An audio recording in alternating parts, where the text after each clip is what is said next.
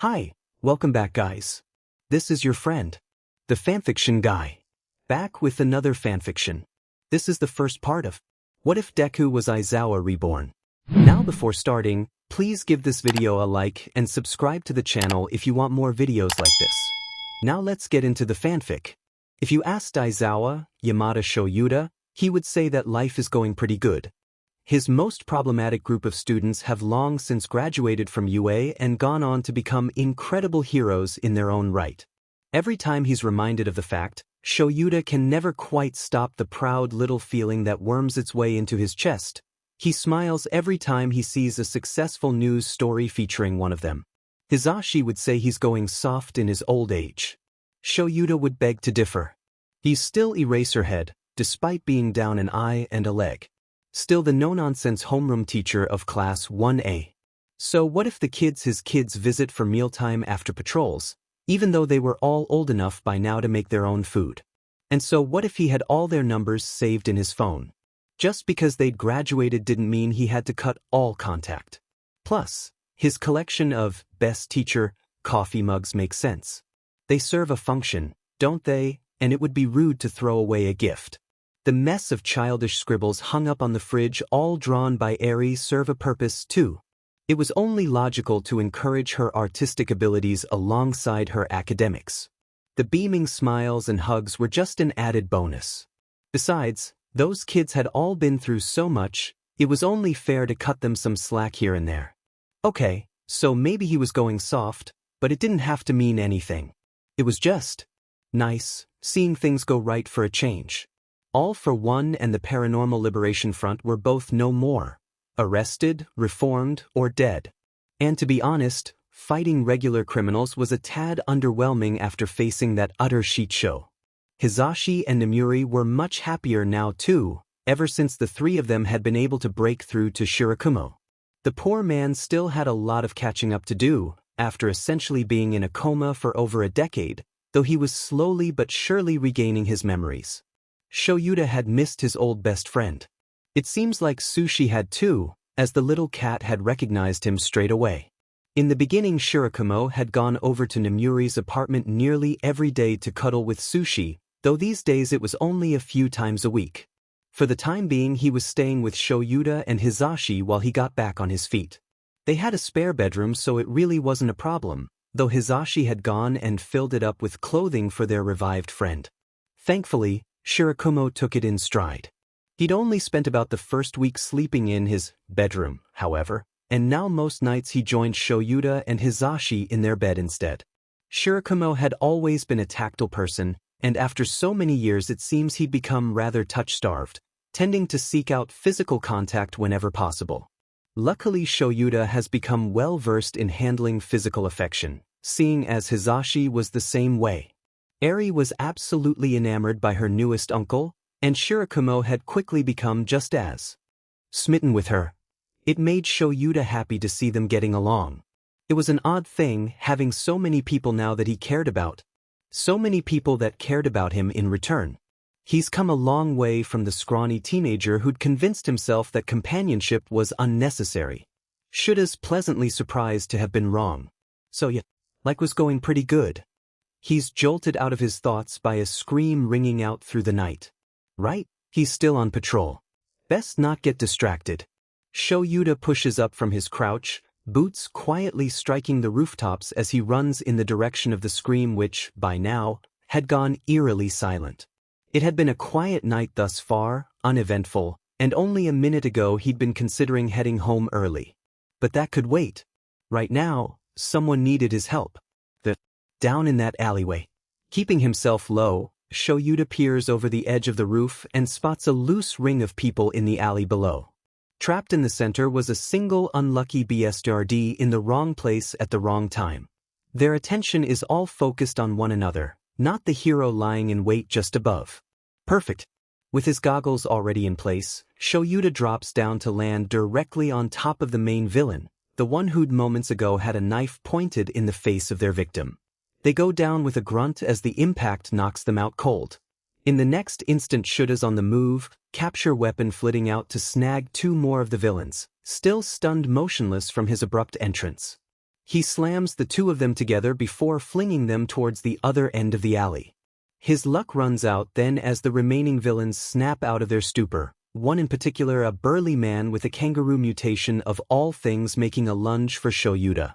He jumps back, narrowly avoiding a smack to the gut from the guy's tail. The wide swing had knocked him off balance however, so Shouta's able to dart back in and knock him out before he can try again. By now, his element of surprise was long gone. All the villains he hadn't yet taken out charge all at once in an effort to overwhelm him. Shouta grits his teeth as he weaves in and out of the mess of quirks, bodies, and weapons, his gaze flitting from person to person.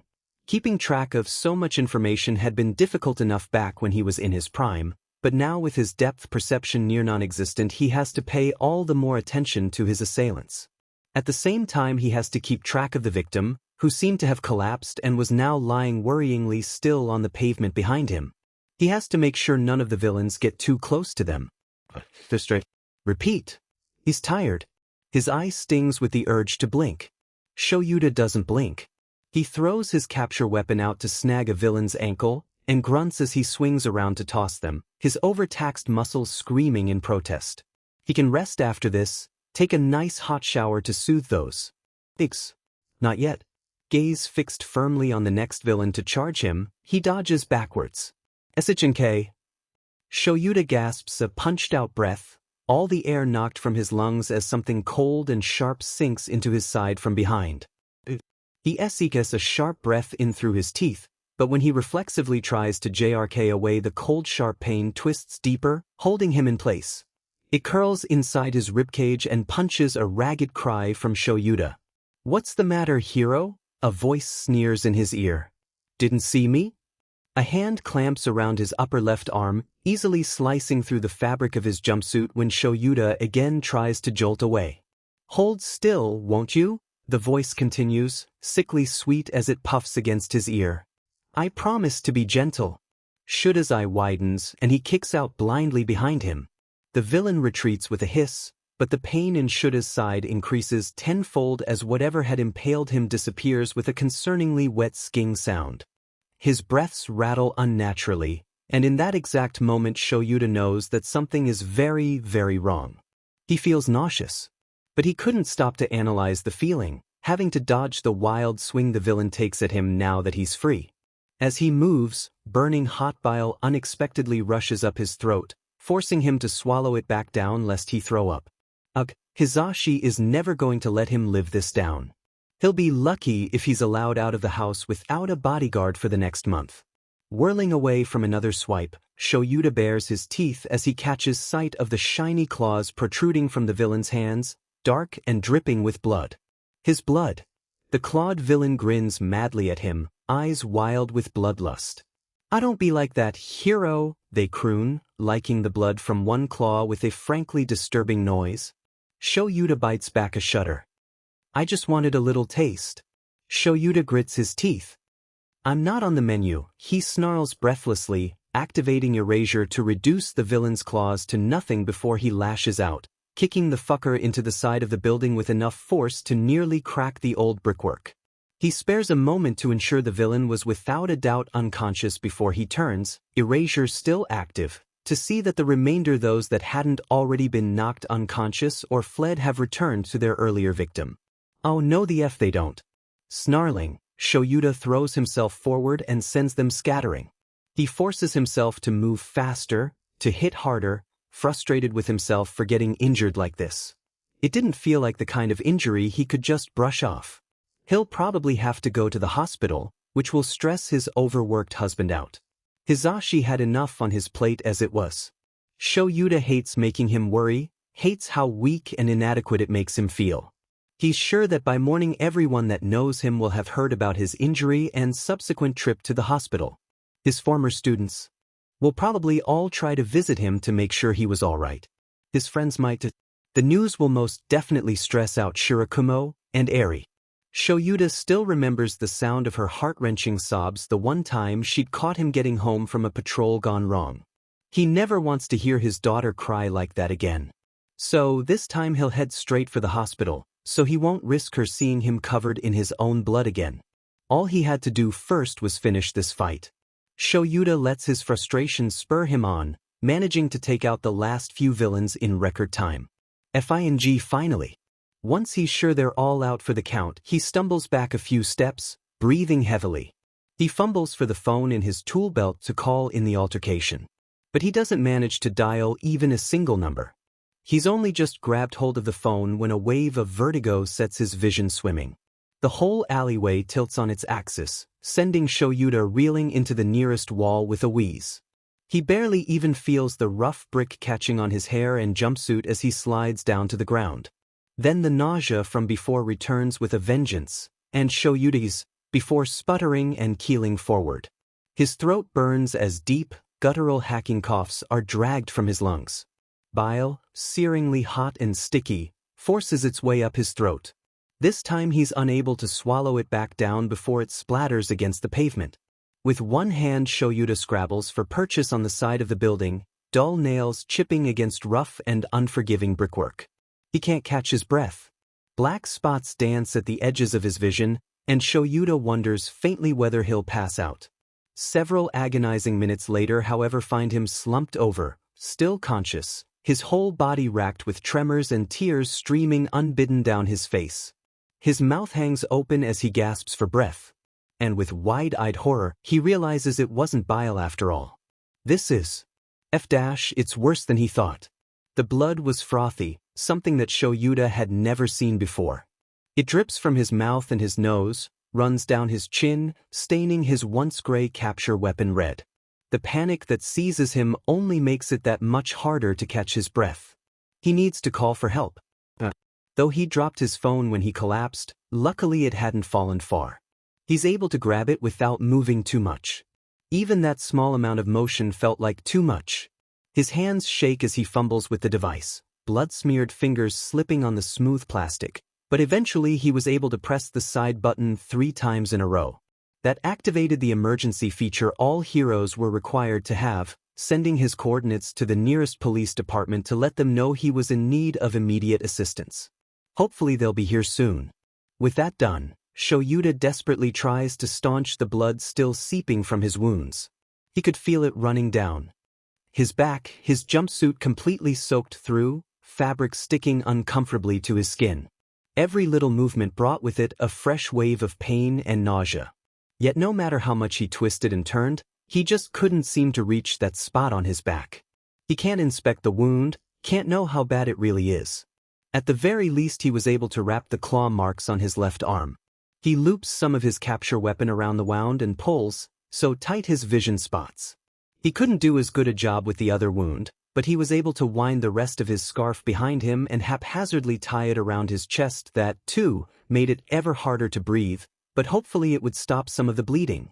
As for the internal bleeding, Shouta chokes on a shuddering breath, gagging on molten blood as it floods his mouth and dribbles down his chin. He rasps. His vision wavers at the edges, distant sounds of nighttime traffic barely reaching his cotton-stuffed ears, but he forces himself to remain conscious by pure will alone. He just has to. No, he needs to stay awake until help arrives. He needs to. He wants. Shouta wants Hisashi. Phone still in hand, Shouta squints blearily at the cracked screen. Did it break when he dropped it? He can't recall clumsily tapping at it to get to his contacts list. His fingers leave smears of blood on the screen. He taps on the contact at the very top of the list, knowing exactly which one it was. The smiling face of his husband greets him. Zashi. Shouta mumbles, pressing at the call button as he tries and fails to suppress another cough. A mist of pink blood splatters over the screen and his already blood-stained hands. He could hear the dial tone ringing though, so he tries to hold on, nearly sobbing as another sharp wave of pain rolled over him. Bring, click. Hey. Hisashi's voice crows. The sound, tinny and distorted as it was over the cheap phone speaker, was still enough to bring a tired smile to Shuta's face. You've reached the one and only Yamada Hisashi, yeah. He coughs wetly, clutching at his phone in shaking hands and cradling it close. Like a lifeline. Sounds were growing distant again, and it was all he could do to just keep his eye open and focus on Hisashi's voice. I can't come to the phone right now, so make sure to leave a message at the beep. Beep. Za. Sure. Shouta chases after the little voice, urging it to understand. He takes in a gulping breath only for more frothy blood to come bubbling up in place of the words he means to say. Another shuddering inhale. I messed up, didn't mean to. Hurt. Why wasn't Hisashi saying anything? Maybe Shouta was mumbling again. Hisashi doesn't like that, can't hear him when he speaks so softly. He just needs to speak up, then surely he'll be heard. He doesn't he? He really doesn't want to be alone right now. When had his eye fallen shut again? No, he needs to focus. Focus. This is important. Feels important. Shouta can only just make out the picture he'd set as Hisashi's contact. He was in their living room, his hair pulled up in a messy bun, a goofy grin on his face and one of their cats in his lap. His blonde hair shone like the sun, burning the image into his retina, yet he couldn't look away. He was beautiful. But he still wasn't responding, and Shouta is so very tired. I'm sorry, are you still the? He asks, blinking dumbly at the blur of light inches from his face. His body feels warm and fuzzy along the edges, gentle waves of calm tired rest lapping at his consciousness. He can't quite remember why he'd been so afraid before. Sure. Shouta tries again. No response. Shouta swallows thickly, body growing more and more slack by the second. He can only just feel the pull of his hair catching on the sharp edges of the bricks as his head finally slumps low enough to rest on the oddly warm pavement. It's softer than he'd expected. His thoughts begin to wander. Broke Emma phone, gain. He mumbles indistinctly. His agency won't be happy about that. It's his third broken phone in as many months. He'll probably need a new jumpsuit and scarf too, since these ones have been soiled. Can't wash them. Hisashi hates getting blood in the washing machine. He doesn't want Eri to see all this blood anyways. Dunno if I'm gonna make it to Eri's parenti. Teach our confronting ex, wk. Shouta gulps down a wet, hiccuping breath, fingers twitching against his phone where it was held in a loose grip. SHQmo can't do it, he's got. Our plans. Eri. All he could make out now was the light of his phone screen. Yellow and white. What was he doing again? Zashi? Shouta tries to move his head, but it was so heavy. His eye has fluttered shut again. He can't convince himself to pry it open again though, so he simply relaxes with a lazy yawn. I'm so tired. A nap sounds nice. That's okay, isn't it? A quick nap. Shouta can't remember ever being so tired before in his entire life, and all the aches and pains he was so used to enduring now felt distant. The glow of Hisashi's picture warms his face. Comforting. Just a quick nap won't hurt. Exhaling, Shouta murmurs one last thing, before he's finally pulled under. Yuzesh. Be home. IPR mice. Midoriya Izuku is a very normal, happy child, and if you asked him he would say that life is going great. He knows lots of things, like how his hair and eyes are green like his mama's, that the dots on his skin are called freckles, and that All Might is the coolest hero ever. The thing he knows best of all is that he and Kaken are gonna be heroes. After all, Izuku's 5 years old now, so his quirk should be coming in any day now. Maybe he'll get telecatilam, small pull like his mama. Or maybe even fire breath like his papa. If he's really lucky, he might even get some mix of both of them. But whatever his quirk ends up being, Izuku just knows it'll be the bestest quirk ever. So, yeah, he knows lots of things. There's a lot of stuff he doesn't know. Things that are really confusing. He doesn't understand why Kaken likes to use his quirk to hurt people like Izuku, or why his mama never seems to notice the painful burns and bruises all over his body. He doesn't know why his mama and papa both have to work so many long hours, or why the first time Izuku saw the hero present mic he'd burst into tears, or why seeing big fluffy clouds makes him feel sad in a way he can't explain. Why do so many things make his tummy go all fluttery? Not even the normal kind of fluttery, like when Kaken calls him Deku or when his papa would look at him with that big frown. This was different. He's not sure how it's different, but his mama told him that sometimes emotions are funny like that they don't always make sense, But Izuku still doesn't really get it. He stopped asking after a while though. He doesn't like it when his mama frowns at him like Papa does. Doesn't like it when she says, "Izuku, you've already asked me that question," either. Maybe if he got an answer that made sense he could stop asking. And Izuku's been trying so hard to avoid the things that make his feelings go all weird, but it doesn't always work. New things keep happening every single day.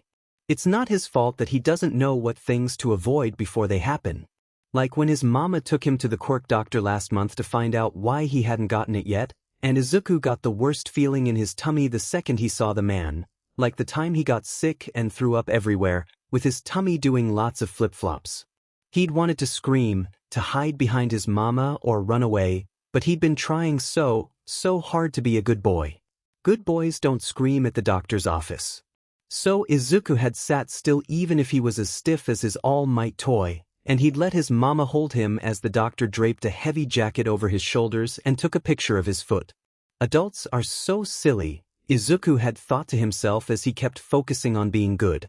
What do his feet have to do with becoming a hero? Apparently a lot. Is something wrong with him after all? His mama had asked, after the doctor lied and said Izuku should just give up on being a hero altogether.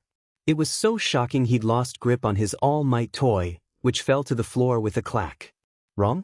Izuku had thought listlessly. With him? There's something wrong with him? His mama and the doctor had kept talking over his head, while Izuku sat there motionlessly. He'd felt cold at first, numb, and instead of just feeling sick it was like someone had dropped a big rock into his tummy. He'd known they were talking about him but he couldn't make out the words anymore. The doctor said he was never gonna get a quirk, which meant he couldn't be a hero. But that wasn't right. He didn't know how exactly he'd known that. But Izuku just knew deep in his gut that the doctor was wrong. All of a sudden everything became too much. His normally soft clothes were strangling him, and the lights were too bright and they were making that noise mama can never hear, and the doctor was wrong. It's unusual to see that these days, but that means he has no quirk. No! Izuku had shouted, startling both adults. His hands clenched into tight fists as he glared with everything he had at the bad doctor man. "You're wrong. Izuku," his mama scolded, but Izuku wasn't listening. "You're wrong. You're lying," he'd screamed, tears streaming down his face. "I'm gonna get a quirk, and I'm gonna be a hero." "Izuku, that's enough." But Izuku didn't care about being a good boy anymore, and no amount of comforting words or empty promises or threats of being grounded made the bad feelings go away. He just wanted everything to slow down, please. He wanted the lying doctor to take back his words. He wanted his quirk. In the end, Izuku had hopped off his stool and kicked the doctor in the shin before his mama could stop him. She'd squeezed his arm so hard it hurt, apologizing to the doctor as she did, but after that she dragged him out and finally took him home. Then she'd sent him to his room for causing a scene and being naughty by not listening, but that was okay. Being in his room meant he could be alone until the bad feelings went away. Mama didn't try to take him to the quirk doctor anymore after that. At least there weren't as many bad feelings at Auntie's house, other than when Kaken was mean or when the light would make his hair look more yellow than usual. Still, those were mostly only the normal bad feelings, like when Kaken would push him when Auntie wasn't looking, or when he used his quirk to make a loud noise and it would make Izuku jump. Yeah, most of the bad feelings at Auntie's house were just normal, not weird ones. He's at Auntie's house now since kindergarten let out for the day, and Auntie said he and Kaken could play until Izuku's mama came to pick him up. Right now, they're coloring in the living room. It's almost snack time, and Izuku hopes it'll be apple slices again, because apples are much tastier than broccoli or celery. Brats! Auntie yells from the kitchen. "I'm going out for a bit, so don't wreck the house." Both Izuku and Kaken look up from their drawings, watching as Auntie comes in to drop the plate of snacks broccoli. It just had to be broccoli on the coffee table before she heads for the front door. "Okay, Auntie," Izuku mumbles at the same time Kaken says, "Okay, Ma." She waves to them before disappearing out the door. And then they're alone. That's okay though, because Izuku and Kaken are both big boys now, so they don't need as much attention. They almost never wreck the house anymore. Izuku goes back to coloring while Kaken grabs a broccoli, biting the head off to chew on. He drops the non-leafy part back on the plate. Izuku wrinkles his nose and sticks his tongue out. He guesses broccoli was okay if it was in other foods and cooked until soft, but the cold crunchy ones feel weird in his mouth. He doesn't like how little bits of it get stuck between his teeth when he eats them. Uncle and Auntie are always saying his hair looks like a broccoli too, which doesn't make any sense to Izuku. Isn't hair supposed to look like hair? Unless it was a quirk, but Izuku can't think of any uses a broccoli hair quirk would have. Suddenly Kaken bumps into him with his elbow, causing Izuku's red crayon to leave a big line across his paper, right across All Might's tummy. "Hey, Deku," he says with a sour frown. "When were you gonna get your quirk already? It's taking forever." It is taking forever. Izuku's 5th birthday was months ago, and Kaken got his quirk really soon after his 4th birthday. But Izuku's not worried, no matter what that lying doctor said, he just knows his quirk is gonna come in soon. Any day now. Even though all the other kids at kindergarten already have their quirks, and are always showing off or being too rough when they play with him. Even though they don't really play with him anymore, they all got impatient waiting to see what his quirk would be, which turned to pushing and mean names, which turned to just ignoring him. Even Kaken didn't play with him at kindergarten as much unless he had to. Izuku rubs at his eyes with the back of one hand, trying to ignore the way they sting like he's about to cry. They've been super duper dry this whole last week though, which is weird cause normally he had lots of tears to spare. That was fine though, he doesn't want to cry right now.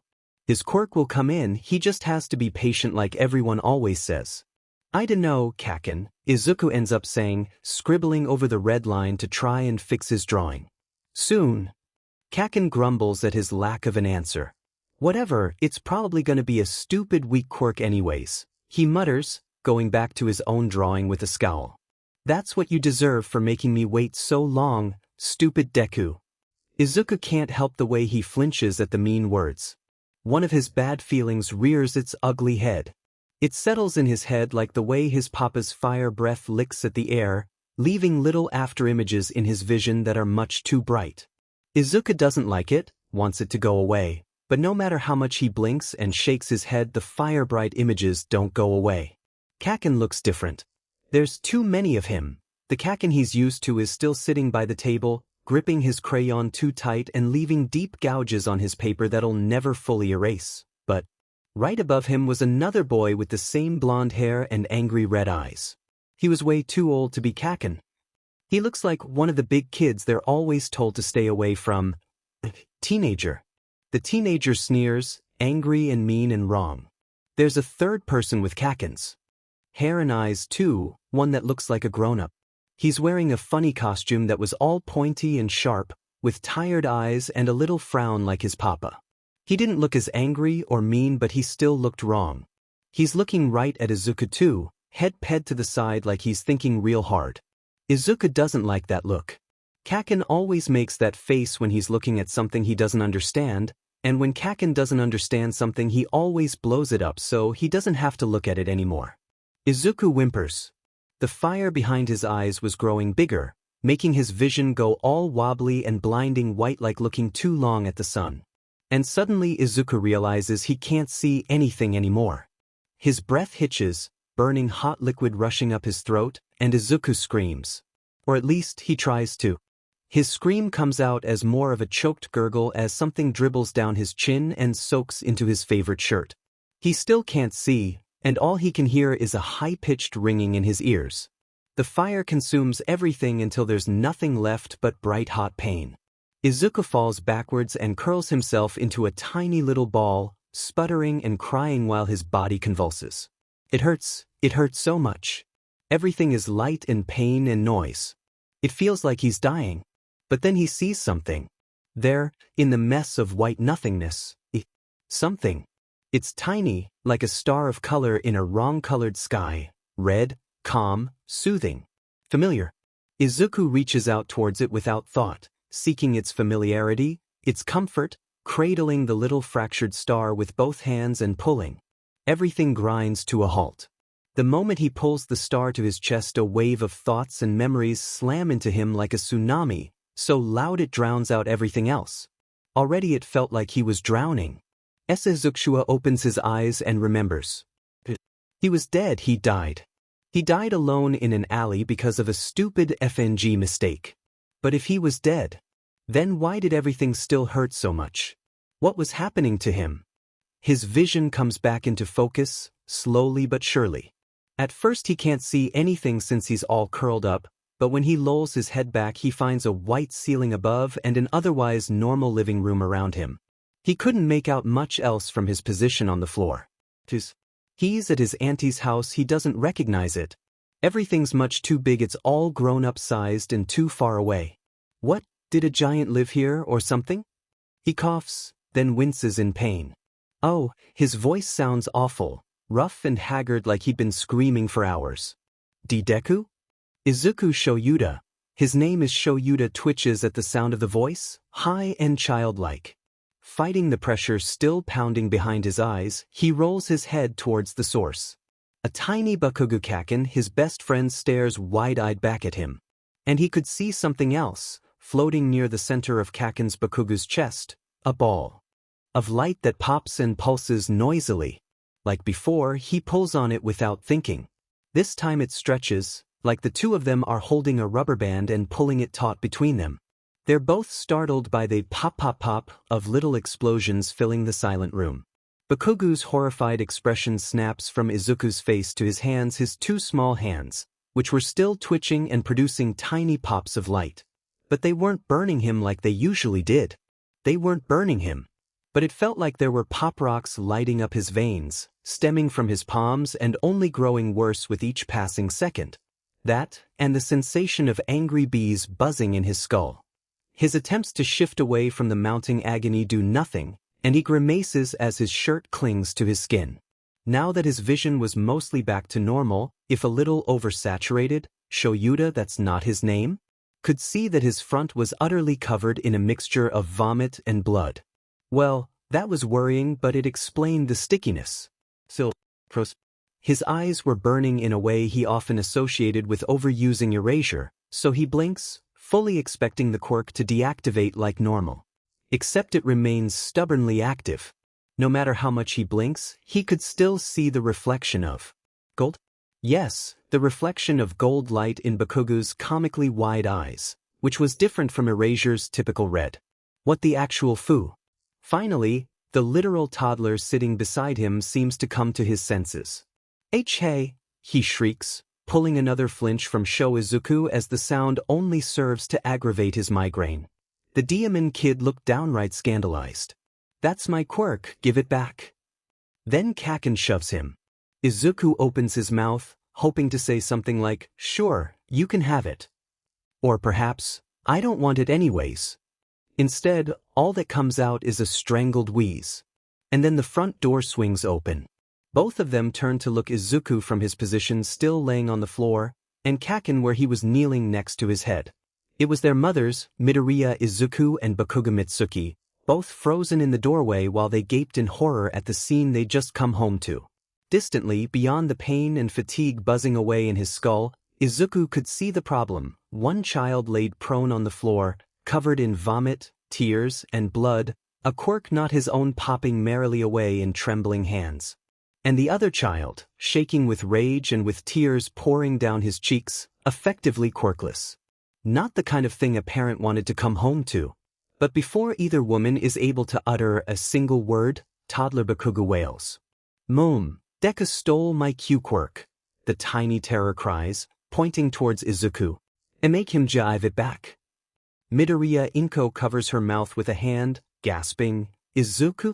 Izuku groans weakly in response, barely able to think past the pain ravaging his body.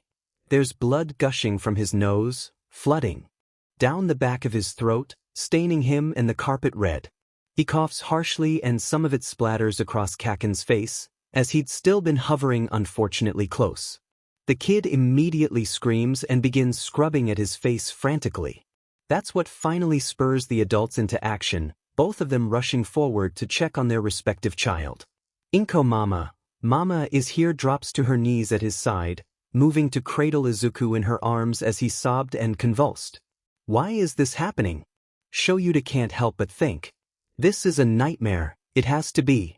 Surely any moment now the world will cease being so goddamn illogical, and he'll wake up in his own bed. Hizashi would be there, and Shirakumo too, because the latter could never sleep in his own bed for long. Their cats will be curled up nearby. Eri will be asleep in her own bedroom down the hall. Yes, soon he'll wake up, and then he could cuddle up to his two favorite people and forget that this nightmare ever happened. But first he actually needs to wake up. So he lets his eyes fall shut, ignoring the cries of Mama Midoriya's mother urging him to stay awake. He is Aizawa Shouta, and this is all just a bad dream. Shouta breathes out and lets go. The last thing he registers before surrendering to the darkness is the pain disappearing as though it hadn't been there in the first place. Consciousness comes back to Shouta painfully slow, a blanket of calm laid heavy over his mind, his body fuzzy at the edges. He has enough presence of mind to know he's not in his own bed. The sheets are too scratchy, too stiff. There's no familiar warmth of a cat resting nearby, no arm draped over his midsection, no gentle snoring from Shirakumo. Someone is holding his hand though, a thumb brushing over the knuckles in a repetitive yet comforting motion. They murmur softly but the words are lost on him. The sharp, sterile scent hanging in the air and the distant sound of a heart monitor are the final clues he needs. Shouta is in a hospital. That's not great. He hates being in the hospital, but it meant he was alive. Someone must have found him and brought him here before he lost too much blood.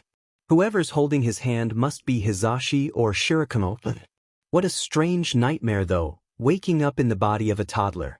Utterly improbable, not to mention horrifying. And starring his own #1 problem child, nonetheless. They must have had him on some pretty heavy drags if that was the sort of thing his mind came up with. But the nightmare was over now, and soon he could forget it ever happened. Shouta relaxes, allowing himself a while longer to floating between waking and sleep. He could deal with the consequences of his recklessness later. He already knows everyone will be upset with him. This wasn't the first time he'd been careless and gotten himself hurt. Perhaps it was time to face the facts and accept that he wasn't getting any younger. His countless gray hairs said so quite clearly. Maybe he should consider retiring? Sure, he was only 36, but underground heroes had an on-average lower retirement age than the rest of the population. Already he's held onto his hero work longer than he probably should have. He could still teach at UA, but cutting back on his patrols wouldn't hurt. Or, he could cut his patrols out entirely. It wasn't exactly easy when he was down an eye and a leg. Retiring from his hero work would give him more time for the important stuff too. Things like sleeping, or grading homework, or spending quality time with his family. Eri was 11 now and growing up fast. He was always so tired due to his late hours on top of his daytime teaching job, even with his intermittent naps, though he encouraged Eri to maintain a healthy sleep schedule. If he was more awake during the day, he could spend more time with her. That sounded nice. He'll have to discuss it with Hizashi and Shirakumo, but the idea was appealing. The sound of someone crying reaches his ears then, muffled, like they were trying to quiet themselves but failing. He must have really worried them this time. With a mental sigh, Shouta drags himself out of unconsciousness. That proves to be easier said than done. It's like pulling himself out of thick mud, and his body feels impossibly heavy. There was a distant yet still there migraine pulsing at his temples too, and he could see the fluorescent lights through his eyelids, so he decides to keep his eyes closed for the moment. He squeezes the hand holding his, and the crying stops. Then, a hesitant yet hopeful voice asks, "Izuku?" That's not. Now Shouta forces his eyes open, and when his vision clears he's met not with the worried faces of his loved ones, but with the face of Midoriya Izuku. He watches as she gasps in horror. "Oh baby, your eye." When she reaches out to ghost her fingers near his right eye, Shouta can't quite suppress his instinctive reaction to recoil. He doesn't understand. Why is Midoriya's mother here? Why is she calling him Izuku? He hadn't been entirely certain before, back when his thoughts and memories were all jumbled together, before he'd passed out and woken up here, but he was certain now. He's Aizawa Shouta. Right? But if he's Aizawa Shouta, then what are all these other memories doing floating around inside his skull? Memories of being diagnosed quirkless, of a man with piercing red eyes and a complicated frown, of following around an explosive blonde boy he called Kaken. Memories of being Midoriya Izuku. Who is he? Horrifyingly, his eyes well up with tears, breaths hitching in a way he can't get under control no matter how hard he tries. Midoriya's mother coos at him, smoothing down his curls as she pulls him towards her and begins to rock him back and forth. Shouta's too overwhelmed to do much else but cling to her as he sobs. It feels like it should be comforting, and it is, but he doesn't know her. She's not his mother. But she is? Everything is just so wrong. He's not so prideful that he can't admit to himself when he's scared, and right now Shouta is absolutely terrified. Where's Hisashi? Or Shirakumo? Nemuri? Hell, he'd even be happy to see Fukukado right now, for her to tell one of her stupid jokes in an effort to annoy him, because at least he knew how to deal with that. I wanna go home. He manages to get out between deep, gasping sobs, but the sound of his voice only makes him cry harder. Because it's not his voice. It's much too high-pitched, too childish. It's not. Midoriya's mother only shushes him, murmuring empty platitudes into his hair. This can't be real, he must still be dreaming.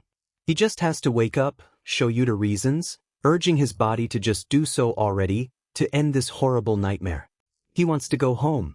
By the time his tears dry up, either minutes or hours later, Shouta is left feeling numb. His thoughts slow to a crawl. Nothing felt quite real. He doesn't say anything when the doctor enters the room, wanting to check on him now that he was awake. He doesn't say anything when they ask him how he feels. He doesn't say anything when they finally show him what's got them all so worried. A nurse hands him a mirror. In it, the tired face of a young Midoriya Izuku stares back at him. Except he didn't look quite right. His left eye was green, just like he remembers Midoriya's being, but his right eye wasn't. Shouta blinks, the reflection doing the same. His right eye was a familiar black, just like Aizawa Shouta's. If he'd seen this on his actual problem child, Shouta would have assumed that the kid had gotten himself into trouble as usual, but this is his reflection. This is Midoriya Izuku's face staring back at him rather than his own. It's not some trick of the light, not a horribly thought-out prank. He can see his own tiny hands holding onto the mirror, and he knows it's real. He stares until Inko carefully takes the mirror from his hands. Shouta doesn't fight it. He's too stunned to do much more than sit there quietly as test after test is performed, offering only a non-committal hum whenever they expected an answer out of him. They check his temperature, his reflexes, they pay extra attention to his eyesight. It was an odd feeling having two functional eyes again. He'd gotten so used to getting by with only his left eye for the past several years that now he's not sure what to do. Actual honest-to-God depth perception. What a concept. Once the doctor gets out of his face, Shouta listlessly gazes around, feeling as though the too colorful hospital room was locked up tight behind a pane of glass. There's cartoon animal shapes plastered on the walls. Is he in the pediatrics ward? He's not sure how to feel about that. Distantly, Shouta hears the doctor explaining to Midoriya's mother that his sight hadn't been negatively impacted by the change in pigmentation. He hears him tell her that the inner anatomy of his eyes had changed, that they developed something called a tapetum lucidum, but that if anything it had improved his eyesight. That this, somehow, must be a part of his quirk manifestation. The doctor goes on to explain that sometimes quirks react badly when they first manifest, especially when it came to late bloomers, but so long as it didn't keep happening there shouldn't be a problem. Quirk exhaustion, he explains. Take your son home, let him rest. Give us a call if anything else comes up. And so they head home, but it's not the home Shouta's heart longs for. No, his home was full of family. His husband, blonde and loud and full of life, with a smile so bright he glowed like the sun. His best friend, back from the dead and learning new things every day, wisps of clouds at his fingertips. The teenager who was now a man, with purple hair and tired eyes, so very similar to Shouta himself when he was younger. His daughter, a little girl with white hair and almost as many scars as him. His home, which was often filled with former students who were now adults, heroes in their own right. Heroes who still visited because they cared about their old sensei. Shouta's home was full of warmth and safety. cats weaving between his legs, the coffee table covered in yet-to-be graded schoolwork. A fridge completely covered in artwork, photographs, and report cards. A unicorn-shaped nightlight in the hallway. The multiple scrapbooks on the shelf, which were all filled with so many photographs and memories they were nearly bursting at the seams. This place is not his home. Not here with its clean, modern living room. With the kind yet distant father who worked long hours, and the mother who treated him like glass. A bedroom with someone else's name on the door and All Might merch lining the walls. There's no smell of ozone and hairspray in the air. No support gear placed carefully where it belonged. The only sound of little footsteps were his own. This is the home of Midoriya Izuku, and Shouta doesn't know if he can be that person anymore. He doesn't know if he has a choice, considering he's currently 5 years old physically speaking. The memories of being Izuku fit oddly against his memories of being Shouta, as though someone had taken 2 different puzzle sets and forced the pieces together to create a new picture entirely. Shouta stands in the foyer of a house he no longer never belonged in, staring blankly forward. It felt like the floor was going to fall out from under him at any moment. "Izuku, sweetie," says Inko, and he startles when she places a hand on his shoulder. When his head jerks up to look at her, he finds that all the motherly concern she'd been showing before was gone. "Go to your room," she tells him. Shouta doesn't move at first, surprised by how quickly her entire demeanor had changed. When she nudges him forward though, he doesn't argue. His steps are staggered and uncertain, but he mechanically makes his way to the room he knows is supposed to be his, yet wasn't at the same time. He's never set foot in this room before. He's slept in this room for his entire life. Shouta shuts the door behind him, then promptly turns and slumps against it. He doesn't bother turning on the lights. Multiple All Might faces stare down at him with mocking smiles. He doesn't know what to do. This is uncharted territory, a complete unknown. Does he pretend to be Midoriya Izuku, as if nothing had changed? What about his life as Aizawa Shouta? What happened to him? Did Shouta really die? It had certainly felt like it at the time. The punctured lung, if he had to guess. Paired with his blood loss, it's no wonder the phantom feeling of blood, hot and sticky as it forced its way up his throat, momentarily blindsides him. Shouta slides to the floor, cursing his illogical child body as it starts to cry again. He never asked for any of this. While Shouta is well aware that underground heroes tend to have a much shorter life expectancy, he'd never expected that he would die so young, or for something like this to occur. If he'd really, truly died, then this shouldn't be happening. Death is supposed to be the end. So why is he still here? Why is he still here? Shouda's not sure how long he sits there, silent tears soaking into his t-shirt, but eventually he realizes he can hear voices behind him. One sounds like Inko and the other. That was Midoriya's father. A loud bang sounds from outside his bedroom, the voices growing louder, angrier. Were they fighting? With bated breath, Shouta pushes himself to his feet and ever so quietly opens his bedroom door a crack, but he still couldn't quite make out what was being said. It was probably for the best if he didn't get involved in whatever marital spat the 2 Midoriyas were currently getting into, but seeing as he's stuck like this for the unforeseeable future, he knows he'll need more information. Good thing he has a lot of practice when it came to listening in on conversations he wasn't a part of. All he has to do is sneak close enough to hear what's going on, then get away again without being noticed. For a seasoned underground hero, that was easy. Except this isn't his body, and Shouta mentally curses the way his hands tremble as he eases the bedroom door open wide enough for him to squeeze through. The floor creaks softly beneath his feet. Neither Inko nor Hisashi seem to notice, thankfully. He finds them in the kitchen. Midoriya Hisashi's back to him when Shouta peers around the corner. Inko meanwhile looked livid. "It's not normal," she hisses, gaze fixed firmly on her husband. "You don't know that," Hisashi retorts, stony-faced.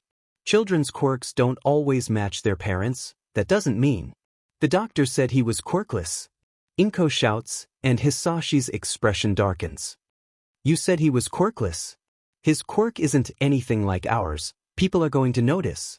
"No," Hisashi says, and there was something unnervingly final to his tone. They won't. Shouda's eyes narrow. They still sting somewhat from when he was crying, but he refused to move to rub at them and risk giving himself away. As he's squinting though, he comes to the slow realization that he could sense something else there.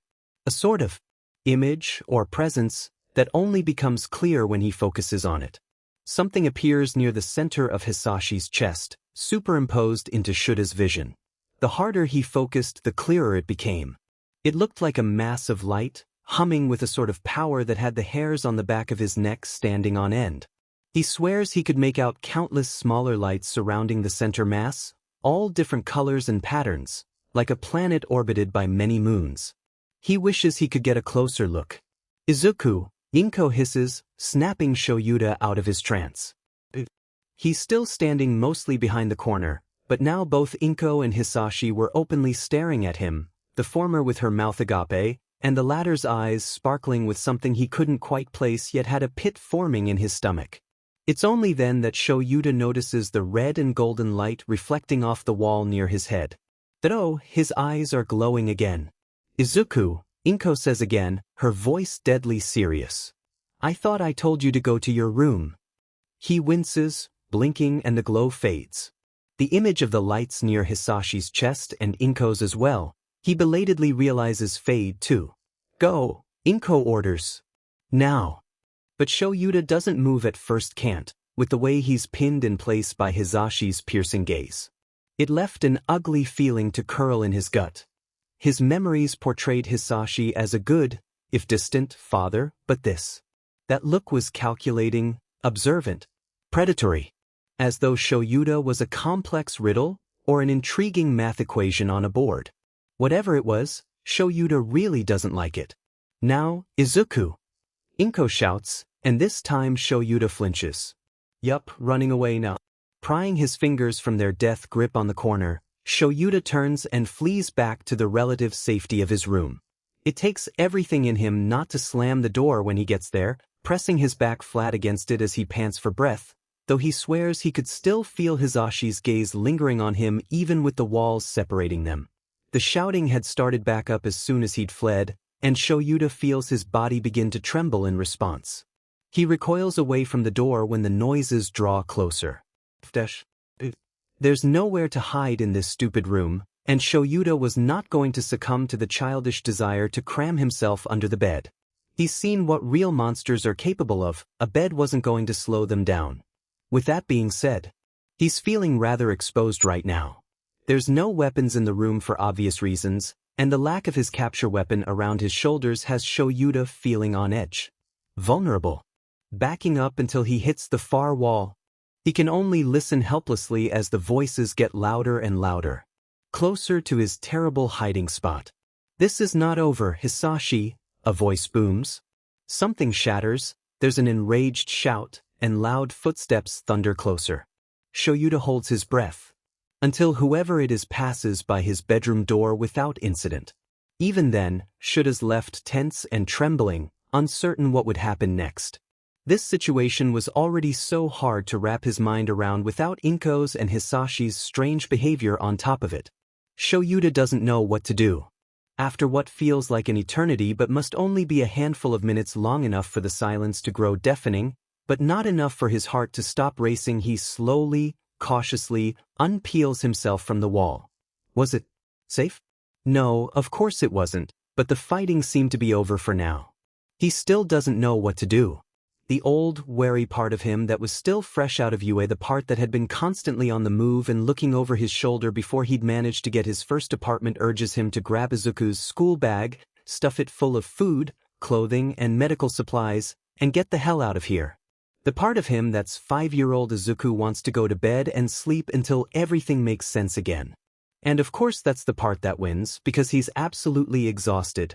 And the difference between living on the streets when he was 18 is significantly different to attempting the same thing as a small child. So, Shouta goes to bed. Shouta jolts awake sometime later to his bedroom door swinging open, causing him to bolt upright in bed, heart pounding. Stood in the doorway was Inko, messy hair illuminated by the light behind her. Her clothing was rumpled, and there's a cold, determined look in her eyes, but she didn't appear to be injured. "Izuku," she says in a low voice, staring through him in a way that has him wishing the bed would swallow him whole. "Come here." Every instinct in him screams to run, but Shouta knew he wouldn't get very far. Inko was blocking the only exit. And besides, with how small he is, against his better judgment, he forces himself to get out of bed and walk towards her. As soon as he's within reach, Inko grabs a hold of his arm. "We're leaving," she says, the finality of the statement clear in her tone. Obviously, Shouta doesn't argue. His eyes dart around the apartment as he's dragged, but he sees no sign of Midoriya Hisashi. Bits of glass though glitter in the living room carpet as Inko leads him to the front door, shards stabbing into his feet and staining his white socks red. Inko doesn't seem to notice. She was already wearing her shoes, but she pauses with one hand on the doorknob, saying nothing as Shouta hurriedly tugged his own shoes on. It's as he does so that he notices the stuffed duffel bag sitting by the door, which Inko grabs to sling over her shoulder. She only spares the empty apartment a single glance before dragging him out the door. The nighttime air outside bites into his exposed skin. Shouta shivers. He hadn't been given a chance to change into something warmer or even to put a jacket on. At least she'd let him put his shoes on, though the ground was rough and uneven beneath his feet. Every step sends a jolt of pain up his legs. Worse still, his legs were so illogically short that he's barely able to keep up with Inko as she speed walks down the street, physically dragging him behind her. Her grip was near bruising around his arm. Any complaints Shouta might have had die in his throat before he could ever hope to voice them. What is he supposed to do? He'd seen many cases of child abuse in the span of his hero career, but he'd never thought that he would end up on the receiving end. His own parents, while never the most physically affectionate, had still treated him well. He doesn't even know where he is right now, the area unfamiliar and alien in his eyes. Everything was so big, towering overhead, built with larger bodies in mind. Adult bodies. And though he knew what his address was as Izuku, that didn't help him now with Inko leading him into the dark. As Eraserhead, he knows what he would have done.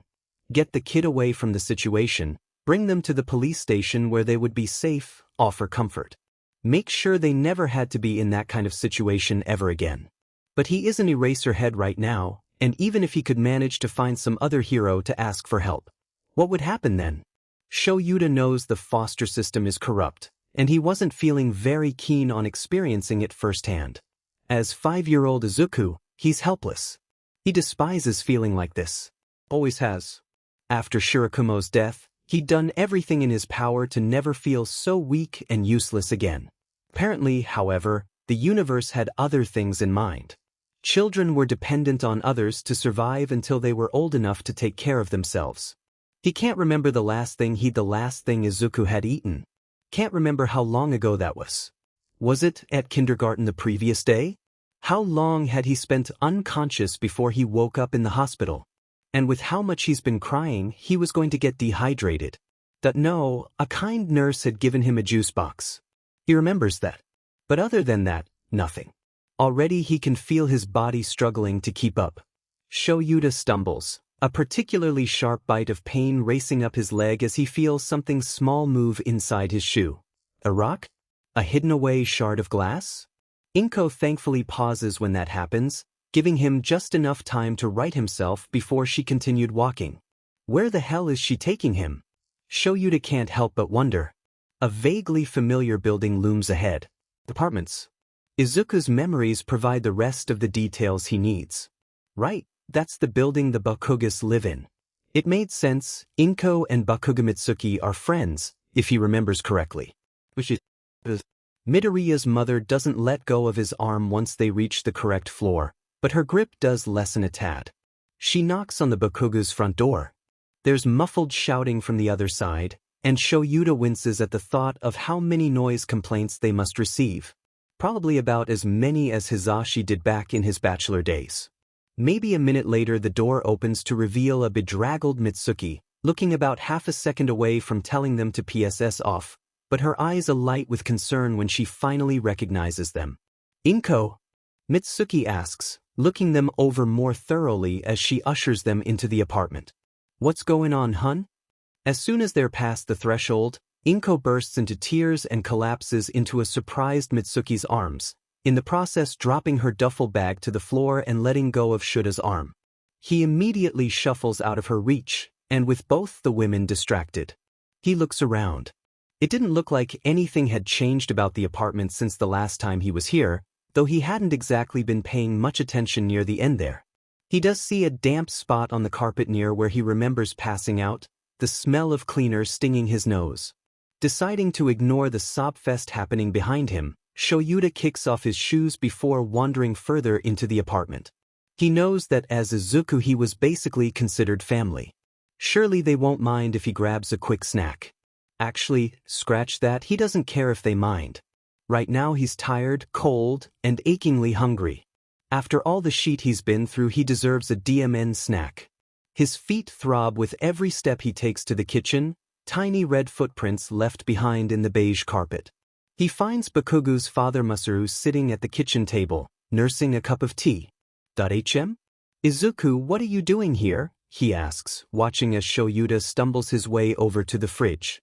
Shouta's only response is a grunt as he pulls the fridge open with great difficulty, only to stop and glare up at the thing and its stupidly tall shelves. Without a step stool he would have to all but climb into the fridge if he wanted to grab something, though nothing looked all that appealing. There are no jelly pouches. From behind he hears Masaru stand up, the man padding over to stand right beside him. "You hungry, bud?" he asks. "Here." He reaches over Shouta, grabbing a small bento box from the top shelf which he hands to Shouta with a wink. "That's my lunch for tomorrow, but I can always make another one." Then he ruffles Shouta's hair and closes the fridge door. "Thank you," Shouta mumbles, somehow remembering his manners. He knew that this is the best he was going to get, unless he somehow worked up the energy to ask for something else that he actually wanted. A jelly pouch would make this shitty situation a little bit better. Nah, not enough energy. It was kind of Masaru to offer him his lunch anyways, so Shouta doesn't complain and instead pulls himself up onto one of the empty chairs at the kitchen table, bento in hand. When he opens it, he finds a fairly simple yet fresh-looking meal. Not as artistic as he'd come to expect from Hisashi, or fancy like something Lunch Rush would make, but still perfectly edible. His stomach rumbles. "You stay here, Izuku. I'll go find out what's going on," Masaru tells him, and he sets a small sippy cup full of juice next to the open bento box. Then he leaves the kitchen, leaving Shouta alone. Shouta's eyelids droop, and he does his best not to choke on the food as he shovels it down. In the face of the goddamn sippy cup, he pries the lid off so he can take sips of the offered juice between bites without the indignity of sking at it like a child. He's nearly 40 years old, gotta admit, he will not drink out of a sippy cup. The cup itself just reminded him of how his situation kept getting weirder and weirder, though. Things seemed to have calmed down for the moment, though he honestly hadn't been sure what Inko was planning on the walk here. Now he finally had a minute to think, despite the sleep calling his name. For the indefinite future. It looked like he was stuck in the 5-year-old body of Midoriya Izuku. Stuck being 5-year-old Midoriya Izuku. It's obvious that he can feel pain and get hurt, which meant this probably wasn't a dream as much as he wished it was. No, something else was at play here. He'll have to be careful, play the part of the innocent child everyone was expecting him to be.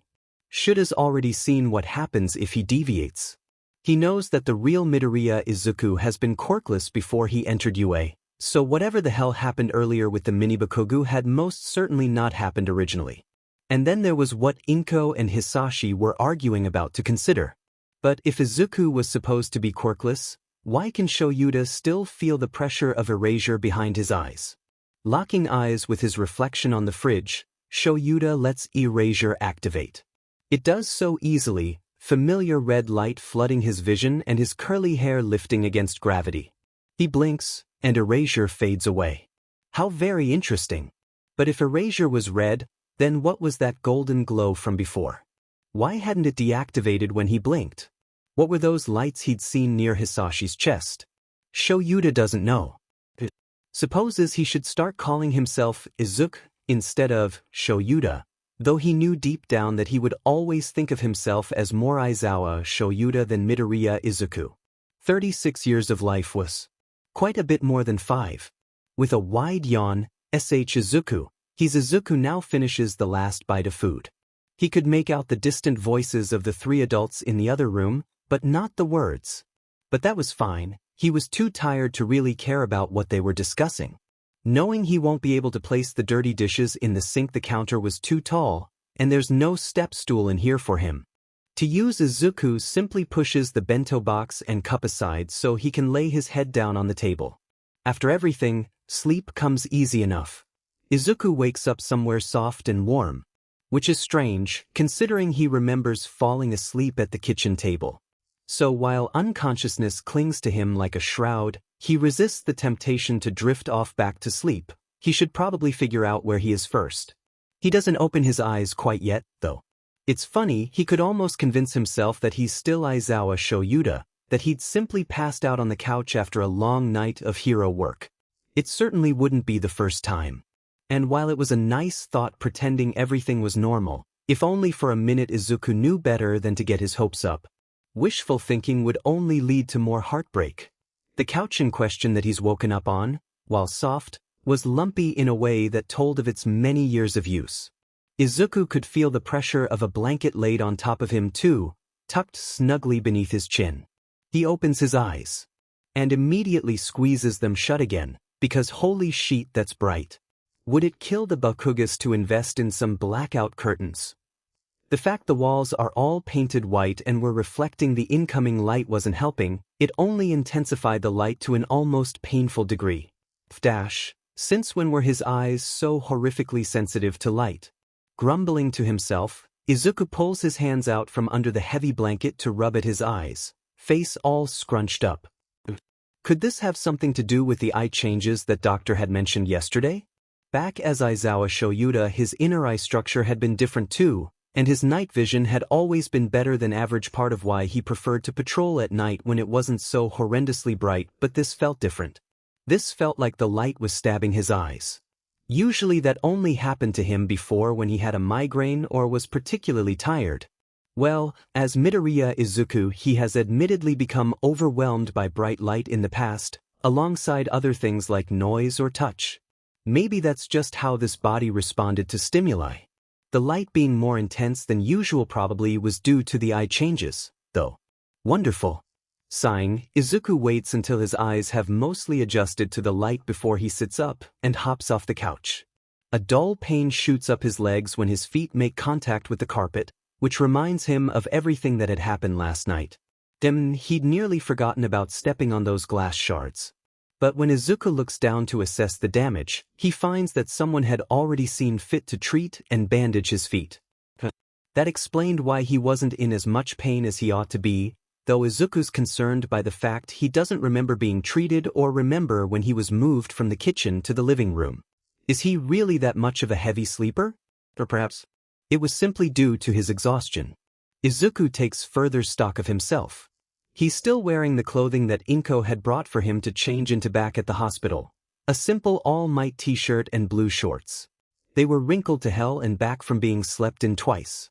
He feels more well-rested now, at least. And the sunlight bearing down on him told him it was finally morning. The smell of freshly brewed coffee wafting through the air draws his attention. He could go for some coffee right about now. His stomach growls as he pads towards the kitchen, each step bringing with it a sting that he does his best to ignore. It wasn't that bad, just annoying. Izuku finds both Bakugo parents sitting at the kitchen table, though there was no sign of his mother. Probably a good thing, he doesn't feel like dealing with that mess right now. His gaze locks on the coffee maker, and he heads straight for it, but try as he might, Izuku just cannot manage to reach it. It's pushed too far back on the counter. He's damn near ready to climb his way up onto said counter when he hears Mitsuki laugh loudly, and all of a sudden there's a hand ruffling his hair. "Sorry, Squirt. You're not big enough for coffee yet," she tells him. He turns to stare up at her with wide eyes, incredulous dread pooling in his gut. Here he is, a grown but adult, being denied his favorite morning beverage simply because of his age. Actually, if he thinks about it, he's older than both Mitsuki and Masaru currently are. Mentally, at the very least. It's official, being 5 years old is the worst. The horror on his face only causes Mitsuki to laugh harder, nearly doubling over in her mirth. Masaru at least has the decency to try and hide his chuckles behind one hand. "Don't tease him so much, dear," Masaru says with a smile, leaning over to give his wife a quick peck on the cheek. Then he stands up. "Here, Izuku, how about I make you some decaf?" he offers, already moving to do so. It's the same thing but without all that yucky stuff. Izuku internally sighs, annoyed over being treated like a child, though he wouldn't say no to the offer of coffee even if it was decaf. "Yes, please," he mumbles, and he pulls himself up onto one of the empty chairs. Mitsuki leans forward to sit properly in her own chair with a dramatic huff. "So," she says, "I'm sure you're wondering where your mama's at, huh?" "Not really, no," Izuku thinks to himself. He shrugs non-committally though, rubbing the sleep from his eyes. As such, he doesn't notice the look both Bakugo parents share at his non-answer. What he does notice is Masaru sliding a plate of omuris in front of him, along with the promised mug of decaf coffee. "Careful now, it's pretty hot," Masaru tells him. After mumbling a quick, "thank you," Izuku digs into the meal. It's good, and the coffee is enough to fill his belly with a comfortable warmth despite its lack of caffeine. He does his best to ignore the way both Bakugas keep glancing at him. All he wants to do is eat his breakfast in peace, then go find someplace to hole up in so he can properly gather his thoughts. If he's lucky, they'll let him do that without fuss. "Izuku," Mitsuki says once he's about halfway done with his breakfast, her voice uncharacteristically soft. "There's something we need to talk with you about." "Dimmed, so much for that." Masaru leans forward, placing a hand over the back of one of Mitsuki's. "You'll be staying with us for a little while," he explains, flashing must be meant to be a comforting smile, though it only causes apprehension to swirl in Izuku's gut. "Your mama will be back soon though, so don't worry," Masaru continues. "She's just taking care of some adult things." "Well, that's reassuring. But are my parents getting divorced?" Izuku can't help but ask. He knows that the original Midoriya's parents weren't exactly together by the time the teen had started attending UA, but he wasn't sure if they'd officially split or not. It wasn't something he'd ever felt the need to discuss with his student. Kind of has to ask now. As soon as he's finished asking though, Mitsuki bolts to her feet, her chair scraping against the tile and falling over with a loud noise that has Izuku wincing. "Huh. Why would you?" she starts, volume rising to an almost explosive degree, only to be stopped by a gentle touch to the arm by Masaru. They share a look, and though Mitsuki clearly wanted to say more, she instead rights her toppled-over chair and sits back down. Masaru's the one who speaks next. "Izuku, I'm not going to lie to you," he says. "It's possible. Inko told us a bit about what happened last night." And he looked so tired as he said that, staring at Izuku with pity in his eyes. His next words though were more hesitant, slower, like he wasn't certain he wanted to hear the answer. "Your father, Hisashi, did he ever hurt you?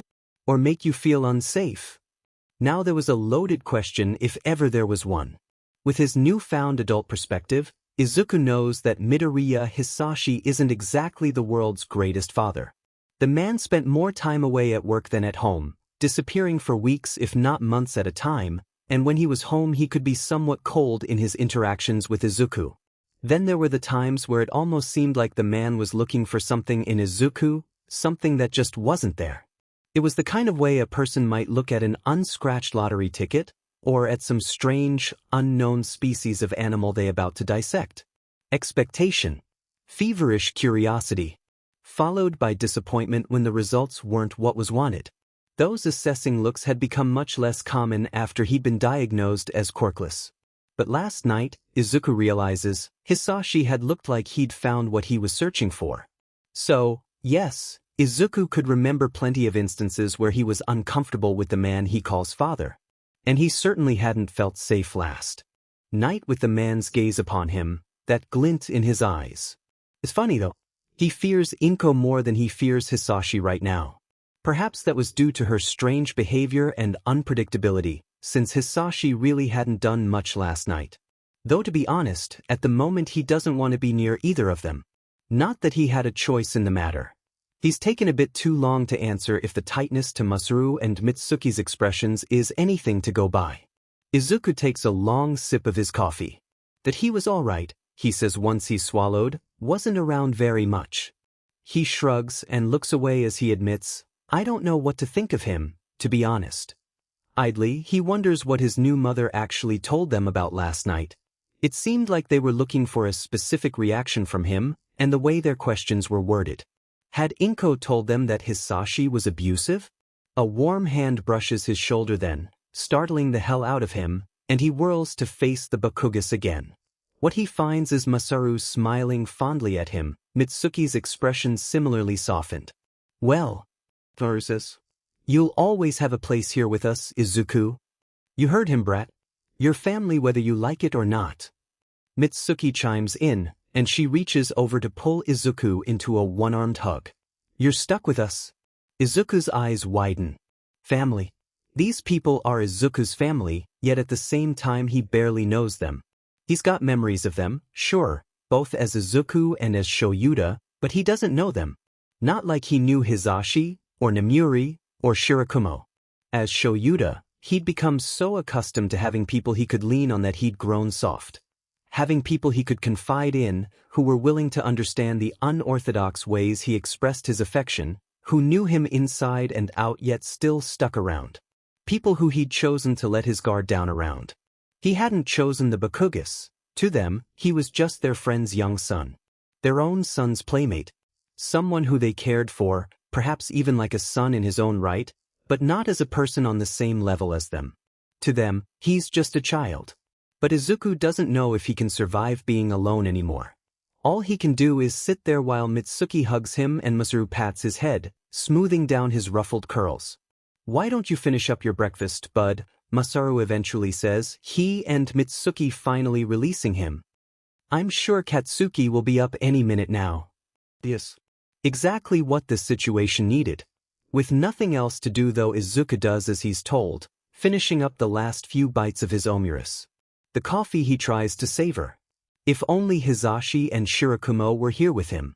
Not that he wanted to subject them to the same nightmare he'd found himself in, gods no, but it would be nice to have someone who understood what he was going through. But they aren't here with him, and wishing they were would only serve to make him miserable. More miserable than he already is, though he's grateful for the moment of quiet. The thunderous sound of footsteps racing towards the kitchen is the only warning he gets that the peaceful silence is over. Katsuki skids around the corner, shouting, "What's for breakfast?" "I'm starvy," before he catches sight of Izuku sat at the table. "You!" he shrieks then, pointing directly at Izuku with dramatic flair. "Me," Izuku answers casually. The look on little Katsuki's face, wide-eyed and indignant, prompts Izuku to flash one of his signature eraser head grins, one that neither Mitsuki nor Masaru see. And, just to be polite, he says, "Good morning, Kaken." Katsuki grimaces, and he pulls his hands to his chest while taking a step back. "You're not gonna steal my quirk again, are you?" he asks, clearly fearing that Izuku was going to do exactly that. "Katsuki," Mitsuki scolds. She aims a quick but light swat to the back of her son's head, which causes him to yelp and glare. "Don't be rude." Izuku didn't. "It's all right, Auntie," Izuku says, trying not to wince at all the noise. He downs the dredges of his drink before scooting off the chair. Katsuki doesn't quite hide behind his mother when Izuku walks over, but it's a near thing. It reminds him funnily enough of a tiny dog all puffed up with bristled fur, trying to make itself appear more intimidating than it really is, though Izuku hadn't actually intended to frighten him. So he offers an apologetic smile, this time with much less teeth involved. "I didn't mean to steal your quirk," he says. "Sorry." For obvious reasons, Katsuki still looks wary, though he's able to steel himself enough to give a single determined nod. "Oh, don't do it again, got it?" he mutters, low enough for only Izuku to hear. "Got it," Izuku agrees. It's hard not to let his smile stretch back into a sharp grin. Despite everything, the situation, his confusion, his memories, this tiny Bakugu is amusing. The Bakugo parents watch on, gazing at the two children with fond exasperation. Katsukin, would you like some omuris? Masaru asks, and he's already moving to prepare a fresh one when Katsuki answers with a vigorous shake of his head. No thanks, I'm not hungry, he says. And without any preamble, he takes a hold of Izuku's hand to begin dragging him out of the kitchen. Not hungry? Mitsuki echoes with a frown. But then a gleam of mischief flashes in her eyes, and she catches up to them before Katsuki can drag Izuku very far, her shadow cast over them. But I thought you said you were starving.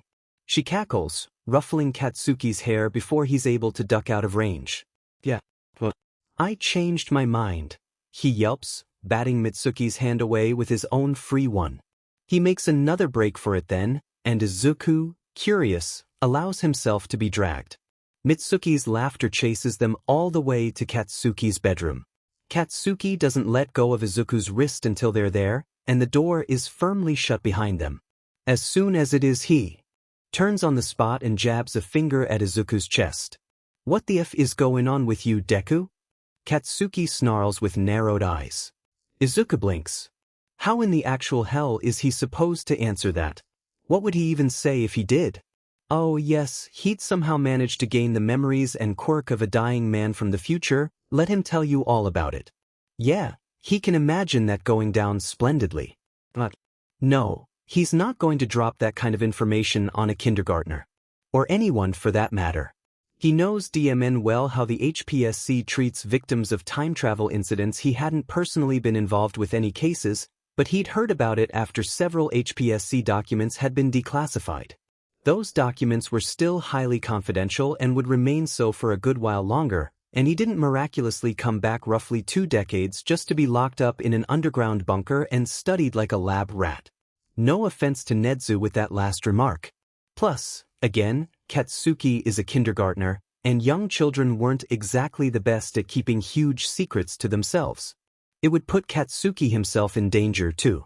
And so, Izuku shrugs and simply says, my quirk came in. Yeah, I noticed that, dumbass, Katsuki growls. What I mean is, you're acting totally weird. What was up with that creepy grin earlier? Yes. That. Now that he has to explain himself, he almost regrets riling Katsuki up, but still. Izuku shrugs again, trying not to grin now. Your expression was funny. See, that's exactly what I'm talking about. Katsuki points right at Izuku again, to which Izuku merely raises an eyebrow. That seemed to annoy Katsuki all the more as he shouts, you're being weird. Maybe it's due to my quirk? Izuku suggests, unsure how else to explain his weird behavior without giving away the truth. I felt off ever since I got it. At least Katsuki seems to accept that answer, though he still looked conflicted about something. Makes sense. Your weirdo quirk is what's making you weird. It's not even anything like either of your parents' quirks. Katsuki mutters, crossing his arms with a petulant scowl. You were supposed to get a cool quirk, there's no way you can be a hero with what you got. Groaning internally, Izuku briefly wishes he was still unconscious. You don't need a cool or flashy quirk to be a hero, he grits out, already dreading where this conversation is headed. Katsuki scoffs. Of course you do. How else are you going to put the bad guys in their place? Ah, this illogical mindset again. Katsuki keeps on talking, going on and on about how he's going to be the strongest hero to ever live, stronger than even All Might, but Izuku barely hears it, too absorbed by the way his vision burns red with the whirlwind of emotions that burn to life in his chest. His fingernails dig crescents into his palms. Gods, Izuku is so sick and tired of having to hear this bullshit. You want to be a hero, huh? He finds himself asking in a low tone, cutting the other boy off mid-rant. Katsuki scoffs again, because of course he does. Of fucking course I want to be a hero, stupid. Izuku lunges forward abruptly, grabbing hold of the front of Katsuki's shirt. Then start even acting like it, he hisses in his face. Katsuki recoils as though he'd been slapped. I'm serious, Izuku continues harshly. If you want to be a hero, you need to stop acting like such a villain. A part of him does feel bad for so bluntly ripping apart a kindergartner's worldview, a very, very small part, but it was for the best. He'd already seen that Katsuki could be a good hero with the right guidance, but his attitude and mindset needed some serious work. If Izuku was going to be stuck in this time period, stuck being near Katsuki, it was only logical for him to nip this behavior in the bud before it had a chance to truly take hold. So he watches Katsuki's expression morph from shock to momentary hurt, then to incredulousness, before finally settling on anger. He shoves Izuku off of him. "Huh?" he shouts, small explosions popping in his palms. "I don't act like a villain." Rather than cower like he might have before, Izuku simply tilts his head. "Oh," he asks, letting his voice dip dangerously low, a challenge with how high Midoriya's voice naturally is. "And what does a villain act like, then?" He takes a step back to give Katsuki some room, expression purposefully neutral, and he waits for Katsuki to come up with an answer. He's genuinely curious. Their society tended to deem villains as anyone who breaks the law, after all, regardless of how minor said law was. He'd seen it time and time again over the course of his hero career, enough to know that not everyone labeled a villain was actually the epitome of evil. Most were simple garden variety criminals. Others were just down on their luck or downright unlucky. Hell, there were countless pro-heroes who broke the law themselves, yet they were allowed to get away with it due to their official hero status and influence. But still, what effect would this black and white mentality have on someone so young? His own experience as Aizawa Shouta had been difficult, to say the least.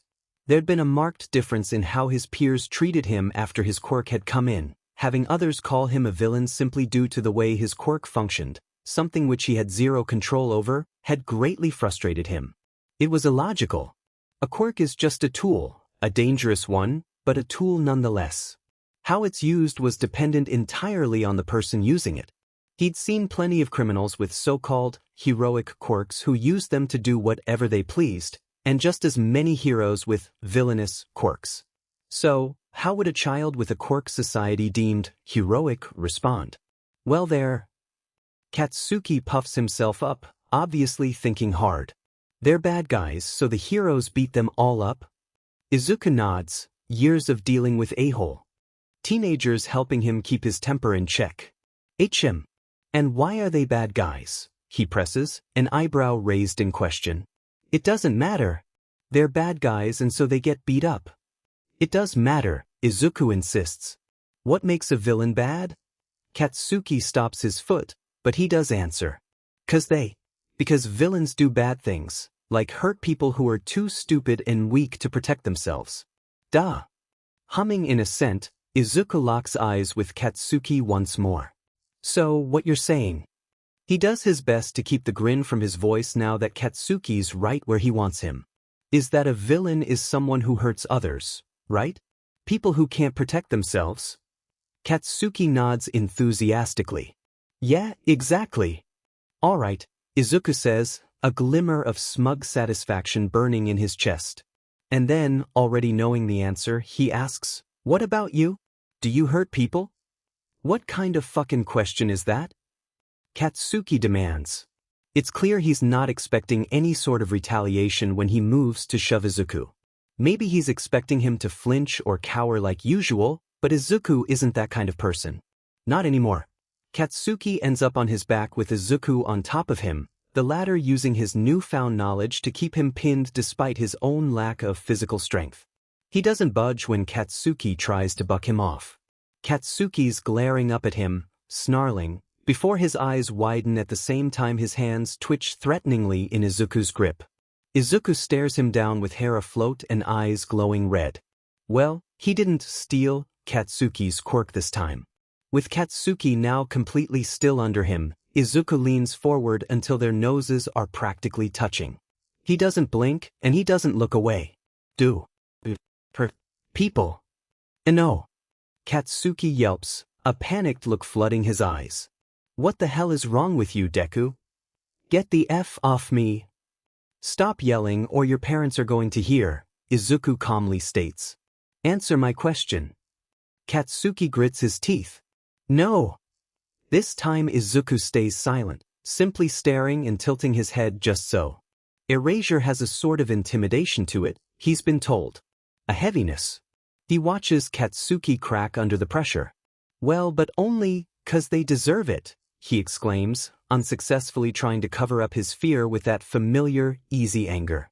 It's those stupid extras' own faults for being so dim and shitty and weak, and Katsuki cuts himself off with a sharp inhale as the words process. Izuku continues staring, unblinking, down at Katsuki. He keeps erasure active despite the way it burns. And quietly, voice barely above a whisper, he asks, if a villain is someone who hurts people, and you hurt people, then what does that make you? He waits until the words have fully sunken in before he delivers the final blow. Did I deserve to be hurt, Kaken? The multitude of starburst-shaped scars littering his skin pulse with a phantom heat, an answer in and of itself. There weren't all that many, certainly. Not as many scars as he'd had as Shouta, but regardless of that fact, Izuku remembers receiving each and every one. He watches Katsuki choke in surprise, wide eyes swirling with an array of conflicting emotions. Shock, anger, regret, horror, remorse. I'm not a villain, he sputters. I don't want to be. Izuku finally blinks and lets Katsuki go, getting up to stand over him. Katsuki himself sits up but doesn't stand. He looked near tears. You're lying. I'm not. You're not a villain, Izuku says, quiet yet demanding. But you act like one. Katsuki nearly sobs, staring down at his trembling hands. Honestly, Izuku had been expected. More of a fight. Though to be fair, when he'd first met Bakugo Katsuki, the boy had already been 15, and his behaviors were deep-seated due to years of conditioning and positive reinforcement. This version of him was still only 5 years old. Good thing Izuku has plenty of experience dealing with difficult children. Now then, he says, moving to sit down beside Katsuki rather than continue looming over him. What does a hero act like? Izuku looks away, chuckling softly to himself. That is, other than they beat up the bad guys, as you've already mentioned. A hero. Katsuki sniffles, tiny face scrunching up in concentration. A hero is big and strong, so they protect people? Izuku nods, and gently bumps Katsuki's shoulder with his own. That's right, he says, flashing a lopsided grin. A hero protects others, simply because it's the right thing to do. He whispers that last part, as though he were confiding some all-important secret. In a way, he kind of is. Being a hero is a dangerous and often thankless job, in Izuku's experience. But every life saved, every person that got to go home safe to their family. That's what made all the sleepless nights and injuries worth it. I'll ask again, do you want to be a hero? Katsuki huffs, turning to scrub at his eyes with one hand while he lightly shoves at Izuku's shoulder with the other. Yeah, geez, you made your point already, Deku. Ugh, that FIND nickname again. Before all this, he'd been too meek to get his dear friend Kaken to drop the insulting bastardization of his name from his vocabulary. And now, well, he honestly doesn't feel like spending the next decade of his life or longer being called useless every single day. And he's for damn sure not going to make it his hero name. Ah, that reminds me, Izuku says with faux innocence. He bares his teeth in a mockery of a grin when Katsuki glances his way. I'd be happy if you didn't call me Deku anymore. Again with this sheet? Katsuki gripes. F off, it's your own fault for being so damn useless. Izuku elbows him. Don't be in but. He levels Katsuki with a flat look. Listen to yourself, am I really supposed to put up with you calling me useless all the time? Why you?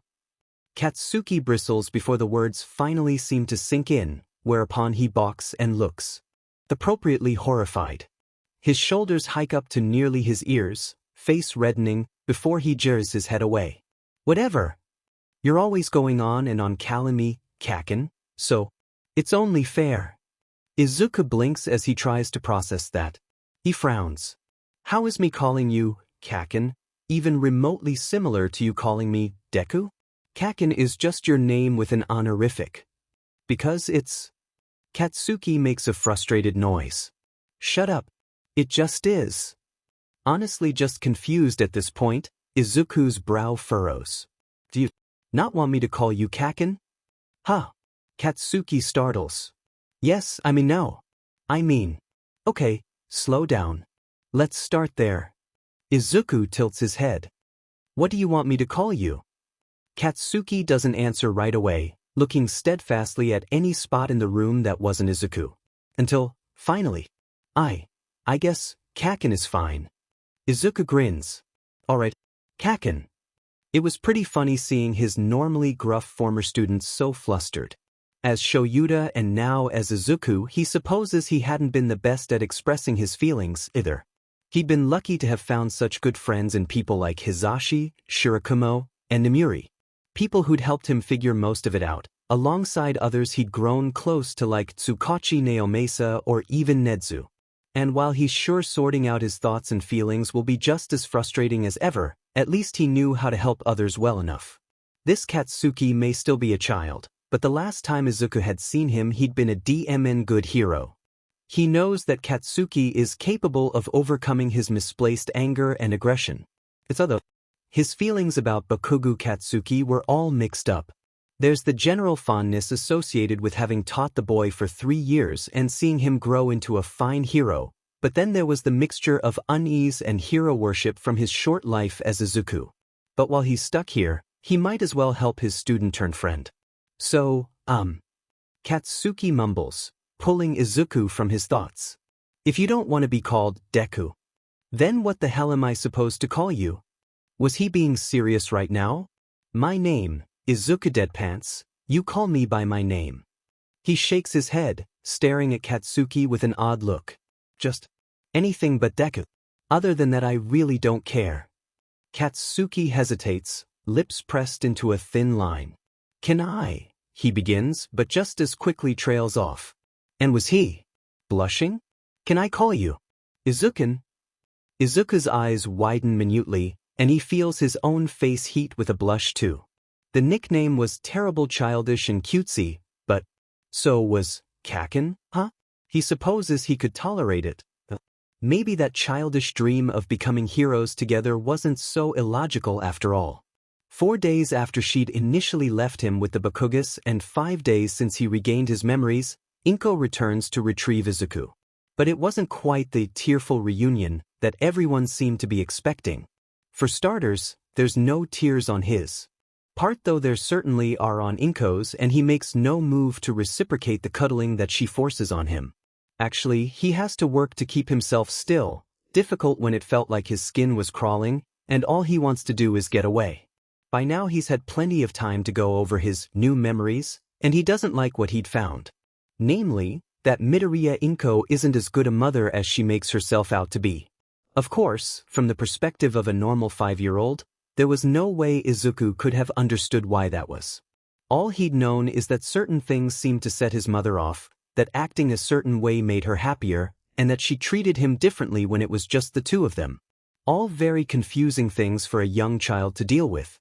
So with his new adult perspective, he's not feeling very keen on being near her anymore. Not that he's going to get a choice in the matter. It's almost funny in a sad sort of way, but he'd actually found himself enjoying his time with the Bakugas. As much as someone being haunted by their own premature death could enjoy something, at least. Sure, it was way too loud half the time. Neither Andy, Mitsuki nor Katsuki seemed to understand the concept of an inside voice, but it was familiar. He's got plenty of experience dealing with loud blondes anyways. And when the noise did get to be too much, as it inevitably would, he could sit on the couch near Uncle Masaru and relax in relative silence. Sometimes the man would calmly talk about his day while Izuku listened. That was nice too. As Shouta, he'd only interacted with Bakugo's parents a handful of times, typically during parent-teacher conferences. He's seeing a completely new side of them now. Masaru was kind and warm, a stark contrast to Mitsuki and Katsuki's boisterousness. Mitsuki was warm too, though she was a fan of frequently ruffling Izuku's hair, and she could be a bit. Thankfully he had his memories of being Midoriya Izuku to fall back on, so at least he knew his way around the place and could answer questions accordingly. If he'd suddenly begun to act like a stranger, it would only arouse unwanted suspicion. But at the same time, it felt like he was tricking them, pretending to be someone they cared about when he wasn't that person anymore. He's still Izuku, but he's not the same. Over the past 4 days he'd spent with the Bakugas, there had been several moments where he'd slipped up. Mostly in the form of misjudging the proportions of his own body and toppling over. As Izuku he'd always been considered a clumsy child, but this was something else. Despite having lived in this body for his entire life, his mind kept expecting his body to be taller, his limbs longer. It was terribly disorienting. Even so, his new aunt and uncle were good to him, though he could do without all the fussing every dim time he fell. They tended to the cuts on his feet, made sure he ate enough at meals, and provided plenty of snacks. Izuku did have to share a bedroom with Katsuki during his stay, which he wasn't entirely opposed to. They'd had sleepovers in the past, so it wasn't unusual, but, well, that was before he'd gained the memories and perspective of a grown adult. Definitely a little awkward. They were still young enough that nap time was mandatory, though he didn't mind as much as he had before. Being tucked in wasn't all that bad either. He'd had to put his foot down though in terms of bathing by himself, even having to resort to the "I'm a big kid now" argument, much to his mortification and Mitsuki's amusement. He honestly doesn't care if they'd seen it all before, or that they'd changed his diapers back when he was a mindless, drooling infant. With his newfound adult mind, that was just. It was bad enough that everyone's treating him like a little kid, but Izuku thinks if he had to endure even one bath with Mitsuki washing him and Katsuki, he might just throw himself at the nearest villain and ask them to kill him. Yeah, he would rather die again than suffer that indignity. Speaking of his untimely demise, Izuku couldn't help but notice the familiar marks painted across his back and left arm. It had taken him a couple days before he'd made the discovery, convincing himself that it was okay to pull his own pants down to go to the bathroom had been embarrassing enough, but being completely naked? Out of the question, or more specifically, before he'd managed to reassure himself that it was okay to look at himself. This is his body. He has plenty of memories from being Izuku, so it wasn't as mortifying as it might have been had he been dropped into this effed-up situation with nothing. He's getting off topic though. The marks on his back and on his left arm. Of course he remembers them, they've been there for his entire life. He was born with them. But only now did he have the context behind the marks, whereas before they had been nothing more than some oddly shaped birthmarks. There, specifically, that mark near the bottom of his ribcage. That's the exact spot where the villain's claws had sunk in on the night Shouta died. Probably no, definitely what killed him. Claw marks, horrible and jagged and permanently etched into his skin. He'd never actually seen the wound before he died for obvious reasons, but now it was abundantly clear. Somehow, against all logic, the wounds from his past life had followed him back in time. The one on his back was difficult to see unless he looked in a mirror and twisted just right, though he could see the lines on his upper arm just fine, where the villain had grabbed him to hold him in place. They were easily hidden under a shirt, but the knowledge that they're there and knowing exactly what they are make him feel sick. He, of course, doesn't tell anyone about his revelation. There wasn't any point. Yet even days after waking up like this, Izuku still felt uncomfortable in his own skin. He'd gotten a bit of a reprieve from all the chaos regarding Inko, which was appreciated. The reprieve which was now over. When Inko finally stops trying to squeeze his lungs out of his body while simultaneously drowning him in her tears, she switches to fussing over him instead. He already hated how small he was in comparison to everything else, and this the reminder of how small he is, how weak he is really wasn't helping. He's seriously considering biting her or letting loose the scream that's been building in his chest when Mitsuki comes to his rescue. Oh thank F-. She distracts Inko for just long enough that Izuku's able to wriggle away and scamper out of arm's reach, briskly scrubbing his hands over his arms and shuddering now that Inko wasn't watching him like a hawk. That was FANG awful. He was fine with some affection here, and they're even used to seek his loved ones out when he was feeling especially lonely or needed the comfort, but being unable to escape while affection was forced upon him had always left a bad taste in his mouth. At least when he was Shouta he could ward people off with just a glare. The people around him knew that he wouldn't just stand there and take it too, So they tended to give him his space. Even Fukukado knew to give him a wide berth when he was in a particularly foul mood. But Inko doesn't know him like that, and as he's too small and weak to fend her off. Or, well, he probably could, but that'd just make her upset with him. Considering she was about to be taking him with her too. Who knows where, without the Bakugas, Izuku really didn't want to get on her bad side.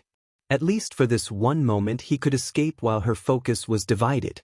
Based on Katsuki's furrowed brows and grimace though, he'd noticed Izuku's discomfort. He stomps his way over to Izuku's side, looking between him and Inko, before saying in a too loud whisper, "Hey, Izukin. You'd better not forget about me just 'cause you're moving to a new house." Izuku had half expected Katsuki to just up and call him out over more of his weird behavior, but, well, it seemed like he was still acting like his typical gruff self, but the glimmer of worry Izuku could see in his eyes gave him away. It was cute how protective he was, though there was nothing Katsuki could do either. Still, Izuku manages a small smile. "Of course I won't forget you, Kaken," he replies easily. "We're gonna be heroes together, remember?" And besides, he doesn't think he could forget Katsuki if he tried. He watches as Katsuki's hands, which had up until now been clenched into tight fists at his sides, relax as he laughs. It was still so interesting to see the way he behaved when his inferiority complex and anger issues weren't yet set in stone. And if Izuku had his way, they never would be. Thank Nedzu for all those child psychology classes he'd been required to take before he could become a teacher. Feeling somewhat petty though, Izuku flashes a smirk and echoes Katsuki's own oft-repeated words, "I'm gonna be the best hero though, just you wait and see." "Hey wait." Katsuki yelps, faltering from where he'd been puffing his chest out. "That's my line, shitty nerd." "Alright boys, settle down now," Masaru calls fondly. When Izuku turns to look he finds the man standing nearby, the new jacket they'd bought for him in his hands. The sight of it makes his chest feel warm. Except for the clothes on his back and his shoes, all of Izuku's belongings had been left behind when Inko dragged him here, not including his backpack with all of his school things, which had thankfully been left here after his episode. But other than that, nothing. He could only borrow Katsuki's things for so long. Luckily for him, the Bakugu parents didn't seem to mind providing for him. They'd bought him new socks, underwear, and of course the jacket among other things. It was actually very thoughtful of them. Izuku wasn't quite sure how to feel about it, how obviously they cared for him. How obviously they loved him. Masaru kneels down in front of him with a gentle smile. "Izuku, you be good for your mama, all right now," he says as he helps Izuku get his jacket on, an oddly melancholic look in his eyes. "Make sure to eat all your vegetables, and brush your teeth, and get to bed on time, and thankfully for Izuku, Katsuki is more than happy to complain in his place. "Dad," he whines. "You're being embarrassing again." I know. You're both big boys and don't need me fussing after you." Masaru shakes his head, a fond smile tugging at his lips, though that sad look remained. "Humor your old man for a little while longer, won't you?" "Uncle." "I'll be fine," Izuku mumbles with a hint of exasperation. Regardless, he makes no real move to stop him as he finishes zipping up the coat. He knew Masaru was only looking out for him. But then Inko is done speaking with Mitsuki, and it's time for the two of them to leave. Neither Masaru nor Mitsuki would be able to look out for him now that he wouldn't be staying at their house, now that they wouldn't be seeing him every day. And as Izuku looks back at them, Mitsuki loudly proclaiming that they'll have to set up another playdate soon, Masaru with his quiet smile and sad eyes, and Katsuki waving vigorously while making intense eye contact, he finds himself with a surprising realization. He doesn't want to leave. It's fine, though, Izuku can take care of himself just fine. Right? He's not actually as certain of that as he'd like to be. Not anymore. Inko keeps a firm grip on his hand as they exit the apartment, Izuku obediently following along. Wisely, he says nothing now that they're alone. Like he said earlier, he really didn't want to get on her bad side. Inko seemed to be in a good mood at the moment anyways, and he'd rather it stayed that way. "Thank you very much." The cuts on his feet have mostly healed by now too, leaving behind pink marks and a few lingering scabs, so he know. longer has to worry about that pain like the last time Inko had led him into the unknown. And unlike then, it was now the middle of the day, so everything was nice and bright. A little too bright if you asked his oversensitive eyes. Still, he stays quiet as Inko hails a taxi. He keeps a tight grip on the backpack in his lap as the streets pass by, his eyes tracking the twists, and turns to create a sort of mental map the route from the Bakuga's apartment to wherever Inko's taking him. Worryingly, said streets were looking more and more like the slums he used to patrol back when he was a hero. Not reassuring in the least. It meant they weren't heading back to their old apartment, either. Not that he was overly attached to the place, but at least he knew where it was and that it was safe. Well, safe-ish, the people inside said, apartment notwithstanding. All too soon they've arrived at a new apartment building that had certainly seen better days.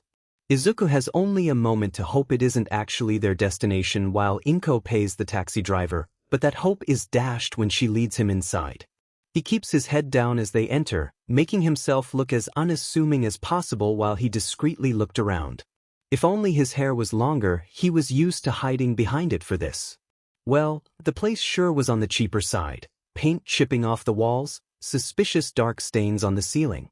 He thinks the carpeting might have been blue at some point, but now it was an ugly gray-brown and worn so thin that it was hardly better than the concrete subfloor beneath. The air was stale and faintly musty, with a subtle hint of ammonia that stings his sensitive nose. There was no concierge in sight, no reception desk, though there were some dented communal mailboxes pressed up against one wall and a door off to the side with a sign that said, "Knock before entering," hung on it. Other than that, the front lobby was empty. The stairwell was a different story. As Inko leads Izuku up, they encounter a person in a gas mask sat silently on the steps above them. They don't move, were probably just another tenant, but Izuku had the strangest feeling that they were watching them despite their eyes not being visible. The sound of their breathing was loud and labored through the mask's filters. Izuku catches a flickering of something near their chest, something that felt warm and smoky, but before he can focus in on it, Inko has already pulled him past the stranger without a word. After that, he just tries to focus on not tripping over his own feet as they trudge up the remaining stairs. Seeing the state of his new living arrangements doesn't help him feel any better. It was practically empty. Now, the emptiness doesn't bother him, not particularly. His own first apartment had been just as barren, though at the time it had been a roof over his head and thus a huge step up from sleeping on the streets in his sleeping bag. But he had been a young adult fresh out of UA with barely any money to his name. Midoriya Izuku, on the other hand, works at a hospital and has for some years now, so while he's not sure how much she made exactly, he would have assumed that she had some money squirreled away, enough to afford a better apartment than this. At least one with more furniture than what looked like a single thrifted couch, a wobbly coffee table, and a small box television set. Inko lets go of his hand at that point so she could close the door behind them, leaving Izuku to clutch his backpack to his chest, standing in the living room that was even less of a home than he'd had before. He supposes this is the part where he should ask questions like a normal child. So, he asks, "Why aren't we going home?" He's pretty sure he can guess the answer, but that was the sort of thing a kid would ask in this situation, right? Besides, he needs more information, and Inko was the only one around with the answers. It was always better to get answers rather than sticking to assumptions. "This is our home now, baby," Inko tells him in a sort of wobbling voice that grows stronger the more she talks, a fragile smile plastered on her face. "I know it's a bit of a fixer-upper, but it just needs a little love. It'll feel like home in no time." Yeah, that's about the answer he'd been expecting. Ugh, he could already tell that getting actual, truthful answers out of her without all the coddling or sugarcoating was going to be like pulling teeth. Izuku just can't figure out the logic behind her actions, especially when no one was telling him anything. And what about? "What about Dad?" he asks. Inko's fragile smile breaks before he's even finished the last word. "Izuku," she says, tone dipping into that sternness he knows spells nothing but trouble. Then just as fast as it had come, it's gone, and Inko is kneeling in front of him with that same cracked smile. "Izuku, it's okay, baby. You don't have to worry about him anymore. He can't hurt us here." "Wait, what? Okay, he'd had a sneaking suspicion as to what exactly Inko must have told Masaru and Mitsuki about what had happened with Hisashi, but was she really going to pull the same sheet on him? He'd been there, he'd lived it. Midoriya Hisashi wasn't an abusive parent, or at the very least he'd never been physically or emotionally abusive towards Izuku. While he had been distant yet hesitantly kind most of the time, he'd never seemed outright malicious. There was that weird moment right before Inko ran off with Izuku, when he'd overheard their conversation in the kitchen, but maybe Hisashi had been abusive towards Inko somehow, where Izuku couldn't see it. Maybe Inko had legitimate reasons for doing what she's done. He honestly doesn't know. What he does know is that he trusts Inko about as far as he can throw her. Are you getting a divorce? He asks next, keeping his voice small in an effort to not upset her. Not out of fear. Just acting like this was another one of his undercover missions and he needed to appease his target. Yes, that was it. Inko sighs heavily and pinches the bridge of her nose, but it's not as negative of a reaction as he'd been fearing. No, not fearing. He's not afraid. Maybe probably, Inko says after another moment. It's complicated, baby. It's not that complicated, he can't help but think. Either they were getting divorced or they weren't. It was a yes or no question. Fine. Whatever. Next question. Will Kaken and I still go to school together? It would be sort of difficult to keep his promise if he and Katsuki were sent to different schools. It's bad enough that he was being forced through the hell that is the public school system a second time, he'd rather not have to go through it alone. If you're good, I don't see why not, Inko answers with a laugh, which really wasn't as reassuring of an answer as she seemed to think it was, considering the potential implications. He's not given a chance to ask for clarification. About school. This is important, so I need you to listen to Mama very carefully, okay? Inko places her hands on his shoulders, looking him right in the eye. He has to force himself not to look away. I need you to keep your quirk a secret from everyone, she tells him. What? I know how much you wanted a quirk, baby, but it'll be our secret, okay? She goes on to say, all with that damnable smile while Izuku processes her words and all they imply. It can be like a game, like playing pretend. She wants him to keep his quirk a secret? What? The F dash. That's illogical. He protests before he can stop himself, shaking his head. It's obvious that I have a quirk. Why would I pretend not to? Because I said so, Izuku. It's important, Inko stresses.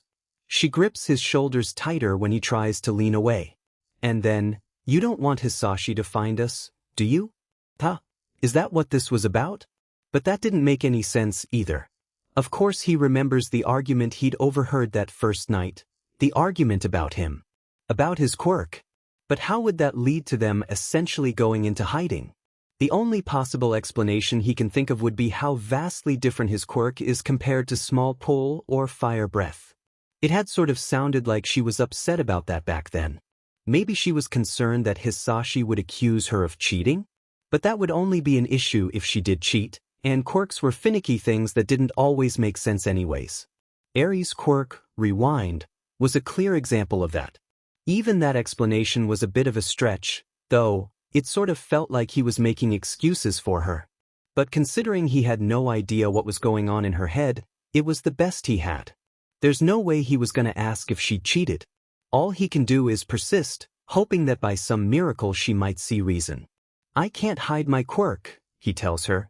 My eye color changed. Anyone who's seen me before would notice that, and that includes all of my classmates. Inko smiles at him. Don't worry, baby. Mama already thought of that.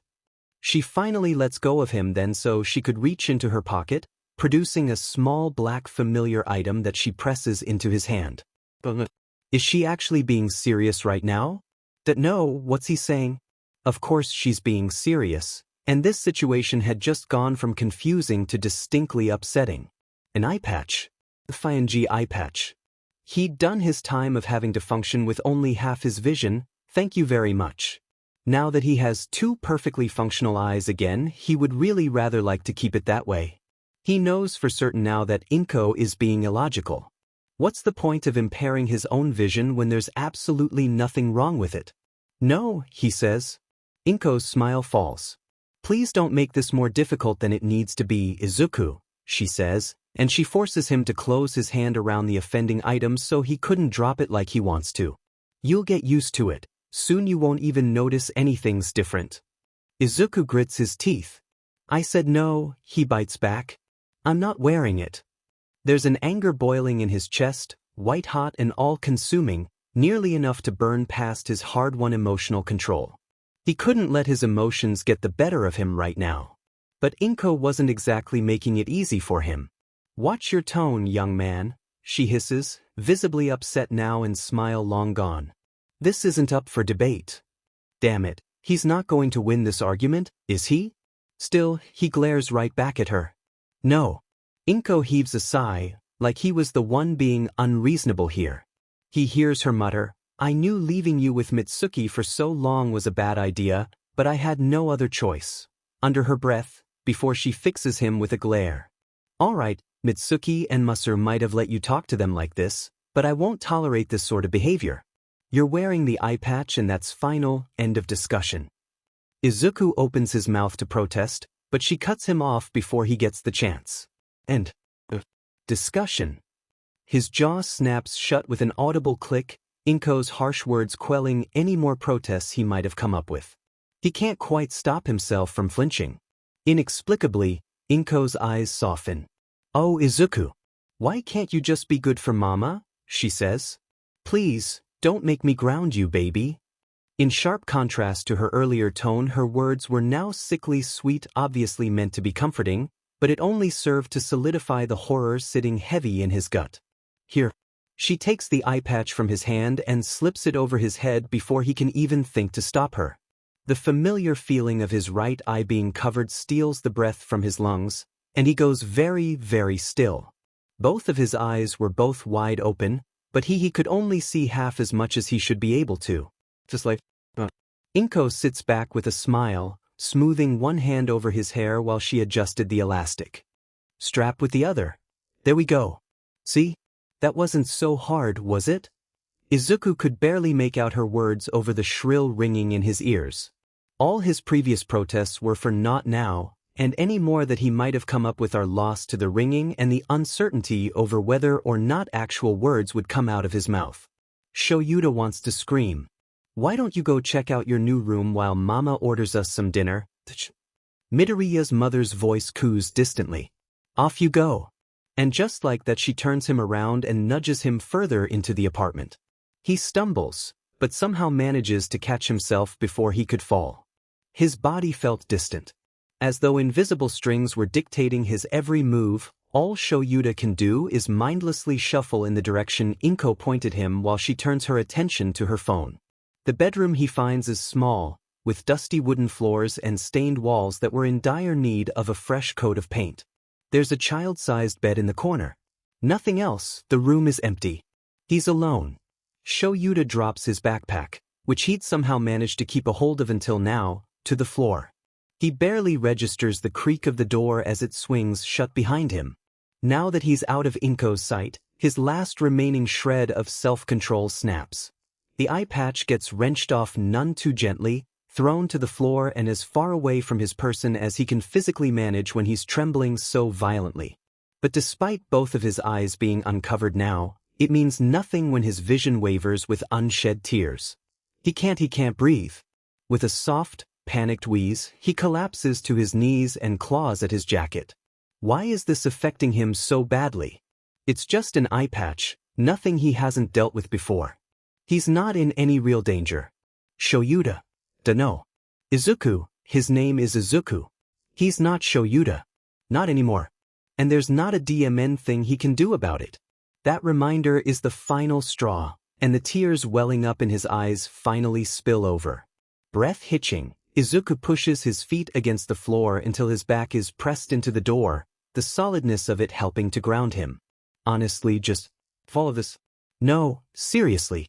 He knew his reprieve with the Bakugas was over, but everything went to shit again way quicker than he'd been expecting. If only Hizashi or Nemuri or Shirakumo were here, they'd know what to do. But they aren't here. He's alone. For now. Well, sitting on the floor won't get him anywhere. All he can do is move forward. One step at a time, nice and logical. He just has to treat it like an extended undercover mission. First things first, get his breathing under control, scrub the remaining tears from his eyes, and stand up. Done.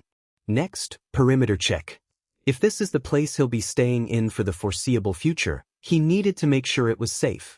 The bed was, well, a bed, it's Western-styled, and when he checks underneath all he finds is more dust. Beyond that was a small closet also empty on the opposite side of the room, and a single window on the wall farthest from the door. There wasn't much else to look at inside. When he checks outside the window, though, he finds nothing but a rickety fire escape and the neighboring building's stained brick wall. So, nothing of interest.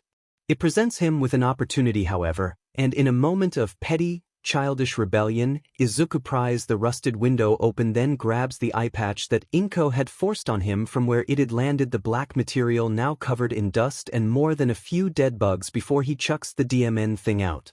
He watches in detached satisfaction as it plummets into the alleyway below. That might come back later to bite him in the butt, but right now he honestly couldn't find it in himself to care. Shutting the window securely and fighting with it for a minute to make sure the lock latched properly, Izuku turns to his backpack and empties its contents onto the bed. It wasn't much, just his empty lunchbox, some notebooks, and a few different writing tools. School supplies, for the most part. He'd asked Masaru for some blank notebooks on the second day of his stay with them, so there was that. What he wouldn't give for something more useful, though? Like a first aid kit, or a phone, or maybe a knife or two. Or three. Not that the notebooks weren't useful, he's already filled one of them front to back with coded writing. He just wishes he had something more suited to protecting himself with. On the topic of the notebooks, though, he'd written down just about everything he could in terms of what had happened to him up until this point, and about everything he could find out about his new quirk. That and some of his theories. It was an urge he couldn't quite resist, at least it was a useful urge. He can only assume that the past Midoriya was the same way, considering what a familiar sight it had been to see him mumbling over the pages of his latest notebook. Guess he'd inherited more of Midoriya Izuku's mannerisms than he'd thought. In this case, his fascination with quirks and quirk theory.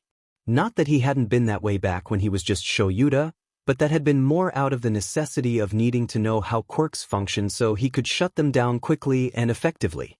He'd spent many long nights looking over case files or analyzing a suspect's quirk on the go, because not doing so meant putting himself and others in unnecessary danger. So the excitement over learning something new, of analyzing a quirk simply in the interest of curiosity, was. Actually, now that he thinks about it, it wasn't that he as Shouta had inherited anything from Midoriya Izuku, but more that he as Izuku had gained something from Aizawa Shouta, his quirk and memories specifically. He kept thinking about it as though it were the other way around, but that wasn't quite right. And yet he is indisputably as much Midoriya Izuku as he is Aizawa Shouta. But in a way he was also neither, in terms of being two unique, separate minds. Honestly, thinking about it was making his head hurt. He could only hope that he wasn't the only one, that, as terrible as it may be, there might be others who had been brought back to life like he was. If only so he wouldn't be so utterly alone. But even that wish was selfish of him, wasn't it? Because in order for that to happen, that person would have to die first. Not only that, but they would have to go through the same jarring experience of waking up as a completely different person too. Of knowing that they had died, that they'd left people behind. A stranger in their own body. Izuku, it's dinner time, baby. Though it seemed impossible, somehow, months have passed since the day Izuku gained the memories and quirk of an entirely different life. Or, the incident, as everyone else had taken to calling it. To him, it was his death and rebirth all in one. By now he knew there was no going back to his old life. Which is why he's so surprised by the passage of time. Some days, mere minutes, felt like years. He honestly doesn't know how he's made it this far. His 6th birthday had come and gone, celebrated with the Bakugas and his mother. There was cake and presents and many birthday wishes, but all Izuku could think about was how much he wanted to leave. To be honest, he would have forgotten about the whole thing had Inko not physically dragged him there. Celebrating in July rather than November was going to take some serious getting used to. He's still not sure what to think of his new mother.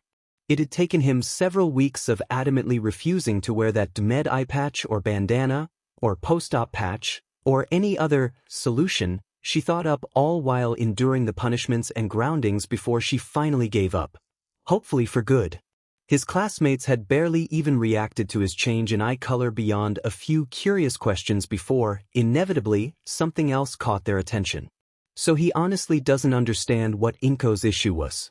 He'd overheard her on the phone a few times now, presumably speaking to Midoriya Hisashi based on her less than happy responses, but the calls tended to get pretty heated on her end, and they always ended with Inko hanging up abruptly. Izuku, on the other hand, hasn't seen nor talked to his new father since that night. And to be honest, he's not sure what to think of Hisashi either. He's all but certain that none of this shit happened to the original Midoriya, though. The one thing he does know that happened? Katsuki's bullying. Namely because it had happened to him as well. Now, Izuku's well aware of how stubborn and bullheaded Katsuki can be, so even he'd been surprised by how easily the kid had backed down over the whole Deku thing. Though, that might have something to do with Izuku scaring the crap out of him when his quirk first came in. Either way, the first day that Izuku had been allowed back to school after his impromptu vacation, dressed in annoyingly bright colors and with a new eye patch cinched tight around his head, still reeling over his own death and reincarnation, he wasn't in the best of moods. So when he'd seen Katsuki and his little band of misfits cornering one of their classmates, well, Izuku acted without thinking. He put himself between the victim and danger. It was something familiar from both this life and the last. He hadn't even questioned whether it was the right thing to do or not, because of course it was. Even if he did still have his memories of being beaten into the ground by a laughing Katsuki. Force of habit and all that. And speaking of habits, well, Izuku had seen the hesitation in Katsuki's eyes, the way they widened, shoulders dropping, clenched fists momentarily falling slack. He could only assume that Katsuki was thinking back on their conversation. But Katsuki was a stubborn little brat, and after only a few seconds seemed to make up his mind, charging at Izuku with a shout and quirk blazing in his palms. He must have assumed that things would go the same way they usually did. What he never could have expected was for Izuku, with all his sudden knowledge and newly honed instincts, to kick his butt. Quirkless. And honestly, that just made it all the sweeter. Getting to see Katsuki laid out on the ground with that look of utter shock on his face was a sight he'll treasure. And maybe getting so much satisfaction out of kicking a 5-year-old's but was petty of him, but so what? Izuku considers it payback for all the gray hairs the brat gave him last time around. Plus, things seemed to calm down after that, at least in regards to his relationship with Katsuki. Whether that was due to a newfound sense of respect, or fear, or a healthy mix of both, Izuku didn't really care. Having an ally rather than a bully was always appreciated. Perhaps the strangest thing that had happened was that he'd managed to eke out some kind of a routine, a new normal. As impossible as that sounded, he'd thought that he would never get over his death. He's not by a long shot, but with each day that went by, it became a little easier to just be Izuku. Days where he could almost ignore the extra 30-plus years worth of memories floating around in his head. The fact that this was his life now sunk in a little more with each passing day. Other times, though, it all felt like a dream. Those times when he was left alone with his thoughts. Times where he would fall back into his old routine, his old mindset, half expecting a phone call from Hisashi to say that he'd be home late from the radio station today and what should they do for dinner. When he would wonder on what to do with his latest class of Hellions, what lessons he would have to teach, who if any he'd need to expel. There was still ungraded homework on the coffee table that fateful night when he'd gone on his very last patrol. Some nights, when sleep felt impossible, he listens to half-remembered songs in the dead of night on the tiny radio he'd managed to salvage from the trash. The worst days are when the memories consume him, leaving him nothing but a crying, trembling mess, or worse, completely apathetic and unresponsive. When phantom blood would fill his lungs and it was all he could focus on, the darkened scars etched into his skin throbbing dully in time with his heartbeat. His death, a broken record stuck on loop. Sometimes Izuku wants to scream himself hoarse, or punch something until his knuckles were bloody and broken. He wants his old life back. Wants to go home so desperately it felt like a physical wound. He wants Hisashi to hold him and flash that big stupid grin of his and tell him that everything was going to be alright.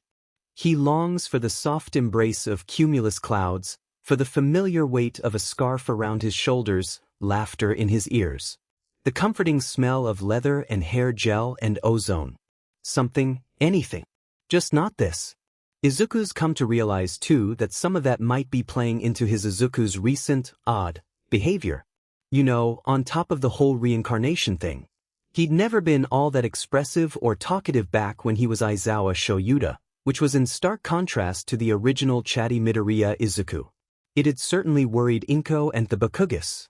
He'd heard them speculating over his sudden change in demeanor, but to be honest, he just couldn't find it in himself to care. At least not enough to change his behavior. Admittedly, he'd been a bit of a mess those first few weeks. Izuku knew it wasn't good to bottle everything up like this. Knew that before he'd have been heckled into confiding what was so obviously bothering him long before it became a problem. He could feel himself retreating both mentally and emotionally, closing himself off from those around him. Old habits to build up walls and keep himself safe. He knew it wasn't healthy. But even if he was more talkative, what would be the point? It's not like there are very many opportunities for meaningful conversation when you're surrounded by literal preschoolers. He's still not used to how high-pitched his voice is now, so when he does talk it tended to come out as more of a low mumble. There was nothing to be done about it, though. There's no one here who could even remotely begin to help him. It's all just too much. So he says nothing, which leads him to the present. Specifically being surrounded by those literal preschoolers who only want to talk about their own quirks. And All Might, among other popular heroes, but mostly All Might. They also liked to complain about designated nap times. Izuku doesn't really get it. Nap time is the best. It was one of the only things he actually liked about being stuck as a child. Or at least he did when he wasn't being constantly bothered. That was. Psst, hey, Deku, one of his classmates whispers unfortunately for him, Katsuki's nickname. Had stuck. Izuku ignores them. But then the little sheet kicks him in the back. Izuku feels an immediate flash of anger and something else, but it's not socially acceptable to beat up preschoolers or make them cry. He needs to keep his cool. Someone has to be the adult here. So he just grunts and shifts forward so he's out of range of any more kicks. Don't ignore me. Leave, I'm alone, dipshit, Katsuki grumbles, glaring daggers from his own spot on the floor. Izuku hears the kid behind him scoff. Why are you defendin', the quirkless loser, Baku-chan? Katsuki makes a face like he wants to argue, but instead he turns towards Izuku with an expectant look. Right? There was that little detail. For some inane reason Inko had insisted he be registered as quirkless. Imnir told the whole school about it too. He'd been allowed to let the Bakugas know, but only because they'd been there when his quirk manifested in the first place. Which was a bit of a feat in and of itself, considering the Bakugas weren't exactly known for being quiet. Not to mention all the hospital staff that treated him. Izuku honestly doesn't know what her deal is. One minute she would be all affectionate with him, then the next cold and distant. He preferred the latter where she left him alone for the most part. The times she coddled and smothered him were unbearable, leaving him with crawling skin and a knot of nervous energy lodged in his throat that took forever to go away. And even then she would hover. Regardless of how she treated him though, one thing remained constant. He was never, under any circumstances, allowed to show anyone his quirk. It's maddening. He was half tempted to use his quirk in public just to spite her. If he had a death wish he might actually do it. And in his defense, he's being incredibly patient and forgiving about all the insults, jabs, and outright attacks from his classmates. It had been slowly escalating over the months, becoming more and more physical. Izuku can only put up with so much. And that patience was wearing dangerously thin. Especially when the little sheet behind him scoots closer in order to kick him again. Izuku suppresses a snarl and turns over with narrowed eyes. What do you want? He finally grits out. The boy opens his mouth to answer, but no sound comes out. If Izuku remembers correctly, and he's quite sure he does, the kid was called Ito Hiraku. Quirk, Human calculator. He didn't typically bother trying to remember their names or faces, though. Why make the effort when he doesn't already recognize any of them? Unless they were going to become heroes, villains, or victims to a specific event he remembered, their names weren't all that important to him. Even if some of their quirks had him itching with restless energy. So maybe it was dehumanizing to reduce a group of children to their quirks, but it was the only way to keep himself sane. That's why it's so ironic when Ito asks him, "Why don't you have it?" Quirk. Because, say what now? Izuku blinks slowly, staring in a mixture of incomprehension and incredulousness. One of the girls laying nearby gasps. "Kami Ito-chan," she says. "You can't just ask someone why they don't have a quirk." "Why not?" Ito whines, and he sits up to shove his blanket away. Everybody else got one, so why not him? Huffing, Izuku turns his glare to the ceiling. "Why's it matter? Quirks don't mean anything," he mutters. Honestly, the kid was acting as if the whole world would end just because someone he knows doesn't have a quirk. Not that Izuku was actually quirkless, but still. People rely on their quirks too much nowadays. "Now be quiet, you're interrupting my nap time." Now it's Ito's turn to gasp in offense. "How could you say that?" Another boy, blue hair cropped short, sits up as well. "You're just jealous, 'cause you don't got a quirk," he accuses loudly. Some of their other classmates make noises in agreement. Jealousy is illogical. Izuku heaves a sigh, wishing for this conversation to end already. He closes his eyes again, pulling his blanket up to cover himself while he mutters, "A quirk is just a tool, it's not strictly necessary for survival." "Then why are there so few of you?" a girl near the edge of the sleeping mats asks, head tilted to the side and pink eyes glimmering.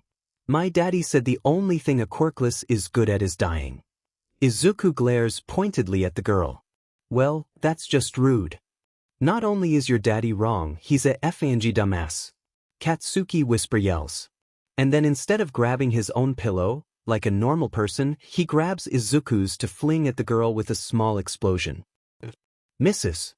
And flies into the blue-haired boy's face instead. Yet both of them burst into tears. Guess nap time was over now. Pretty much everyone had sat up by this point, so Izuku does too. "Kaken, please don't call other children's fathers dumbass," he says, bumping Katsuki with his shoulder. He's shot an incredulous glare, to which he flashes a crooked grin. "Even though you're absolutely right. Take it back." The blue-haired boy shrieks. He stomps over to loom above Izuku's sleeping mat, glaring down at him with angry, tear-filled yellow eyes. "Take back what you said about quirks, Deku." "Shoo. You're being too loud, Kano-kun." "Shut up. This doesn't involve you." The drinking fountains attached to the wall groan and burble ominously, water rising from the pipes to float around the boy. "Alright." Izuku remembers now. This is Izui Kano. Quirk, water manipulation. Eyeing the water warily, Izui's quirk control is sheet, but his heightened emotions were making it stronger. Izuku stays sitting for the moment. He does discreetly shift into a better position just in case he needed to move out of the way, though. On one hand, he should probably act like the adult he mentally is and defuse the situation. But on the other hand, there was an uncomfortable energy thrumming just under his skin, and he's been itching for a good fight. Even if he knows not to pick fights with preschoolers, Izui was asking for it. So, Izuku tilts his head. "Why are you so upset about me stating a simple fact?" he asks. Izui clenches his hands into fists and shouts, "It's not a fact if you're lying." "Yes," Izuku deadpants. "That is how facts tend to work." He hears Katsuki snort back a laugh beside him and grins. Of course, that's when Izui fully loses his temper. And Izuku does, in fact, manage to dodge the water that's thrown at him, but he hadn't anticipated that Izui would bodily throw himself forward at the same time. They collide. With a thud, Izuku lands on his back, hands instinctively coming up to guard his face, scrabbling with Izui who'd landed on top of him. Their classmates form a ring around them. But none of them bother trying to help. Izuku wants to flip Izui off of him so he can get back to his feet. In this position, it's Izui who has the upper hand, but try as he might, he just can't get the leverage. Turns out fighting was difficult when you only had the strength of a 6-year-old. He's just about to throw a punch when the water from before rushes in, enveloping his entire head. The sounds of the room become muffled. Izuku feels the hands on him retreat along with the rest of Izui. But he's not really thinking about that, because there's water in his ears and crawling up his nose, and all he can do is sputter. The urge to claw at the water nearly overtakes him before his hero training kicks in. Red floods his vision as erasure flares to life. The instant his eyes lock onto Izui's figure blurry through the churning water, all the water falls to the floor, leaving Izuku soaking wet and panting for breath. And in the center of Izui's chest was a ball of soft blue light, pulsing slowly. Beyond the ringing in his ears and the sound of his own heavy breathing, the room had gone eerily silent, all eyes locked on the supposedly quirkless Izuku. Even Katsuki, who'd grabbed Izui to drag him off of Izuku, looked stunned. Well, guess that cat was well and truly out of its bag. While everyone's still stunned though, Izuku takes advantage to bring Izui down, because like hell was he letting himself get blindsided again. He plants his foot on the kid's back to keep him down. Izui shrieks and wriggles underfoot. Why, you have a quirk? Ito manages to ask in a strained voice, thus beginning a chain reaction of questions from nearly every other student in the room. Which is of course the exact moment that the classroom door slides open. Their teacher Ms. Tanaka looked rightfully panicked, wide-eyed and breathing hard, and presumably having rushed all the way here when she heard the commotion. What's, she falters, zeroing in on where Izuku still has his foot pressed into Izui's back. Midoriya-kun. What are you doing to Izui-kun?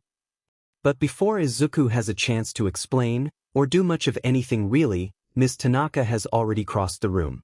She grabs him by the back of his soaked shirt to haul him off of Izui herself. Like scruffing a kitten, his brain provides, rather unhelpfully. Hey, he tries to protest. But Katsuki is louder. Let him go, he shouts, rushing forward to shove at their teacher's leg. I'm tellin' ya, you're making a mistake. Izuku didn't do anything wrong. But Kogu-kun. Ms. Tanaka scolds, fixing him with a firm look. Unless you want to be in trouble like Midoriya-kun is, I suggest you calm down.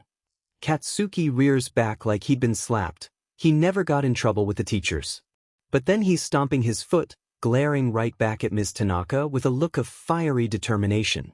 It's not Izuku's fault, he argues. That water beach attacked him first. For a brief moment Izuku feels pride well up in his chest at how fiercely protective his student-turned-friend was acting. Before the feeling is replaced by exasperation as Katsuki's words process. He really needs to teach this kid how to pick his words better. Ms. Tanaka sighs and pinches the bridge of her nose with her free hand. Fine. You asked for it, she says. Then she grabs Katsuki by the arm and begins dragging them both towards the still open classroom door. Izuku hunches in on himself as much as he can, uncomfortable with being pulled along by the back of his shirt like some unruly brat. He does his best to tune out the sounds of Katsuki's complaints and the fading whispers of their classmates. Ms. Tanaka drags them all the way to the principal's office, a rather intimidating place to be when you were only 6 years old. It had nothing on Ned's office though, so Izuku was relatively calm, if a bit stressed over the whole, nearly drowning thing. Water drips in a steady rhythm from his hair onto the large plush chairs they'd been made to sit in. He hopes the next person to sit here doesn't realize it's wet so they could be just as miserable as him. While Izuku appeared outwardly calm, Katsuki on the other hand was looking rather pale, red eyes flitting around the room, hands clenched in his lap. He looked about half a second away from exploding, both literally and figuratively. He was much less acquainted with authority figures holding him accountable for his actions. The principal, a short balding man in a worn suit, silently glares at them over his desk. Izuku wasn't familiar with the man, but the nameplate on his desk read, Principal Chausokabe, in bold letters. He's been locked in a staring contest with him for what feels like an eternity, refusing to back down despite the discomfort maintaining eye contact brought. He could do it to be petty. And besides, the way Chausokabe's face was growing redder and redder by the second was spurring him on. It was a losing battle for him, really. Now that Izuku didn't have to worry about dry eye, he could keep his eyes open without blinking for much longer. He was especially proud of his poker face throughout the whole ordeal, perfectly neutral, almost bored. Hint of the expected fear. It certainly seemed to be doing the trick of upsetting the principal of this fine establishment.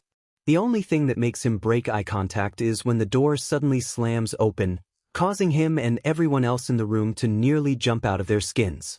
Izuku startles again when Inko all but flies in and immediately begins fussing over him.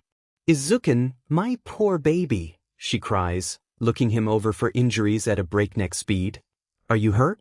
Oh, what did those terrible children do to you?" "I heard there was a fight," yells Mitsuki from the hallway, before she too bursts into the room and heads straight for her own son. "Katsuki, did you win?" She's grinning madly, looking back and forth between them both. "Of course we won." Katsuki crows, looking much less nervous all of a sudden. "Zuka kicked that kid's butt, it was awesome." Mitsuki hollers and holds her hands out for them, receiving an energetic high five from Katsuki and a much less energetic but still smug high five from Izuku. Ms. Tanaka had her head in her hands. "Bakugo-san, please don't encourage them," she pleads. Principal Chaosokabe clears his throat to catch everyone's attention. "Now then, as to why you were both called here." He pauses because while everyone else had turned their attentions to him, Inko hadn't. Midoriya-san." "What?" Inko startles, finally turning to look at the principal. "What is it?" Izuku takes the opportunity offered and crawls out of his chair, clambering instead into Katsuki's for some added protection. He whispers an apology in response to Katsuki's grumbling, both for crawling over him and for getting his clothes damp. Meanwhile, the adults' conversation resumes. Under normal circumstances this would be good news, Chaosokabe says, however. He trails off to cough, averting his gaze for a moment before he looks to Izuku and continues, "It seems that Izuku-kun's quirk came in today during nap time." "Quirk?" Inko echoes with a jolt, whirling around to gape at Izuku. She looks for the most part shocked, but Izuku winces at the harsh flicker hidden in her eyes. Only once Inko's looked away again does he relax. "That's impossible," she tells the principal. "My son is quirkless. Just as you've mentioned." Chaosokabe nods with another nervous cough. He sighs then, and places a hand on a stack of papers on his desk. "Regardless, Izuku-kun used his quirk against one of his classmates. I'm afraid this sort of thing cannot go unpunished." "They started it." Katsuki pipes up, hands clenched so tightly in his shirt it looked on the verge of ripping. "I was acting in self-defense," Izuku tries to add, though just like all the other times he'd said so, no one listens. Except one. Mitsuki was looking from person to person with a thoughtful frown, all the while Inko argued with Chaosokabe and Ms. Tanaka. Until finally Mitsuki looks to Izuku and Katsuki, uncharacteristically quiet. "Water manipulation quirk, Andy." Izuku murmurs. He watches the way her eyes widen in understanding, and he could tell that she was just now noticing the way his hair and clothing were still quite damp. She frowns. Chaosokabe, Ms. Tanaka, and Inko were still arguing. "Yo!" Mitsuki shouts. It startles all the other adults in silence as they turn as one to look at her. And hands on her hips, she says, "I don't have all day. Where's the BSRD that did this to my kids?" "Ah well." Principal Chaosokabe falters, and he gestures vaguely with one hand. He was left to recover in the playroom with another caretaker. It's a good thing Tanaka-san was able to control the situation before Midoriya-kun caused too much harm.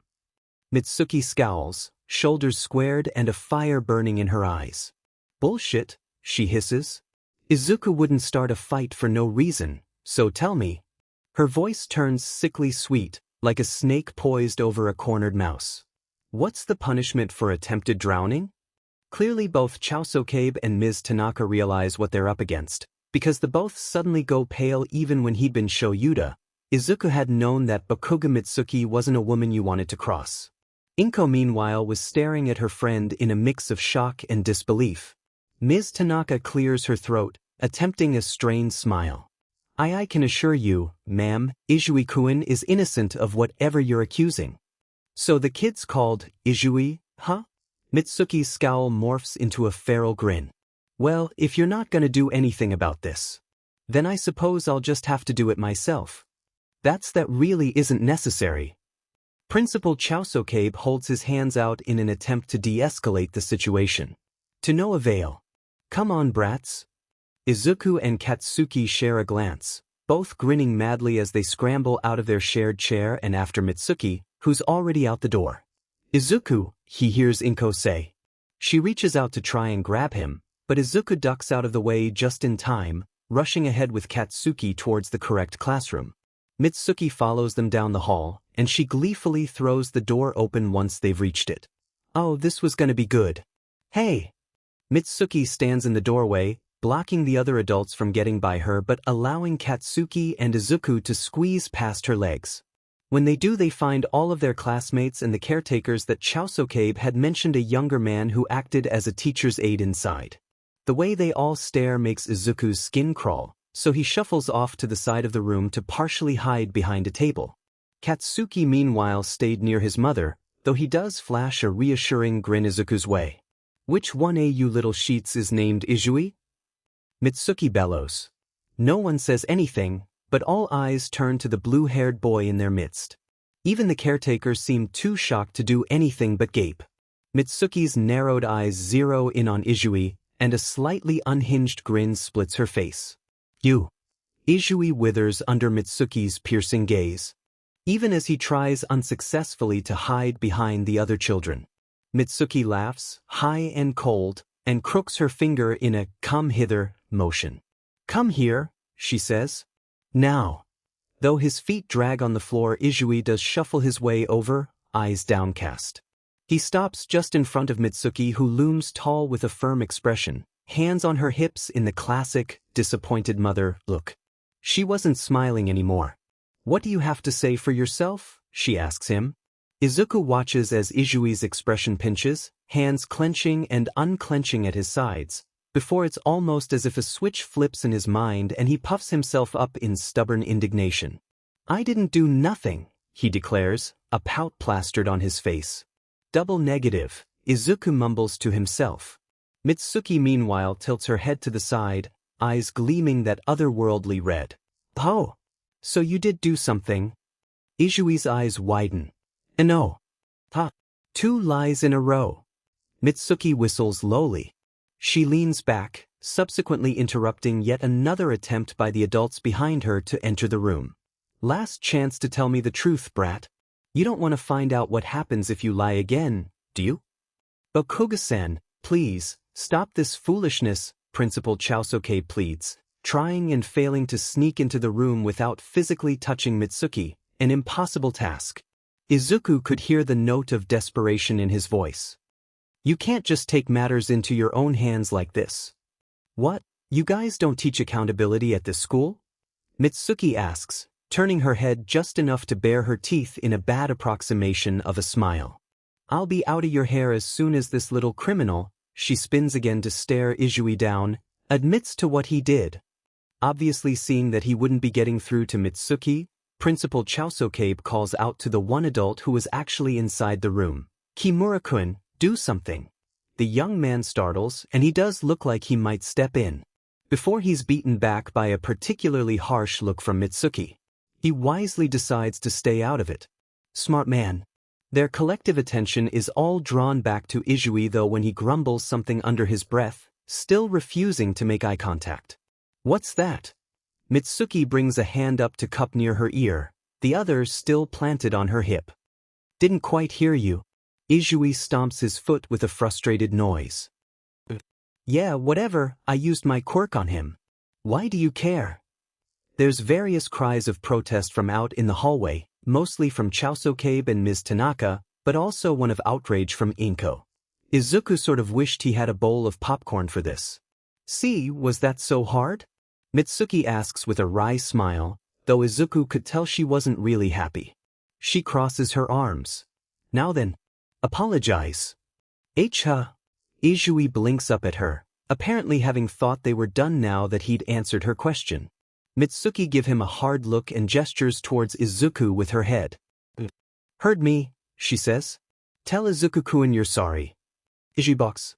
Why you're not my mom. he stammers, clearly winding himself up for another dispute. You can't tell me what to do, stupid old lady. Izuku's eyes widen, and he has to wonder if he'd heard that right, if Izui was truly that stupid. Even Katsuki gasps, looking about half a second away from throwing hands. The atmosphere in the room plummets. Oh, this kid was so done for. Can't I? Mitsuki flashes a wicked grin, before she reaches down and grabs a hold of Izui's ear. Apologize. That's your last warning, punk. The audience of children all make a collective ooh sound, watching with wide-eyed fascination. From where he's standing, Izuku could tell her grip wasn't particularly tight or meant to cause pain, but try as he might, Izui couldn't escape. Mitsuki meanwhile was chanting the words, "Say you're sorry," over and over in a sing-song voice, eyes gleaming madly. Behind her, Ms. Tanaka audibly fretted, trying all the harder to get into the room and stop Mitsuki from harassing her young charge. Still, to no avail. Mitsuki was unmovable. Fine. Izui finally cries, face flushed in embarrassment. I'll do it, just let me go. Mitsuki does, straightening back up and aiming an expectant look down at Izui while he rubbed at his ear. Well, I haven't got all day. Yeah. Izui grumbles petulantly. He shoots a cold glare at Izuku from under his bangs. I'm sorry. It was painfully obvious the apology wasn't genuine, but Izuku doesn't really want to get into that right now, so he just shrugs and says, okay. Midoriya-kun, Ms. Tanaka chides from the hallway, having given up on trying to force her way past the immovable Mitsuki. You're supposed to accept Izui-kun's apology now and forgive him. He tried to drown me and then lied about it. I don't forgive him, Izuku answers bluntly. And it's true. He's not about to hand out forgiveness like free candy to the brat that just tried to kill him. Even if Izui somehow didn't understand the ramifications of holding someone underwater, at the very least he must have known it was wrong. Even worse, he was only apologizing because he'd been told to do so, though Izuku does appreciate Mitsuki's efforts. I guess that'll do for now.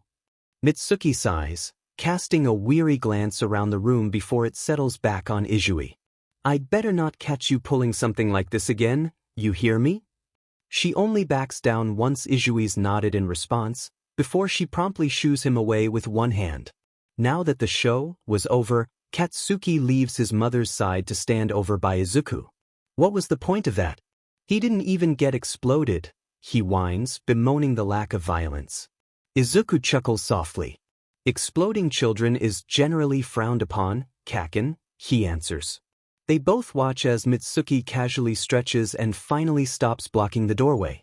There's nearly a bottleneck as the three adults bustle into the room. Ms. Tanaka heads straight for Izui to fuss over him while Principal Chaosuke puttered about the room, seemingly working up the courage to confront Mitsuki directly. Every time he seemed about to do it though, he'd turn and continue pacing, muttering to himself. Poor Kimura meanwhile was making himself scarce to avoid the principal's ire. And now that the coast was clear, all the remaining children surge forward, talking over each other in their excitement and teasing Izui. Then finally Inko, whose worried eyes flit around the room until they land on Izuku. He abruptly remembers that death wish thought. But he's not given a chance to dart away for a second time, because as soon as Inko's seen him, she immediately makes her way over and takes a hold of his hand. We should probably leave before the other parents arrive, Mitsuki, she says. Mitsuki turns, looking startled for a moment before she smiles. Yeah, it's getting pretty late, huh? Come here, Kats, time to go. Katsuki glances to the other children, ensuring none of them were looking his way, before he sticks his own hand out for Mitsuki to take. Otherwise, Izuku knows he'd have put up a fight over her babying him in front of the others. The four of them make their way to the exit while everyone's distracted, but it's not until they're outside that Mitsuki speaks up. Hey, Inko-chan, do you two want to come over for dinner tonight? She asks, pausing by the crosswalk. Inko stops too while Mitsuki continues. I could make your favorite, Aizawa. You deserve it after having to deal with those BS. At her side, Katsuki starts chanting Katsudon and stomping his feet in excitement, swinging his and Mitsuki's hands back and forth. Warmth blooms in Izuku's chest at the offer, a small, genuine smile pulling at his lips. He may not have been the biggest fan of Katsudon in his past life, but he has to admit he's got a real soft spot for it now. Inko's hand squeezes his, a touch too tight to be considered gentle. "No, thank you, Mitsuki," she says, "but I think it's best if Izuku and I went home now." "Your loss, hun," Mitsuki says with a curious frown, head titled. Katsuki looked disappointed by the turn of events too, until Mitsuki gently shakes his hand up and down to grab his attention. "Alright, Brett. Now's your chance to tell me all about what happened today," she tells him. "And don't skimp on the details." Katsuki immediately lights up, launching into a dramatic retelling of the day with enthusiasm. A pit forms in Izuku's stomach as he watches Mitsuki and Katsuki go. Their apartments were in opposite directions, so they part right there at the crosswalk. Still, as Inko leads him the other way, he can't help but watch behind him until the two of them have disappeared from view, and the sound of Katsuki's voice has faded into the distance. He sounded happy. Izuku's own walk home is stifling, filled with a tense, uncomfortable silence. Not many heroes patrolled his neighborhood, not even those in the underground scene, and he would know. As Eraserhead, he might have dropped in if he happened to be nearby and had the time, but it wasn't often. His own usual patrol route was still a good distance away, which means he needs to stay vigilant at all times. He sticks close to Inko as she hurries them home, though it wasn't like he had much say in the matter, not with how tight the hold on his hand was.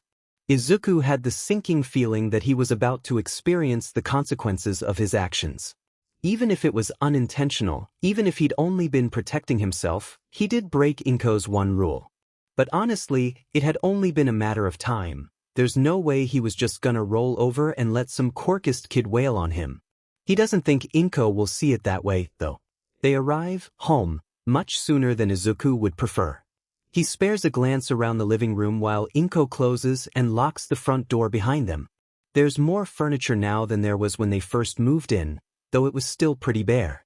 They had a small heater close to the couch, a lamp to help illuminate the place better than the apartment's flicking lights could alone, and even a filing cabinet for all of Inko's paperwork. It looked more lived in too, with papers and a good bit of litter scattered about the coffee table. All of that belongs to Inko though, since Izuku kept everything he owned safe in his room or on his person. It was just better to keep it where he knew it wouldn't be misplaced. That, and he didn't want. "I thought I told you not to use your quirk."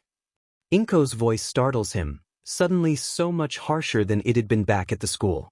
He turns just in time to catch her eye before she's got him by the upper arm, holding him in place. "What were you thinking?" Izuku tries to steel himself in the face of her wrath, taking a slow breath in. It was difficult when she was so much taller than him. "I was thinking that I didn't want to drown," he says.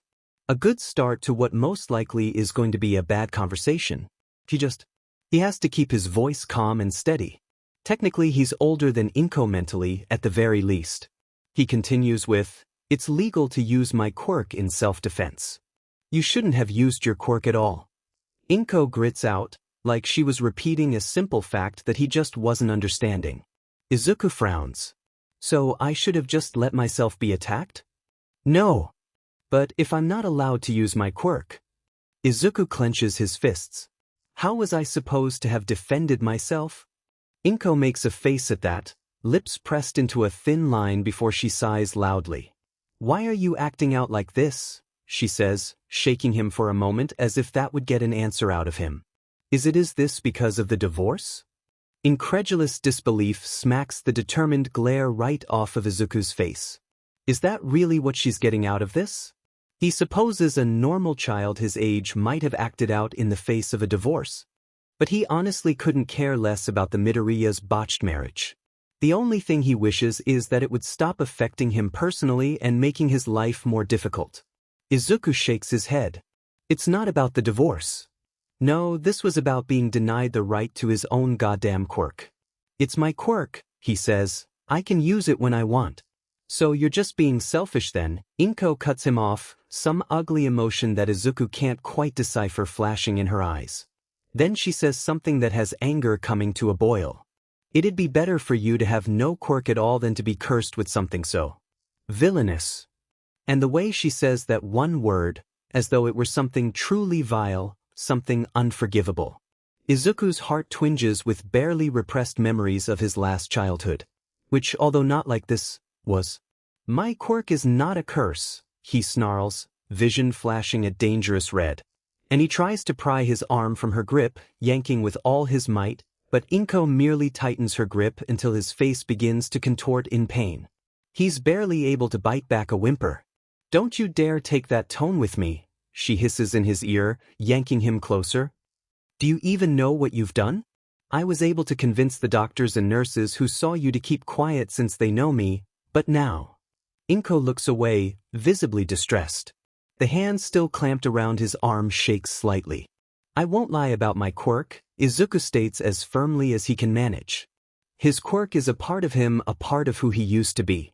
Erasure was the only thing he had left of his old life other than memories. Inko's head whips around to look at him once more, but he forges on. I won't, you can't make me. Why are you being like this? Inko asks, cutting him off a second time. My Izuku was always such a sweet boy. You never used to get into fights or be so disrespectful. Izuku can't stop the way he flinches when she says that. This entire situation was giving him seriously bad vibes, and he wants out. He takes another deep breath in. Because it's illogical, he says. You're breaking the law by keeping me registered as quirkless. And she is. The laws surrounding the quirk registry were strict for a reason. You weren't allowed to just put down whatever you wanted. It had to be accurate, truthful. Inko scowls at him. It's for your own good, she says, shaking him again. Tears well up in her eyes when he still doesn't back down. I've been working so hard to keep a roof over our heads, and you can't even be bothered to listen to your own mother. One thing, Izuku. I'm just asking you to do this one thing. Grimacing, Izuku can only watch as she devolves into tears, still not allowing him to sneak away. Gods, he hates seeing people cry. He's never sure how he's supposed to respond. He could usually muster up some kind of comfort for his students or the people he cared about, but he was finding it pretty difficult to feel any sort of sympathy for Inko with. How irrational she's acting. She sniffles noisily. Oh Izuku, everything I've done has been to protect you. Keeping your quirk a secret is to protect you. And then that damnable sentence. Please, do it for me? I promise you'll understand when you're older. I'd prefer to understand now, Izuku mutters. He attempts again to tug his arm out of her grasp. Unsuccessfully. Unwanted tears sting at his eyes. She still doesn't let go. Inko makes a frustrated noise in the back of her throat and drags her free hand down her face. I'm only doing this to keep you safe, Izuku. Why can't you understand that? Ah, right, because I feel so safe right now. The words tumble out of his mouth before he can stop him, sarcastic and biting. It takes a second for him to even realize he'd said anything at all. But before he can attempt to take them back or apologize or anything, the hand around his arm tightens its vice-like grip. He yelps, eyes flying wide open as he again tries to JRK free, this time in an attempt to escape the nails biting into his arm like knives. His eyes zero in on the way Inko's hair drifts upward against the force of gravity, a tangled halo. Some scattered pieces of trash on the floor shakily rise around her. Izuku's heart pounds wildly up in his throat. Erasure activates in response to his heightened emotions before he can stop himself, sending the floating objects back to the floor and Inko's hair down around her shaking shoulders. The red glow of erasure reflects in her rage-filled eyes. Her free hand abruptly rises up above her head, palm out. It startles him, an accidental, reflexive blink cutting off his quirk. His own free hand comes up to protect his face. The moment hangs heavy in the air, tension so thick it could be cut with a knife yet hanging on by a single thread waiting to snap at the slightest nudge. Before Inko seems to remember herself, and she slowly lowers her shaking hand. The moment passes. She exhales, and finally releases his aching arm. That's it, go to your room.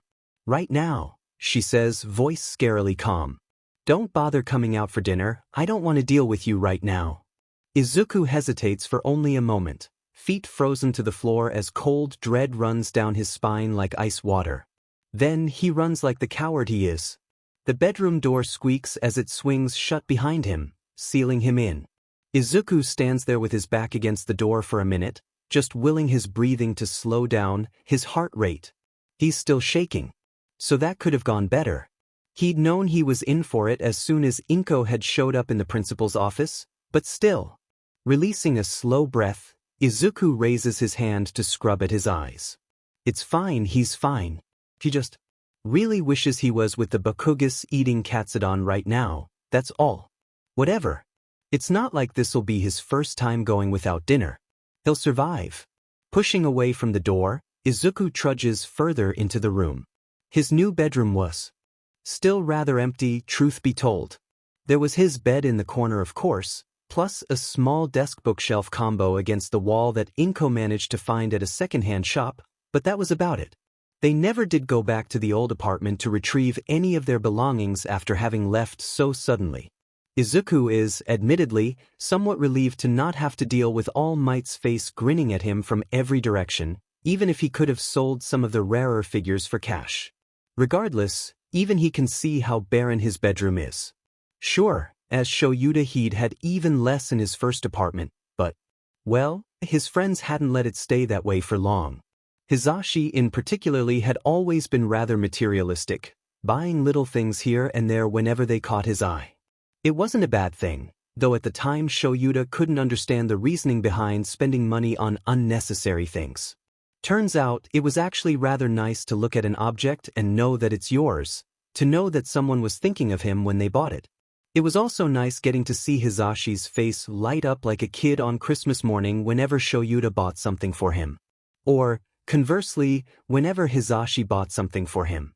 No matter how many times he did it, Shouta would find himself surprised, his brain never able to process such open and easy affection.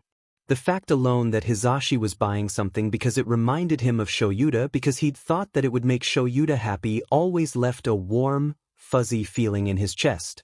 He'd try to hide his resulting smile behind his scarf only for Hisashi to lean in close and catch a glimpse anyways, laughing all the while. And after they'd gotten together, it would often end with them kissing. Izuku's chest aches at the thought. Since regaining his memories all those months ago, he had managed to collect a few items of his own, items that reminded him of before. A shiny hair clip for Nemuri, a toy race car for Tensei, a plastic cat figurine with white fur and blue eyes for Oboro, an orange plush cat for Hisashi, a mouse-shaped cat toy for Nezu. Among other things. He mostly kept them hidden away due to an irrational fear that they'd be taken away if discovered. He's not taking any chances. Even if they could never replace what he'd lost, well, he just liked having them. Pulling said items from their hiding spot inside the closet crawl space he'd uncovered, he places them one by one on the desk before grabbing one of his notebooks. On top of the notes about his past life and his quirk analysis, Izuku had taken to writing down his thoughts in a separate journal. All in the code he'd developed back in his hero days during a particular undercover case, of course. It wouldn't be good enough to keep someone like Nezu out, but it should be enough to stop most people from reading his notes were they to get their hands on them. He didn't want to forget anything that might be important, and the quirk analysis helped to keep his wits sharp. As for the daily journal entries, some days it felt like they were the only thing keeping him sane, to be able to pretend he could still talk with his loved ones. The scratch of pencil on paper was soothing in its monotony. Small children are menaces to society. I don't know how you ever tolerated them so well, Hisashi. Same for you, Oboro. Little kids always seem to adore you. Thank Kami that Eri was never this difficult. I miss her. I miss you. That song was playing on the radio again last night, the one you always insisted on singing along with, Zashi. It's too quiet without you. You know I've never been the best at singing, but I did my best to sing along for you. There haven't been enough fluffy clouds in the sky lately, it's always those wispy ones instead. Do you remember, Oboro? That time you made a cloud in the shape of a cat? It was big enough for us all to sit on. We let it float off into the sky when we were done with it, and we watched until we couldn't see it anymore. I think it's going to rain soon, and I'm half tempted to climb up to the roof and let myself get soaked down to the bone. Knowing my luck, I'd catch a cold and be stuck in bed for a week. My new mother's behavior towards me finally reached a boiling point. I've noticed it since I first woke up here, that kind of slowly built resentment, the withdrawal. It all came to a head today. There was a moment, however brief, where I was sure she would strike me. I don't know what to do, not even sure if there's anything that can be done to fix the mess I've found myself in. It's ridiculous, but she scared me. Despite knowing, logically, that I've faced bigger and tougher opponents. I felt every bit my physical age, small and powerless. I don't want to stay here, but do I really have a choice in the matter? I know it's impossible, but I wish I could come home to you. That I'm sorry for breaking my promise. His journal entries always wound up like this in the end. He thinks that Hound Dog would say it's therapeutic to express his feelings in such a non-destructive way. Even now, when his heart felt like it wanted to tear itself out of his chest and tears threatened to spill over. Was surprisingly nice to pretend that everything was normal, if only for a few minutes. To pretend that he still had people he could depend on. But he could only pretend for so long. Izuku shivers against the chill that settled in the room, goosebumps running up his arms. He seriously hopes that the building's heating gets fixed before winter sets in. If it was this cold in autumn alone. His bedroom window had fogged over, obscuring the outside world into a mess of muted colors. Taking the time to hide his trinkets and journal from sight once more, Izuku shuffles over to his bed and crawls under the covers, not bothering to get undressed. He does his best to make himself comfortable between the scratchy sheets and lumpy mattress. He misses his sleeping bag. But beggars can't be choosers, and a bed was better than the floor. Briefly, he does wish that he'd been able to retrieve his old All Might comforter set from the old apartment. Despite being plastered with the #1 hero's face, it had been soft and warm. He curls into a ball with a sigh, letting his eyes fall shut. The building was impossible loud even at night due to its thin walls, and every little sound seemed amplified in the darkness. Distantly, he could hear one of the other tenants screaming obscenities, then thundering footstep from whoever lives the floor above, and a dog barking outside. After what seems like hours, Izuku feels himself finally, blessedly, drift off to sleep. He jolts awake, heart racing a mile a minute. What was that? Is he under attack? Is the school under attack?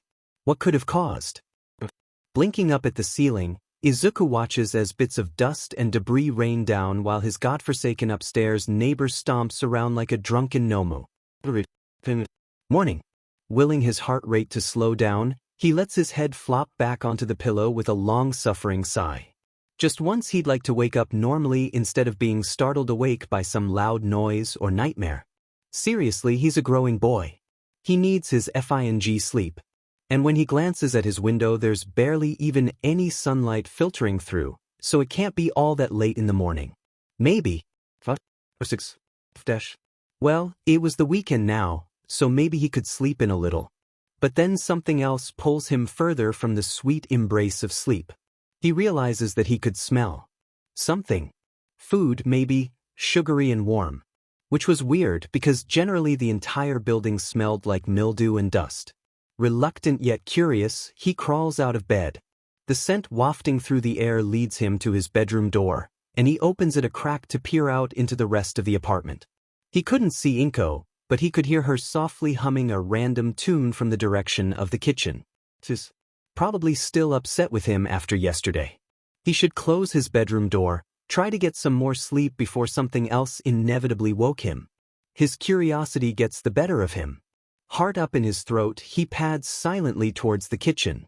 Unfortunately, his illogical child body still isn't used to sneaking around like he's used to, and a floorboard in the living room creaks under his weight. He holds his breath when Inko's humming abruptly stops. "Izuku, baby, is that you?" he hears her ask, before her head pokes out of the kitchen and she catches sight of him. Then for some incomprehensible reason, she smiles. "Oh good, you're up. I made us breakfast." She did what now? Izuku blinks slowly, watching as Inko disappears back into the kitchen only to reappear a minute later with 2 plates of food.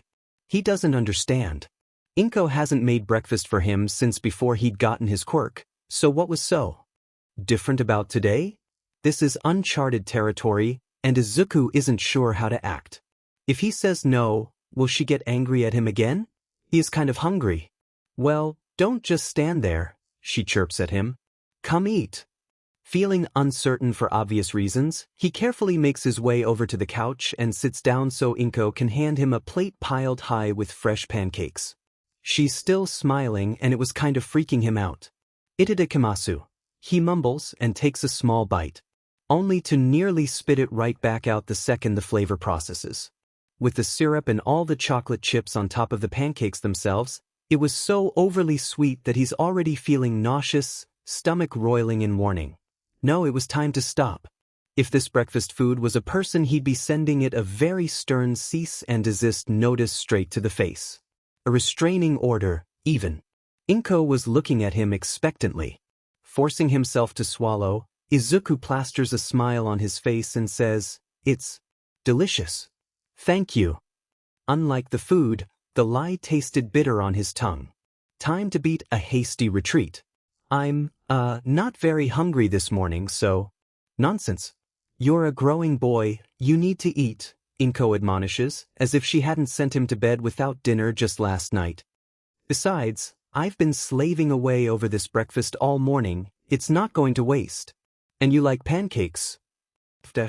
And so Izuku takes another hesitant bite, saliva pooling in his mouth as he desperately tried not to GG. "That's a good boy." Inko pats his head, and he forces himself to stay still and not shy away like he wants to. "That I shouldn't have yelled at you last night," she says then, continuing to pet his hair and smooth down his curls. "It's just you just made me so angry, baby." So that's why, he thinks. At least everything made sense now. Hopefully this odd behavior wouldn't last too long and she would go back to leaving him alone again soon. "All I want to do is keep you safe, Izukin," Inko continues with a sigh, poking at the food on her own plate. "Everything would have been so much easier had you not." "Well, that's behind us now." Izuku keeps his mouth shut, only taking reluctant bites of food when he knows she's watching. He really didn't want to upset her again. He's half convinced that she'll kill him if the breakfast doesn't get him first. The constant smiles and platitudes were really putting him on edge. The end to this strange phase of hers couldn't come soon enough. They spend the next several minutes in silence, and somehow Izuku's able to keep his breakfast down through sheer force of will alone, even if it's still way too sweet for him. His teeth ache. It doesn't escape his attention that Inko's plate still had a good amount of pancakes left. Hers also weren't doused in syrup. "You'll be good for me, won't you, baby?" Inko asks suddenly, startling him.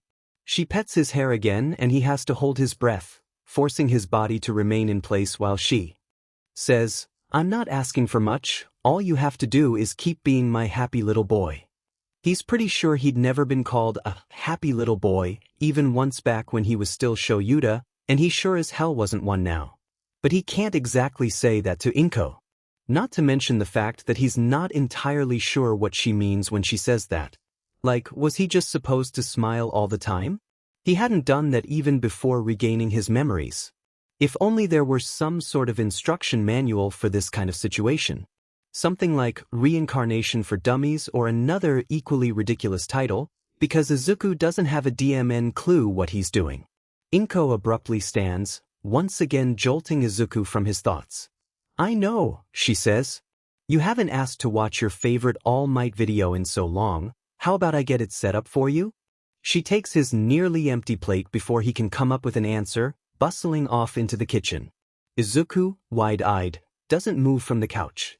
All Might video? Oh no. He'd thought she disliked him watching that video since it was too violent, but it seems she'd changed her mind. Perhaps in an attempt to return to their old normal? Hating that he's going along with it, Izuku follows Inko into her bedroom and, tentatively, climbs into the chair while she sets the video up. It wasn't the same computer they'd had at their old house, even if it looked quite similar. Inko had managed to find a similar model at a second-hand shop shortly after they'd moved. The plastic casing was yellowed with age, and if Izuku reached out to touch the screen he would be able to feeling the static that clung to it. "I'll be working the night shift again tonight," Inko tells him once the video has begun playing. "So if you go out, make sure you're home before dark so I can let you in." Izuku only nods, already knowing there was no point in arguing. Not that he hadn't tried having a key to their apartment would be very convenient, yet for some reason Inko seemed convinced that a child his age didn't need his own key. There was a spare, but she was constantly moving it around so it wouldn't be stolen by anyone. So sometimes he was able to locate it and let himself inside, but other times he wasn't so lucky and would have to spend a long, uncomfortable night sleeping in the hallway. It was either that or braving the rickety fire escape in the back alley. But that came with its own risks. Namely that leaving his bedroom window unlocked could potentially invite in some unwanted visitors, considering the high crime rate in his neighborhood. He didn't exactly want to fall from the DMN thing either. There wasn't anything for him to do here, though, and it wasn't a place he wanted to spend a lot of time anyways. Inko continues to stand behind him as the video plays, petting his hair. Before she perks up as though she just remembered something. "Oh, I'd better get the grocery shopping done before it gets too late," she says. "I won't be able to do it later since I'm working a late shift at the hospital. Did you want me to pick anything up, baby? Something for dinner? Snacks?" Normally he'd say no, but this time Izuku hesitates. She seemed to be in a good mood, so maybe? "Jelly packets?" he asks, hopeful. He watches as Inko frowns. "Izuku, I meant real food," she chides, her tone bordering on condescending. "How about those Hero Themes crackers you love? The ones with the frosting?" She wasn't even looking at him anymore, already walking out of the room before he can reply. "Okay," he mumbles, not sure why he'd even bothered getting his hopes up. Getting his hopes up would only lead to disappointment. Still, he stays sat in the chair facing the bedroom door, listening to the sounds of Inko moving around while the All Might video played in the background. "Be good while I'm gone," Inko eventually calls out. And then he hears the front door open and close, the lock clicking into place a moment later. As soon as it does, Izuku turns to pause the All Might video. Sure, seeing how many people Yagi was able to carry at the same time was interesting, and watching it held a certain kind of nostalgia, but he already had the whole thing memorized. To watch it again would be wasting time. Instead, he begins browsing. He starts with the most recent news articles to catch himself up on current events. Thanks to his extra knowledge, he now knew how to parse through all the sensationalist stories to find the real information and which sources were actually trustworthy. But even if he'd already lived through this once before, his present was still nearly 2 decades ago. He'd long since forgotten anything relevant. There's only so much he could be expected to remember, and especially to remember accurately. So, a refresher was definitely in order.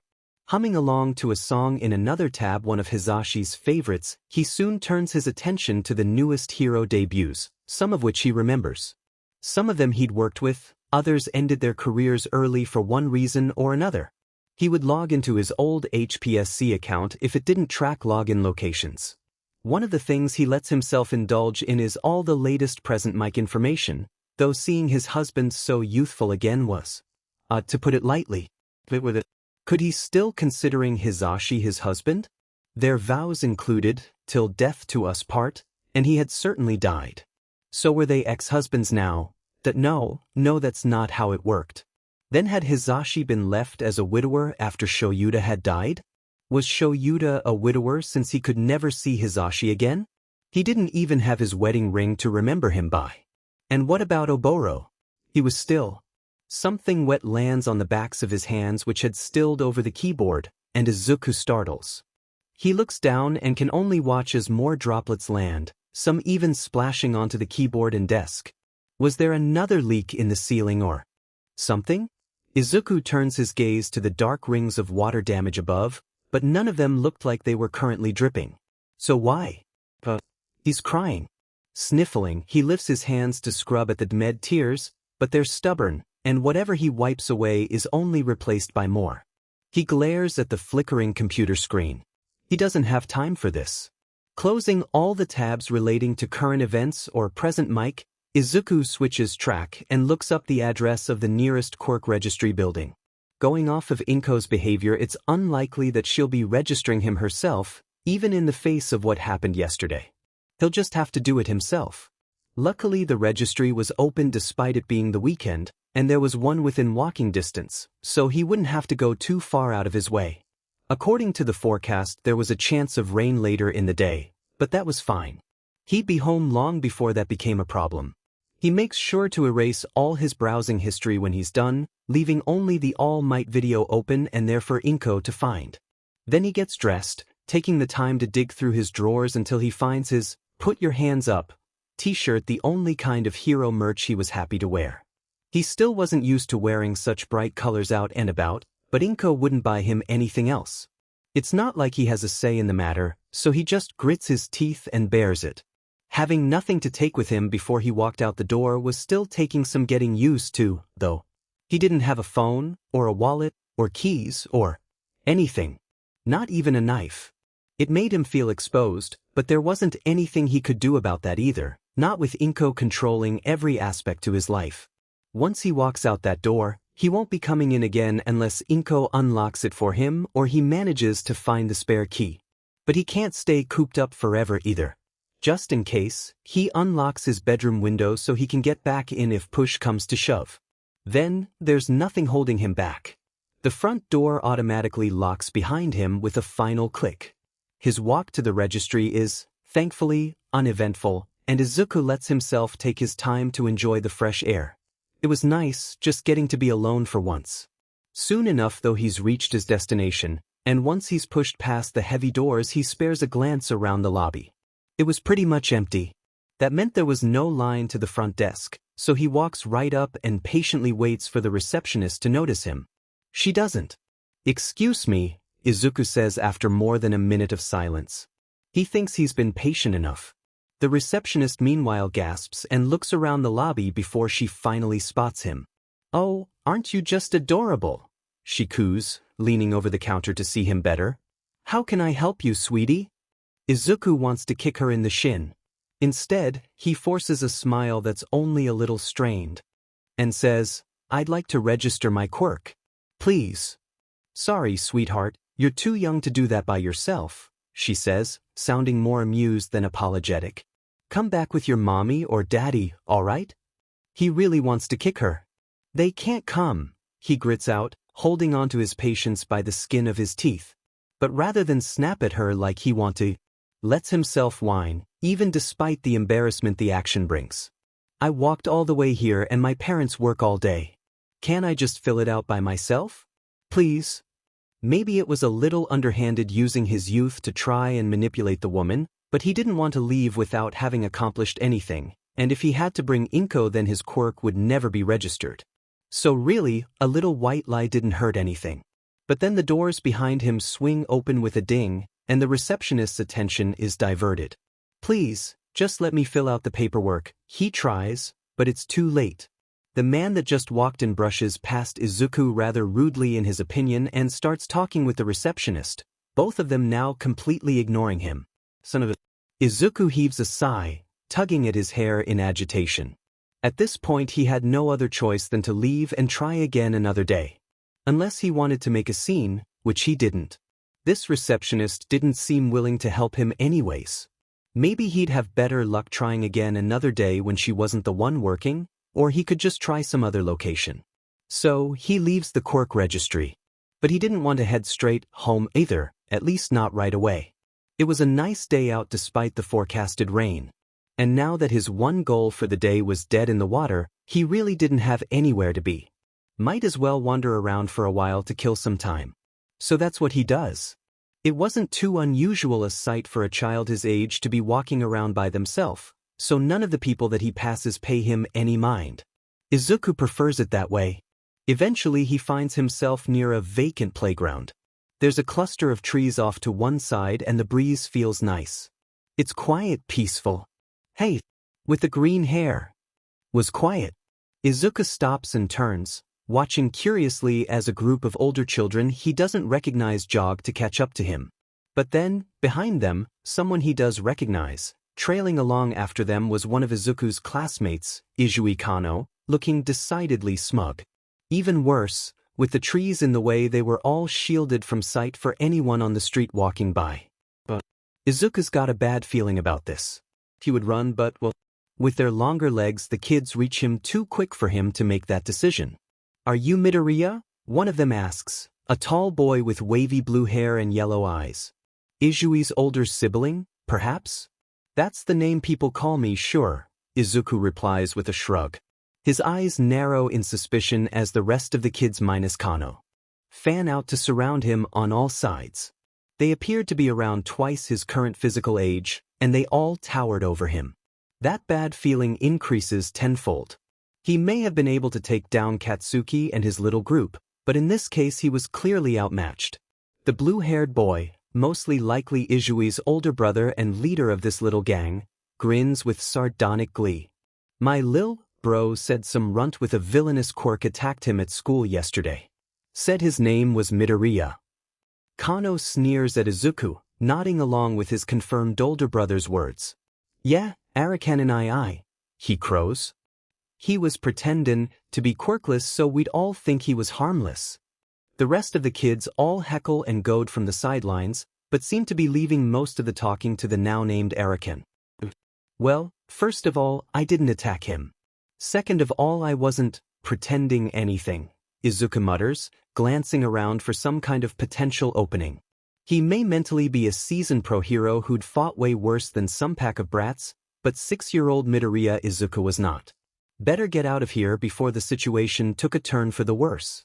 I've got places to be if that's all you wanted to say, so if you're done. Oh no. We're far from done here, Arakan cuts in. His eyes glint with all the malice of an overconfident youth. You see, I don't like it when people pick on my brother, and somebody's gotta remind villains like you of your place in the world. With that, Arakan takes a threatening step forward. Izuku thinks. So it was one of those days. He'd dealt with them often enough during his last childhood. He'd kind of hoped he was past that, though. He has to resist the urge to back away, glaring through his bangs at the kind of bully who would happily torment someone half their age. His hands clench into fists at his sides. Arakan grins wider. You know, I can see why you'd pretend to be quirkless before, he muses. Better for scum like you to have nothing at all. Saves the rest of us the trouble of having to put you away. Izuku should run. He should really run. Another step forward. Don't worry, we can fix that. Before Izuku can respond or do much of anything at all, 2 pairs of hands grapple him from behind, pulling his arms back at an odd angle. The strain in his shoulders is familiar. He snarls, struggling to break free while internally cursing himself for getting distracted enough to be caught unawares. Arakan laughs, the sound high and cold. A quirk that steals other quirks, just the thing for a quirkless nobody, huh? Did ya steal that one too?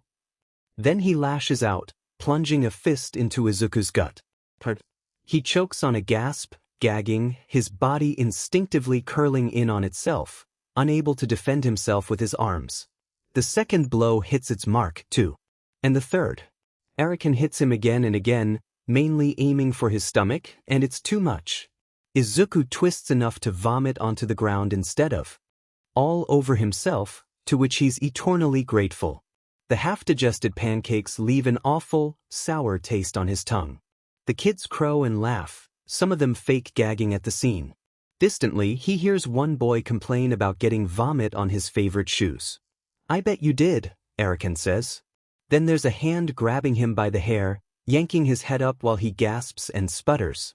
Arakan smiles at him. But that's okay. After all, what's a hero without a villain to beat? Arakan's other hand wraps around Izuku's throat, all 5 fingers touching down at the same time. In an instant, Izuku is wheezing in a panic, every breath a struggle that fails to give him the oxygen he needs. He struggles harder, kicks out with his feet skidding against the pavement, but the hands restraining him hold strong. Do you like my quirk? He hears distantly, the words muffled and wavering, like his head had been plunged underwater. It lets people breathe underwater. So long as they're actually underwater when it's active. But don't worry, it won't actually kill you, just make things uncomfortable. Another laugh, like this was all just some big joke.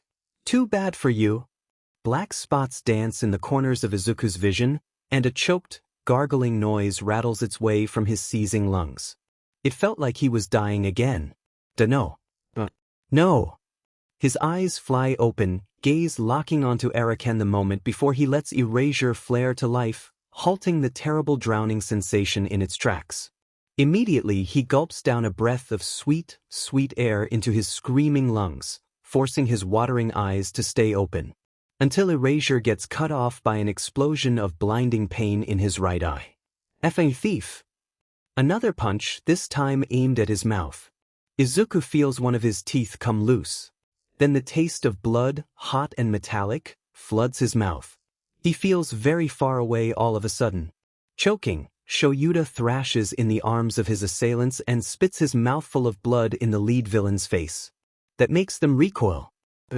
While they're distracted by that, he twists like a cat, back arching and distantly feeling his shoulders pop as he sinks his teeth into someone's arm. The resulting scream is lost beyond the blood rushing in his ears. They reflexively let go of him. And instantly he's on the move, lashing out at anyone and anything within range. This is what he was trained for, to fight, to survive. All he knows is brutal instinct fueled by fear. He fights like a wild animal, kicking and biting and clawing with all his strength. He won't let them kill him. Not this time. Not again. That thought, that mantra fills his head as he struggles against opponents so much larger and stronger than himself, but he won't give up. He can't. Not again, rings throughout his mind, his entire being. Louder than anything else, so loud he could feel it in his teeth. Bones and muscle and sinew. Not again. Not again. Not again. There's so much noise and he can't hear any of it. Doesn't remember much beyond that. That's the first thing that comes back to him. It wasn't all that unusual. He would often wake up in pain after a long night of patrol, or a fight gone wrong, or even when it was threatening to rain. But no, this wasn't like that. Because he's Midoriya Izuku now, not Aizawa Shouta. So, technically this was new to him. In the end, there were simply too many of them and only one of him. He didn't stand a chance. The ground was unforgivingly cold beneath his trembling body, the sun long since having set behind the surrounding buildings and depriving him of its warmth. Still, he doesn't move for several agonizing minutes while he tries to catch his breath. His ribs ache. His everything aches. When he'd grown too injured to continue fighting back, Izui and his cohorts had simply taken to kicking and jeering at him before they'd finally grown bored. Then they'd left him to bleed on the pavement and lick his wounds. Just like last time. He's just glad they didn't finish the job. Not that they would have, considering they were just elementary school-age children, but still he's grateful to still be alive. Even if it hurts like hell. His head throbs dully, each new scrape and bruise reminding him of their presence with every little movement he makes, even just the rise and fall of his chest. Blood sits heavy and terrible on his tongue. Pathetic. How many hours, days, years had he trained as Shouta? How many criminals had he taken down single-handed? He used to be able to take down countless more adversaries at once without even breaking a sweat.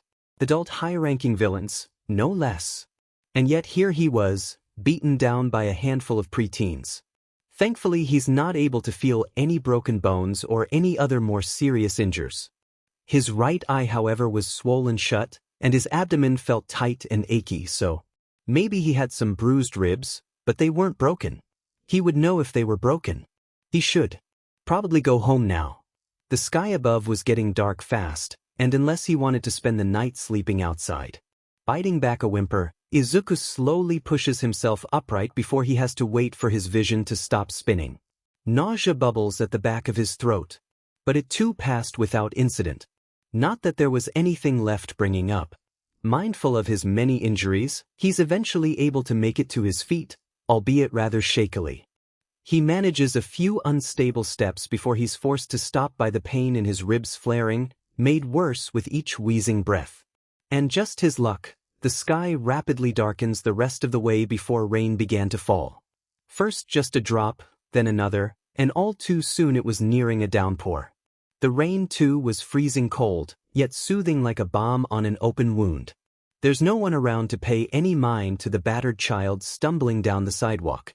And those who were there are too busy trying to get out of the rain themselves. Izuku could hardly make out his surroundings beyond dodging those scant few still out braving the rain with him, simply trusting his feet to carry him home. By the time he finally recognizes the building, night has long since fallen. He can't help his sight of relief once he finally enters the blessedly warm building. He hadn't dressed for the cold weather after all, and the crisp nighttime air paired with the rain bit straight through his thin t-shirt. By then though he's so tired he practically has to crawl up the stairs on his belly until he's reached the correct floor. It seemed like he was too late to beat Inko home, though. The front door is firmly locked shut when he tries it.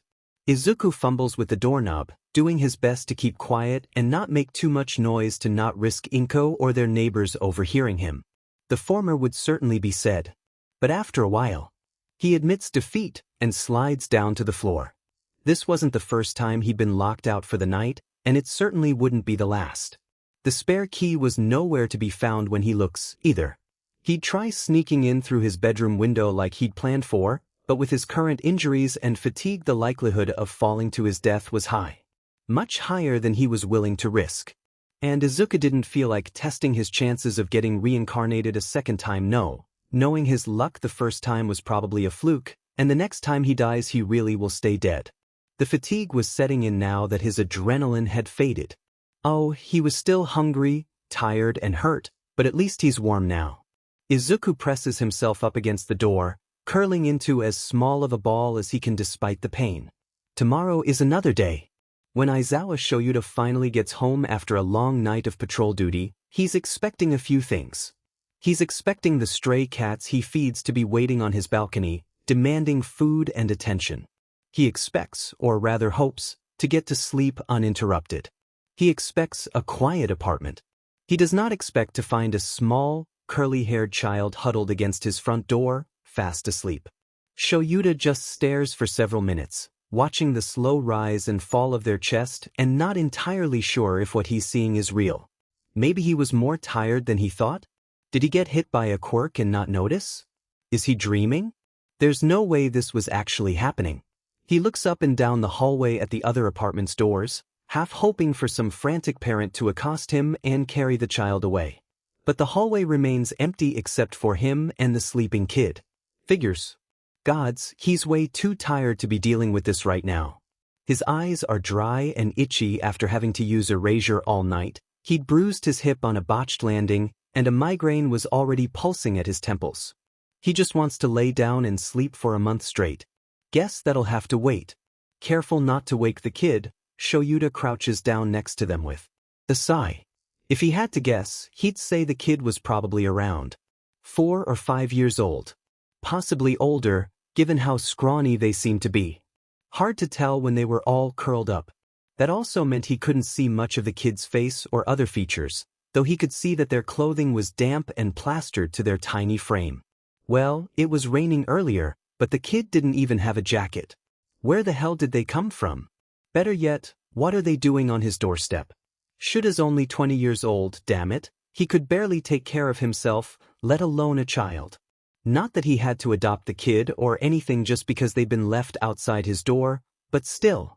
He was much more used to handling the big issues and letting the police handle the victims. Maybe he could put the kid on someone else's doorstep?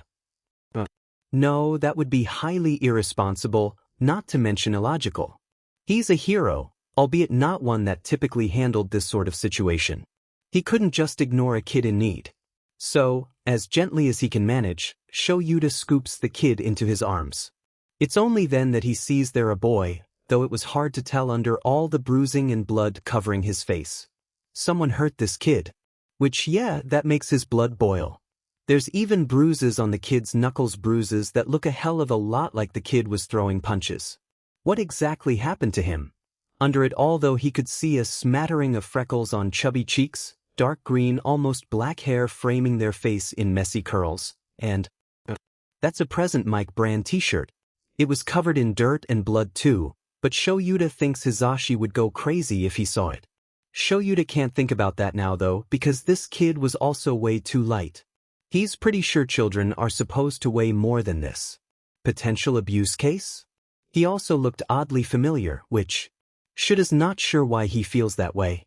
He knows he's never seen this kid before. So why does it feel like Shouta should know him? His head hurts thinking about it, so he pushes the thought aside and just focuses on what needs to be done. Sighing quietly, he adjusts his grip to cradle the kid with one arm so he can unlock the front door with his now free hand. As soon as the kid wakes up he'll have to ask what his name is, Because Shouta can't keep calling him the kid forever, but that'll still have to wait until the kid is actually awake. Which is fine, it's fine. He'll just patch the kid up, and when he wakes then Shouta can find out who thought hurting a kid was an okay thing to do. Then, barring no more unexpected interruptions, he could maybe get some sleep. With a nod to himself, he pushes the door open and steps inside. Shouta, you're back. Damn it. He jinxed himself. Why could nothing ever go to plan, and why was Hizashi crashing at his place tonight of all nights? His excitable, nosy, much too loud friend, who is absolutely the last person Shouta wants seeing. Him cradling some random unconscious kid. Well, second to last. If it had been Nemuri, he never would have heard the end of it, so maybe it was a blessing in disguise that it's Hizashi. Hizashi, who's gotten up from where he'd been laying on Shuta's couch, ambling over only to falter when he spots the additional guest in Shuta's arms. Oh, who's the little listener? He asks, all too loud as he rushes up to look the kid over. Keep your voice down, Shouta hisses at him, instinctively holding the kid closer. What are you even doing here at? He glances to the clock on the wall. 3 in the morning? Oh, I was in the neighborhood. Hizashi flippantly waves a hand to dismiss Shuta's very important question, continuing without even so much as a pause. The better question that I want to know is what you're doing with a kid. Well, did some would-be kidnapper just drop him in your arms and dip? Shouta sighs for what feels like the umpteenth time and pushes past Hizashi to move further into his apartment. He already knew he wouldn't be getting out of this without some kind of explanation. Might as well answer truthfully. Found the kid asleep in the hall, on my doorstep, he says, before turning to raise an eyebrow at Hizashi. You didn't see him when you came in? Obviously not, dude. Typical. So he can't have been out there for very long. Shouta mutters to himself, then louder, what time did you get here? Hizashi frowns. Like 9:30-ish. Yeah, the kid definitely hadn't been out there for too long then. Only a few hours at most. And Shouta would question how Hizashi hadn't heard anything. Lord knows how thin these demon walls are, but he knew Hizashi's hearing could be dodgy at times, especially now that he was using his quirk more often. Speaking of Hizashi, he was looking at Shouta with furrowed brows and a pinched mouth, which typically meant he was about to say something either incredibly illogical or horribly embarrassing. Is the little guy, Hizashi clears his throat. Does he yours, dude? What? The F. Do I look like a teenage mother? Shouta mutters mostly to himself as he readjusts the kid in his arms. But before he can go on to say that no, he did not father this or any other child, thank you very much, Hizashi's already talking. Sho, he exclaims, looking utterly scandalized as he rushes to cover the kid's ears. You can't curse in front of the baby. Shouta blinks slowly, having to take a second to process that. Okay, first of all, I'm pretty sure he's at least a toddler, he points out, and he raises an eyebrow when Hizashi just continues shielding the kid's ears. Second of all, he's asleep and can't hear me. But still, Hizashi protests. He finally backs away then so he could gesture wildly without risking hitting Shouta or the kid, eyebrows arched in a look of concern. What kind of role model are you gonna be for Minisho if you're here cursing as a single dad? Why is your first inclination that I'm a single father? Shouta sputters incredulously, and, despite himself, his face flushes bright red. Hizashi throws his arms out. I don't know, he exclaims, voice raising in both pitch and volume to match Shuta's. I mean, the lil guy does kinda look like you, and why else would somebody leave him on your doorstep? Looks like him. Shouta thinks. His eyes flit down, and he looks over the kid's face a second time.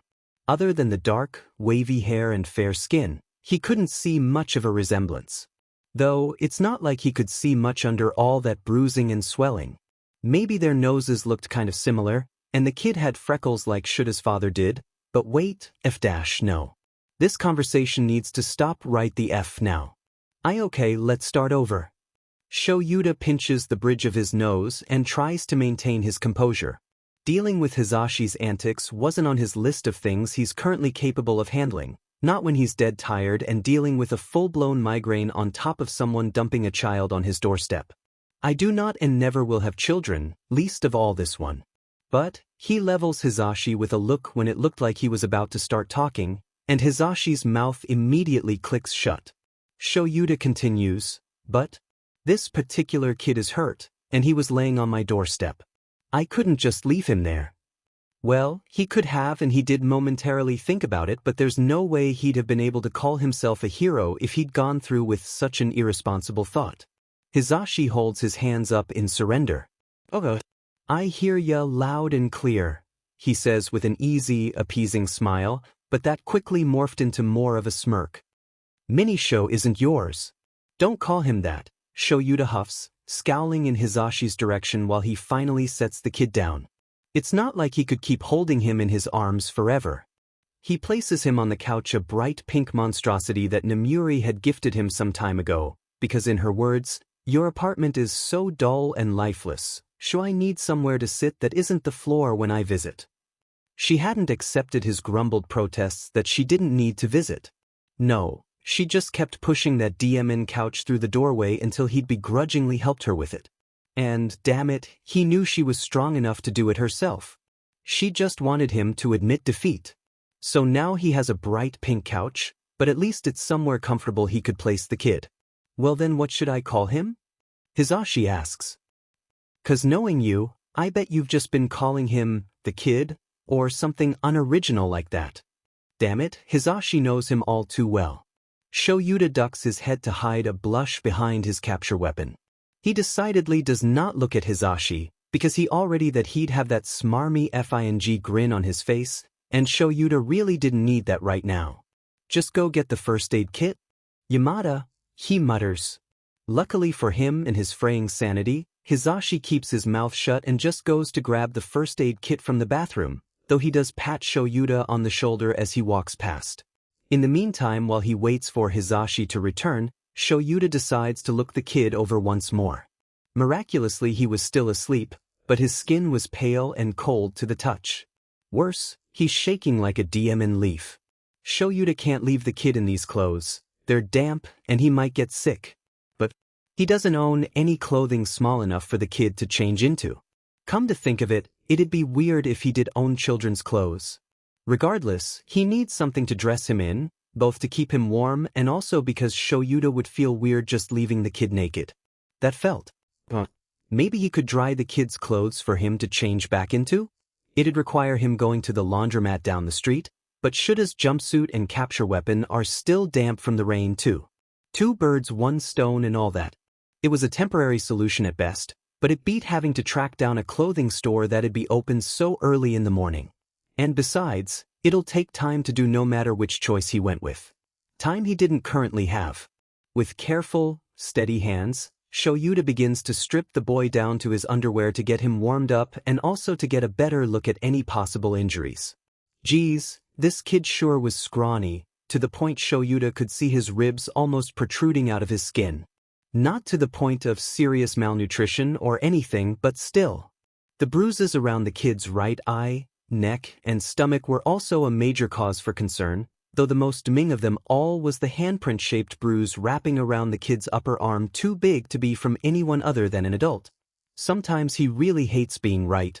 There's other marks too. Silvery scars littered all over their tiny body, fully healed, old. Shouda's not sure what could have made marks like that, but off the top of his head he thinks they look like burns? But then something else catches his attention, two much darker scars, one curving around the boy's left bicep and the other on the right side of his back. Neither looked recent, but the way the latter slotted between the kid's ribs. Puncture marks? A wound like that could be fatal. Shouda's brow furrows as he brushes his fingers over the mark, surprised to find the skin smooth and flat, not puckered like he'd been expecting. A birthmark, perhaps? No active bleeding or fatal-looking injuries though, which is a relief. Regardless, those bruises have to hurt. Hisashi finally returns then while Shouda's folding the kid's clothes to place to the side.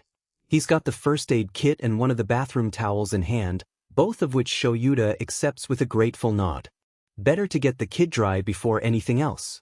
While he gets to work on that, Shouta can't help but watch through the corner of his eye the way Hisashi notices the "put your hands up" t-shirt, which Shouta definitely hadn't placed on top of the pile on purpose or anything, and the way he immediately began to silently freak out over it.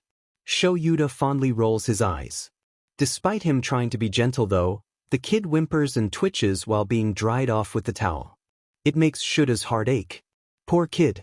Since there's no obvious cuts or other bleeding wounds, all Shouta can do is apply some bruise cream, wrap the boy's abdomen to help with some of the swelling, and grab him an ice pack from the freezer. But he's still way too cold for that, isn't he? Dropping the ice pack on the coffee table, Shouta leaves the kid with Hisashi for a minute so he can go grab one of his smallest shirts alongside a spare blanket.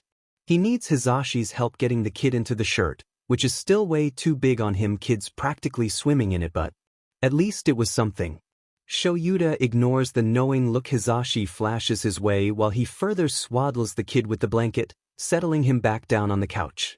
Then, with the ice pack on his eye and the towel covering his damp hair, they were done. Shouta plops down on the other end of the couch with a heavy sigh. Hisashi sits next to him and bumps their shoulders together with a soft, humorless laugh. "Yeah, tell me about it," he says. "The little kid case is always the worst.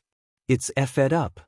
"Thought we weren't cursing in front of the baby?" asks Shouta in a deadpan, one eyebrow twitching up despite his attempts to keep his expression neutral.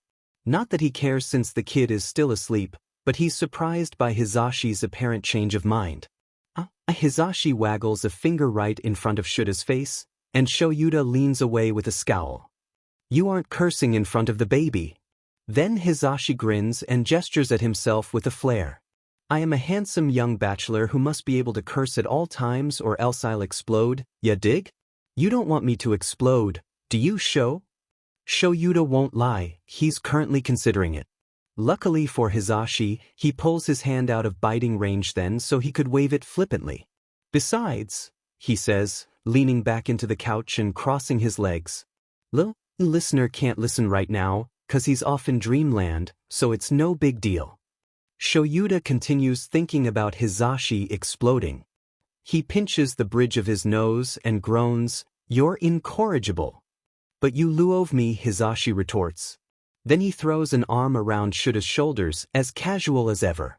The move was far from unusual. Hisashi was a huge fan of physical contact, but this time he immediately stiffens. "Ugh, geez." Hisashi shudders and pulls his arm back. He pinches part of Shuta's capture weapon between two fingers with a dubious expression. "You're all wet and sheet. Did you get thrown in a river?" Hisashi must have gotten here before the rain started. "Lucky BSRD.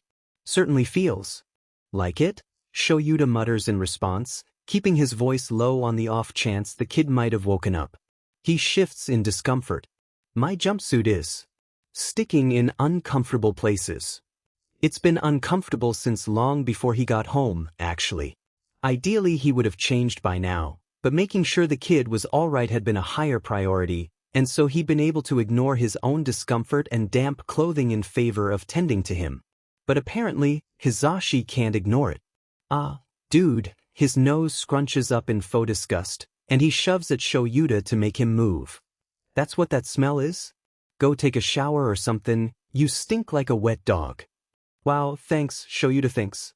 "Don't need to tell me twice," is what he ends up muttering. He shoves Hisashi back and grabs the first aid kit when he stands, then shuffles off to the bathroom without another word. The kid will be fine with Hisashi for a while. After ducking into the bedroom to drop off his support gear and grab a clean set of clothing, Shouta heads for the bathroom so he can finally peel his damp jumpsuit off. Yet, it definitely needs a run through the dryer at the very least, if not a full washing. He really doesn't want to deal with mildew again.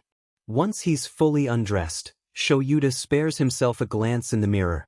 It's a good thing he hadn't been too badly injured while on patrol tonight.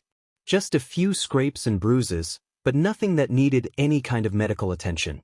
It would have really sucked if this was one of those nights where he dragged himself home half dead with the intent of passing out on his futon. Thankfully his own lack of injuries meant he could put all of his attention into tending to the kid instead, and avoiding another scolding from Hisashi over not taking care of himself. Well, it'd be a waste to wrap any of his own bruises, so Shouta just sticks the kit back under the sink where it belongs. He doesn't need the bruise cream either. Then he steps into the shower. The spray of shockingly cold water wakes him up in an instant, and Shouta doesn't linger. He just does the bare minimum of scrubbing himself clean of all the sweat and grime before he hops back out, and diamen. He only owns 2 bath towels, which he rotated on a weekly basis. Obviously, they'd given the clean one to the kid, which left only the second towel, the one that was due for a washing. Sunday is his usual laundry day. Today is Sunday morning. The towel is and when he gives it a dubious sniff, it smells vaguely of mildew. Shouta wrinkles his nose. He probably should have thought about this before stepping into the shower. Whatever, it's not like it'll be the first time. He'll survive. Though, maybe he should invest in some extra towels. Only having 2 of them just wasn't cutting it anymore. And the longer his hair grew, the more of a hassle it became, so more towels seemed the most logical solution. Or he could just cut out the middleman and chop his hair.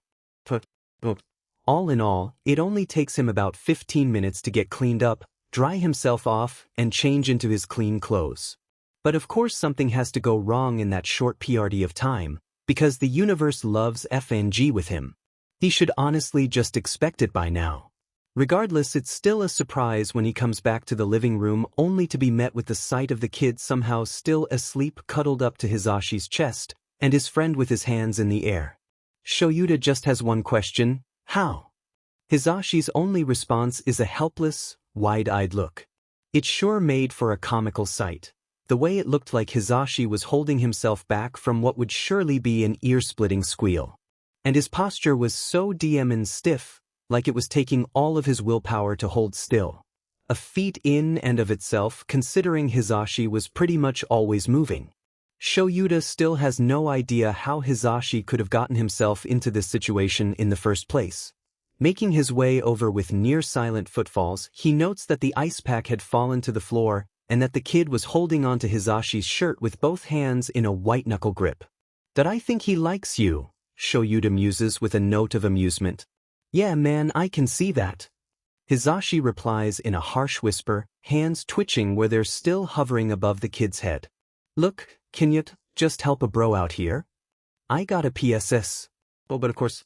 Shouta sighs and shakes his head, but regardless he does attempt to untangle the kid from Hizashi. "That diamen, he's got one hell of a grip." "How did this even happen?" he asks again, this time with more words. "You're a skin me?" Hizashi exclaims incredulously. Luckily, he manages to keep his voice down. Shouta stares at him for a long moment. Because, yes, he is asking and he would rather not have to do so for a third time. "That I am." He continues to stare until Hizashi finally breaks, gesturing with one hand at the ice pack on the floor.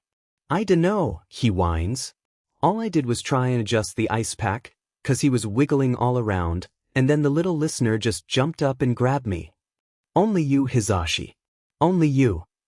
Shouta shakes his head, ignoring the odd sort of fond exasperation that warms his chest. Yeah. Hizashi grumbles petulantly, before seeming to do a double take. "Hey, wait, what's that supposed to mean?" Shouta opens his mouth to reply, but his response dies in his throat when they hear a soft groan from between them. They both look, watching as the kid's face scrunches up, hands still clinging to Hizashi like he was a baby koala. His eyelashes flutter to reveal a single hazy green eye. The kid had finally woken up. Izuku hates when he dreams of his past life. Hates when he believes he's Aizawa Shouta again, and doesn't even think to question it. When he thinks everything is okay. Like he never even died. Hizashi would be in the kitchen making breakfast, Eri at his hip with their little radio playing the latest pop song, the two of them belting out the lyrics together. Oboro would be asleep in their shared bed, snoring lightly and limbs sprawled over the sheets. Their cats would be scattered about their favorite sleeping spots or meowing to be fed as if Hizashi hadn't already filled their bowls. And Shouta would sit back and smile and know that he's home. Before the image would fade as reality set back in. Izuku's subconscious honestly seems to have it out for him, taunting him with dreams of his loved ones only to whisk them away and leave him feeling even emptier than before. It's torture and he's so tired. This time the comforting smell of leather and hairspray lingers longer than usual, but he knows it'll fade soon along with the rest of it. Just like every other time. So he curls a little more into himself, waiting for the feeling to inevitably pass or for sleep to take him once more. "Hey there, little listener," a painfully familiar voice says, whisper soft and oh so gentle. "You with us?" Izuku's heart clenches in his chest. Was he still dreaming? He finally lifts his head to look, and that's when the pain he'd been blissfully unaware of up to that point rushes in full force. He hisses, squeezing his eyes shut as his head throbs and immediately regretting the action, since his right eye hurts like a son of a beach. Definitely not dreaming, then. Anyhow f-. There's a sharp intake of air followed by panicked sputtering in response to his muttered curse, and only then does Izuku realize he's pressed up against someone's chest, said someone jostling him with all their coughing. Familiar coughing. Izuku pries his left eye open, the other remains stubbornly swollen shut so he could figure out where he is, only to be met with a horrifically familiar sight. It's his face, his old face. The face of a young Aizawa Shouta, currently glowering at a point just above Izuku's head before he realizes that he's being watched. His expression quickly levels out. Being met face to face with, well, his face, is disconcerting at best. Izuku's thoughts quickly spiral. He can't help but feel irrationally bitter, resentful, angry even. Mostly directed at the other Shouta, the other him. Why does he get to have the life that was stolen from Izuku? What gave him the right, the audacity, to believe that he's the one and only Shouta? The original. It's a terrible feeling, to see someone else walking around with his face. His name. His entire goddamn life. But Izuku knows these feelings are illogical. The other Shouta hasn't done anything wrong. His only crime is that he exists in the first place, and that's not his fault. It's not anyone's fault. But it's just so much easier to be able to point the blame at someone or something. Anything. Because if there's no one to blame, if it's no one's fault, then that would mean that all of his suffering is for nothing. He honestly shouldn't have allowed these feelings to fester, but it's not like there's anyone he can talk to about it. By that point it seemed like Hisashi had managed to regain his composure, and he shifts so Izuku's better able to see both him and Shouta. Izuku must be making some sort of disgruntled expression though, or otherwise showing his discontent with the situation, because Hisashi pulls that face he'd always reserved for comforting civilians, children in particular. The sight of having that expression aimed at him makes Izuku's heart ache. "Don't worry about Mr. Grumpy Pants over there," Hisashi says in a faux conspiratorial tone, one hand cupped near his mouth yet still loud enough for all three of them to hear. "He may not look it, but he's a hero too." The other Shouta rolls his eyes.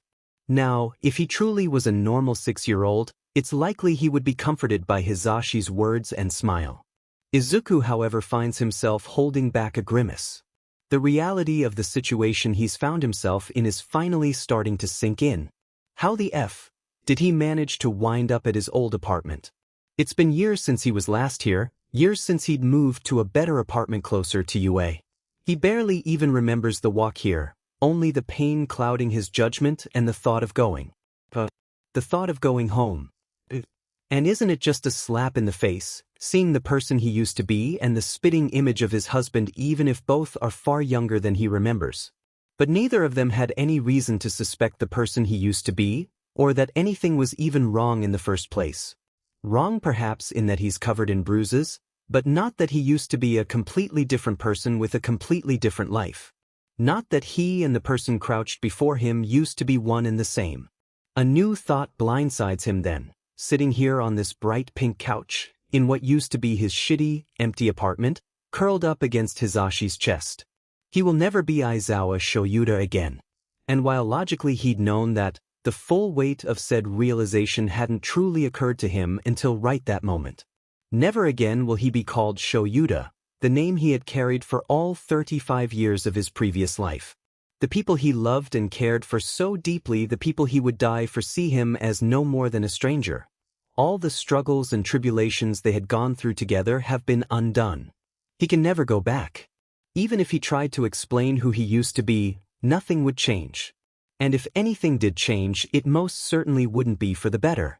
It's frustrating being so powerless. Little listener? What's oh no, please don't cry. Hizashi no, not Hizashi. Izuku is a stranger to them, so he doesn't get to use their given names. Yamada frets, flailing his hands slightly with a distraught expression. Crying? It's him. Izuku hiccups and scrubs harshly at the tears ascending down his left cheek with the back of his fist, but they just keep coming. You shitty child. Body and its tendency to burst into tears at the most inconvenient of FNG moments. Perhaps he's been spending too much time around Katsuki. There's a hand rubbing slow circles between his shoulder blades, and it takes him a minute to realize that it's the other Sho Aizawa. It's Aizawa, now sitting on the edge of the couch and crouched forward to appear smaller than he is. Yamada does the same, flashing a reassuring smile that sends a jolt of longing through Izuku's heart. But their actions, while well-intended, only serve to make him feel all the worse, because he really is nothing more than a stranger to them. Hey buddy, says Yamada, I know this is all probably super scary, but I promise we're gonna help you out, 'kay? All he can do is nod. Can you tell us your name, kid? Aizawa asks, his voice gentle in a way Izuku recognizes as meaning to be comforting, albeit somewhat clumsy due to inexperience. His expression was as impassive as always, if a little uncomfortable, but Izuku could see the well-hidden glimmer of concern in his eyes. He'd really rather not tell them his name, actually. But he's already fed up by meeting the two of them so soon. He hadn't met his own problem child until he'd started attending you. After all, so his plans of staying under the radar and following the plot, so to say, are already ruined. Seeing no way out of it other than cooperating, Izuku sniffles and reluctantly nods. That is, name's Izuku, he mumbles, forcing himself to let go of Yamada. Izuku, Aizawa repeats with a nod. And how old are you, Izuku? 6. The answer seems to surprise Aizawa, though he hides his reaction well. Too bad for him. Izuku knows all his tells, the taken-aback blink and ever-so-slight widening of his eyes, the way he sits up just a little straighter, the subtle glance over what can be seen of Izuku's body. What, did they think he was younger? Izuku sits back, and a blanket he hadn't noticed before slips off his shoulders along with his this. This isn't the same shirt he'd put on this morning. He frowns as he inspects the unfamiliar shirt, grabbing at the excess material with both hands. It's nothing more than a plain black t-shirt, but it's the least colorful thing he's worn in months, the closest to what he used to wear back when he was still Shouta. Sorry about that, he hears Aizawa say, the corners of the man's mouth twitching down as he looks away. His next words are quiet, spoken with a note of reluctance, and Izuku has a feeling that he's more uncomfortable with the situation than Izuku himself is. Your clothes were wet, and it would have been irresponsible of me to let you become hypothermic. I couldn't ask for permission since you were unconscious at the time, but... Sorry. He trails off, voice strained and the slightest bit of pink coloring his cheeks. Angie hell, Izuku can't believe he'd forgotten how young Aizawa is. He's only, 20 years old at this point in time? A normal child would likely be upset over strangers changing them in their sleep. Stranger danger, and all that, despite the fact they've claimed to be heroes. He'd probably be upset too had he woken up in any other person's home, but Izuku knows that Aizawa and Yamada are trustworthy. But they don't know that he knows that. Deciding to have pity on his past self rather than sit back and watch him flounder in explaining why he isn't a Pefli, though the thought is tempting, he simply says, okay, before tucking his legs under the overly large shirt as though nothing were wrong. So, I completely understand if your weight, what? Aizawa cuts himself off, turning to look at him with such a genuinely bewildered look that Izuku nearly bursts into laughter right then and there. I said okay, he reiterates, his years of undercover work helping him keep his expression under control. Well, mostly under control. He does still have snot and tears all over his face. Yamada has no such reservations on containing his laughter. The man's head tips back as he cackles obnoxiously, but it's music to Izuku's ears.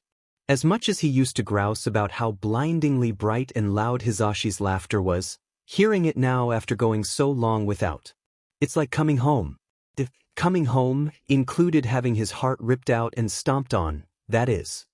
He's gotcha there, man. Yamada says, pretending to wipe a tear from his eye before he continues. Actually, I think we got a little sidetracked earlier with our introductions. He turns, grabbing what turns out to be Izuku's still damp, "Put your hands up" shirt, which he holds up for him to see. You might have already guessed, but I'm present, Mike. And you can call Mr. Badwithwords here by his own hero name, Eraserhead. Aizawa glowers at Yamada more of a pout, really, and huffs. Izuku knows dimmin well he'd have been no better had this happened to him back when he was 20, but it's pretty entertaining being on the other end of it. And luckily for Aizawa, Yamada keeps on talking so he doesn't have to. So yeah, now that we've all been introduced, do you know how ya ended up here, buddy? Ah, right, they're gently interrogating him. Because he's a small child who they found beaten black and blue. They probably think he's being abused. He is, mostly in the case of child neglect, but he doesn't exactly want to talk about that. That I walked, he mutters. Oh, I walked here too, Yamada says with a somewhat nervous laugh, while Aizawa looked like he was stopping himself from face-palming. Yamada continues, but, like, that doesn't explain how you got here specifically, you dig? 'Cause Eraser here found you snoozin' on his doorstep. Do you happen to live somewhere in this apartment building? Right, because winding up on Aizawa's doorstep specifically was anything but a common occurrence, especially considering his underground hero status. People don't just fall asleep on a hero's doorstep without reason. And Izuku knows that he would have been just as curious, if not a good bit suspicious, had the same thing happened to him in his past life. But it could still, however unlikely, be explained as a coincidence. He just has to act like a normal child. Izuku lets himself fidget with the hem of the black t-shirt he's wearing, keeping his gaze averted as he explains, I was walking home and must have come here by mistake. Sorry. There's no need to apologize, it's a good thing you wound up on a hero's doorstep, says Aizawa, switching back to that gentle tone. To anyone else it might come across as stiff and unfeeling, but Izuku knew better. His past self was right. He could just as easily have passed out on anyone else's doorstep, and they may not have had such good intentions. Your injuries, however, are a different matter, Aizawa goes on to say. Mind telling us who hurt you? Well, that's much easier to answer. All he has to do is watch the way he words things. He has to sound like a child and not an adult, as much as doing so pains him. Izuku's not above acting his age if it gets him what he wants, and he most certainly isn't going to let those little sheets get away with attacking him. Some big kids beat me up, he says, allowing his voice to waver. They said, 'cause someone has to remind V-villains like me about their place in the world. Aizawa and Yamada react exactly how he's expecting them to. The former's shoulders tense in that particular way that meant he was trying not to show his anger, lips pressing into a thin line and eyes narrowing dangerously. Yamada similarly tenses up, though it's more so his whole posture, like he's holding himself back from punching someone or saying something unforgivably rude. No hero, no good hero wants to see a kid in harm's way, but these two especially had a soft spot for kids. Before either of them can figure out how to respond though, Izuku's stomach audibly grumbles, reminding him that he'd thrown up the last thing he ate. How long ago was that, again? Aizawa sighs before he pushes himself up from the couch. Probably should have expected that. Izuku hears Aizawa mutter to himself. It's barely audible and clearly not meant to be overheard, especially considering the way he then speaks at his normal volume. I'll go grab the kid something to eat. He looks over his shoulder, adding, You want anything, Mike? Nah, I'm good. Thanks for the offer though, Eraser.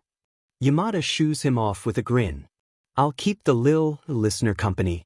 Aizawa simply nods in response before shuffling off in the direction of the kitchen. Knowing himself and the eating habits he'd had at this age, Izuku thinks there's a high probability that the only things Aizawa owns that can be labeled as edible will be instant ramen and jelly. Jelly packets. How ironic, he'd asked for jelly packets only just this morning. Was it still today, or was that yesterday? And now he might actually get to have one. The first one in this life even. He can't help but be excited about that.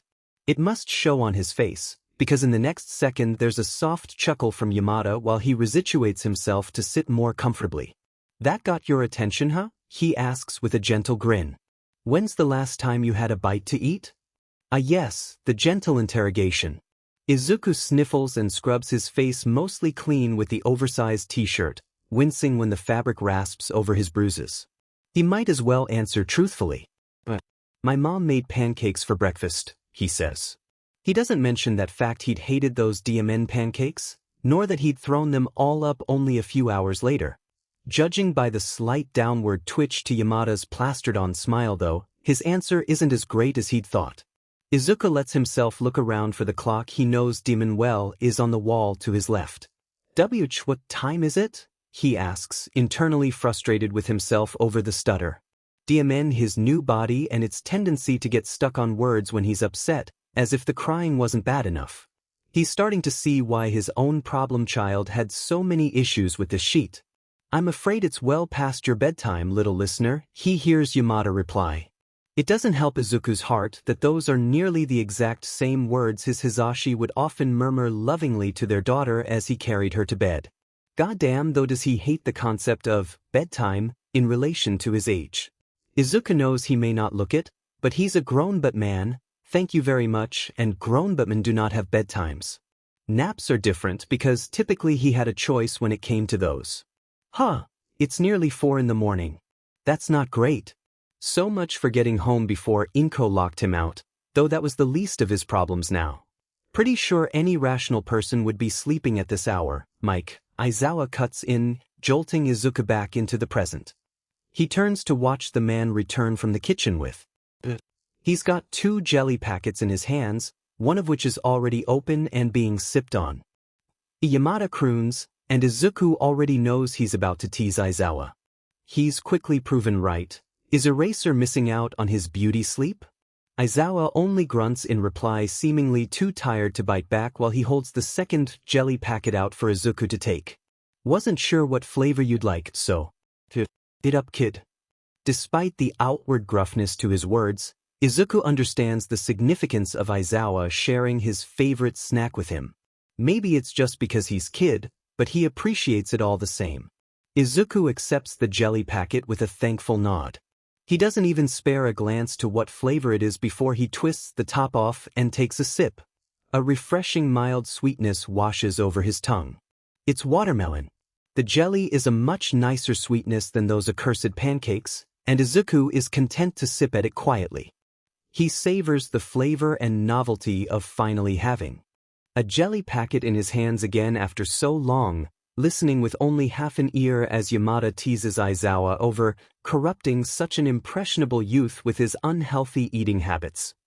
A fresh wave of tears slip down Izuku's cheeks, but this time, they're happy tears. Funny how something as simple as jelly could make him feel this way. Unfortunately for him, he's sitting between 2 trained heroes who notice his crying right away, and they instantly drop their quiet banter. What's wrong? Yamada asks worriedly at the same time that Aizawa's brows pinch together, and he mutters, "Do you not like it?" Izuku shakes his head with a hiccup, scrubbing the tears away yet again with the back of his fist. Damn it, he's really crying over a jelly packet, isn't he? This kind of behavior would only make the two of them all the more suspicious of his home life. I like it, he says. It's really good, thank you. Judging by the way Aizawa's eyebrows remain furrowed and Yamada continues to frown, they're still concerned. Yet again cursing his body's inclination to bursting into tears at the most inopportune of times, Izuku figures it's best to keep telling the truth rather than trying to think of and stick to a plausible lie. I cry really easily, he explains, voice wavering despite his best efforts to regain his composure. I haven't had a jelly packet in so long. I missed it. Like earlier, Aizawa reaches out with his free hand to awkwardly pat Izuku on the back. It's alright, kid, he says. Glad you've got good taste though, unlike some people. Aizawa shoots a pointed look in Yamada's direction. Regardless, if you want anything else, just let us know, alright? Izuku nods because there's not much else he can do. They can't give him what he truly wants, no one can, but the offer is appreciated. What happens and now? He asks with a quiet sniffle. It's too bad that he can't hide out in his old apartment forever, even if some part of him wants to. Well, that depends on you, little listener, says Yamada. Aizawa grunts in agreement. Due to the nature of your injuries, it'd be best if we brought you down to the police station, he says, before he finishes up his jelly in one gulp so he could give Izuku his full attention. You're not in any trouble, but this way the kids that hurt you won't get away with it, alright? Izuku finishes up his own jelly packet and places it on his lap, nodding slowly. Yeah, he kind of expected that. The chances of them letting him leave on his own had been astronomically low to begin with, much less letting him leave with no questions asked. He knows for a fact that he wouldn't have allowed an injured child out of his sight, not until after he'd ensured their safety by leaving them with the proper authorities. And to them, that's all he is. Just another injured child to take care of. That realization. Can I go to the B bathroom first? Izuku asks because he needs a minute to process everything. That, and because yet another downside to being so small is his proportionally small bladder. Of course, Aizawa agrees easily. He was probably expecting the question to pop up at some point anyway. Little kids do tend to ask that a lot, after all. Bathroom's behind that door over there, he says. Aizawa turns to point towards the bathroom door, which is quite helpful of him. Too bad Izuku already knew the whole apartment's layout by memory. With a nod, Izuku hops down off the couch, grimacing at the cold floor under his feet. The borrowed shirt hangs down to a little past his knees, making it look more like a dress than a shirt. He'd rather not be walking around outside without any pants, and Inko will throw a fit if she sees him like this. Well, more that she was very likely to accuse Aizawa and Yamada of something not so kid-friendly, and he'd prefer to spare them all the humiliation. His own Midoriya always had a knack for attracting unwanted trouble, and now that he's Izuku there was no escape from the endless problems. Especially this most recent problem, and the fact he's been changed into different clothing. His hands clench in the excess fabric. And, can I have my own clothes back? I don't.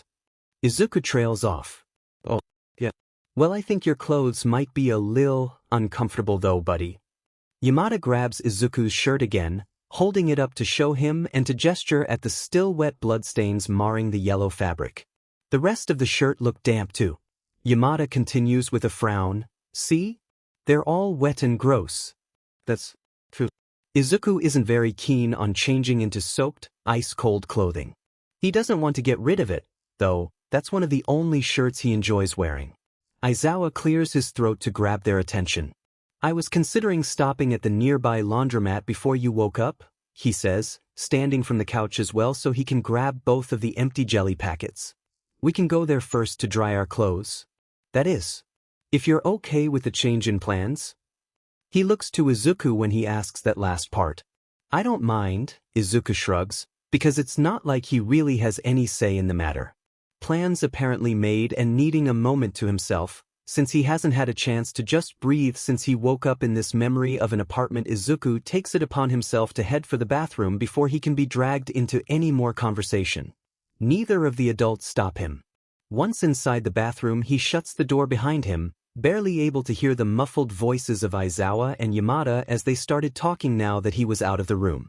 It's not that the walls were providing much soundproofing. He remembers being able to hear everything back when he lived here, but they must be keeping their voices down. He tries not to pay them any mind and instead turns to the familiar bathroom. It looks just the same as he remembers, sparsely decorated like the rest of the apartment, only containing the bare essentials. All adult-sized essentials, of course. The air is humid inside the small room, and he can see water beading on the shower stall's glass door.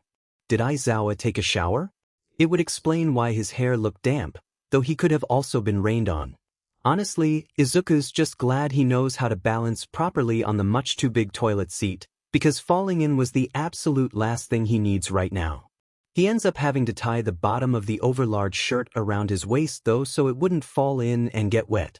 Reaching the roll of toilet paper is also more of an ordeal than it has any right being, with him nearly toppling off the edge of the toilet in his attempts to reach the DMN thing. Another thing that Aizawa's bathroom is sorely lacking, something that Izuku currently needs more than anything, is a step stool. Why does the sink have to be so DMN tall? Feeling somewhat petty, Izuku overturns the plastic trash can so he can clamber on top of it, ignoring the small amount of garbage that spills onto the floor. Despite its wobbliness, it gives him the boost in height he needs to reach the faucets and wash his hands. While he's up here, he takes the time to splash some cold water on his face, cleaning away the remaining sweat and grime from his skin before he glances at the mirror. The weary face of Aizawa Shouta stares back at him. Not the current Aizawa's face, still young and unmarked as it is, but his face. His old face. He can see the long scar curving down over his missing eye and the crescent-shaped scar underneath, can see the ever-present redness to his remaining eye from overusing his quirk, the silver etching through his tangled, black hair. And then he blinks, and he's Midoriya Izuku again. His heart cracks and splinters and breaks at the visceral reminder of what he's become, of what he's lost, and he very nearly punches the mirror so he could shatter it as thoroughly as it had just shattered him. Because as much as he resents calling out the inherent unfairness of life, this right here? This is unfair. Truly, his subconscious has it out for him, taunting him like this. There's not a DMN thing anyone can do to change it, though. As always, Izuku is left to pick up the pieces and pull himself back together. All by himself, just like every other time. So he dries the water and tears from his face, takes a deep breath, and walks out of the bathroom. Aizawa and Yamada look up when the door creaks open, the former now wearing a jacket and rubbing the back of his neck with one hand. Probably uncomfortable about leaving the apartment without his capture weapon at the ready. "Hey, buddy," says Yamada with a grin and a wave. "Yeah, you're ready to head out?" "Nope." "Yeah?" Izuku nods. He eyes the bag hanging from Aizawa's other hand, seeing what looked to be Izuku's clothes mixed in with Aizawa's jumpsuit and yup, his capture weapon. That's good, they'd get mildewy if he let them sit out. Izuku also sees his red shoes. They're wet like the rest of his clothes, but he can't exactly walk around outside barefoot. Not unless he wanted cuts all over the bottoms of his feet. He'd prefer to avoid a repeat of that. Doesn't change the fact that his only pair of shoes are wet, though. "I went ahead and washed the blood out of your shirt so it won't stain," Aizawa tells him, fiddling with the zipper on his jacket. Then he notices where Izuku is looking. "Sorry, we'll get your shoes dried as well. Do you mind one of us carrying you in the meantime?" Actually, Izuku hates that idea, because it means having to choose which one of them would carry him. Both options are terrible. Either he chooses Yamada and risks bursting into tears again over being held by the one person he trusts most in the world, only to have to lose him again, or he could choose Aizawa and have to deal with the awkwardness of being so close to the man who's essentially replaced him.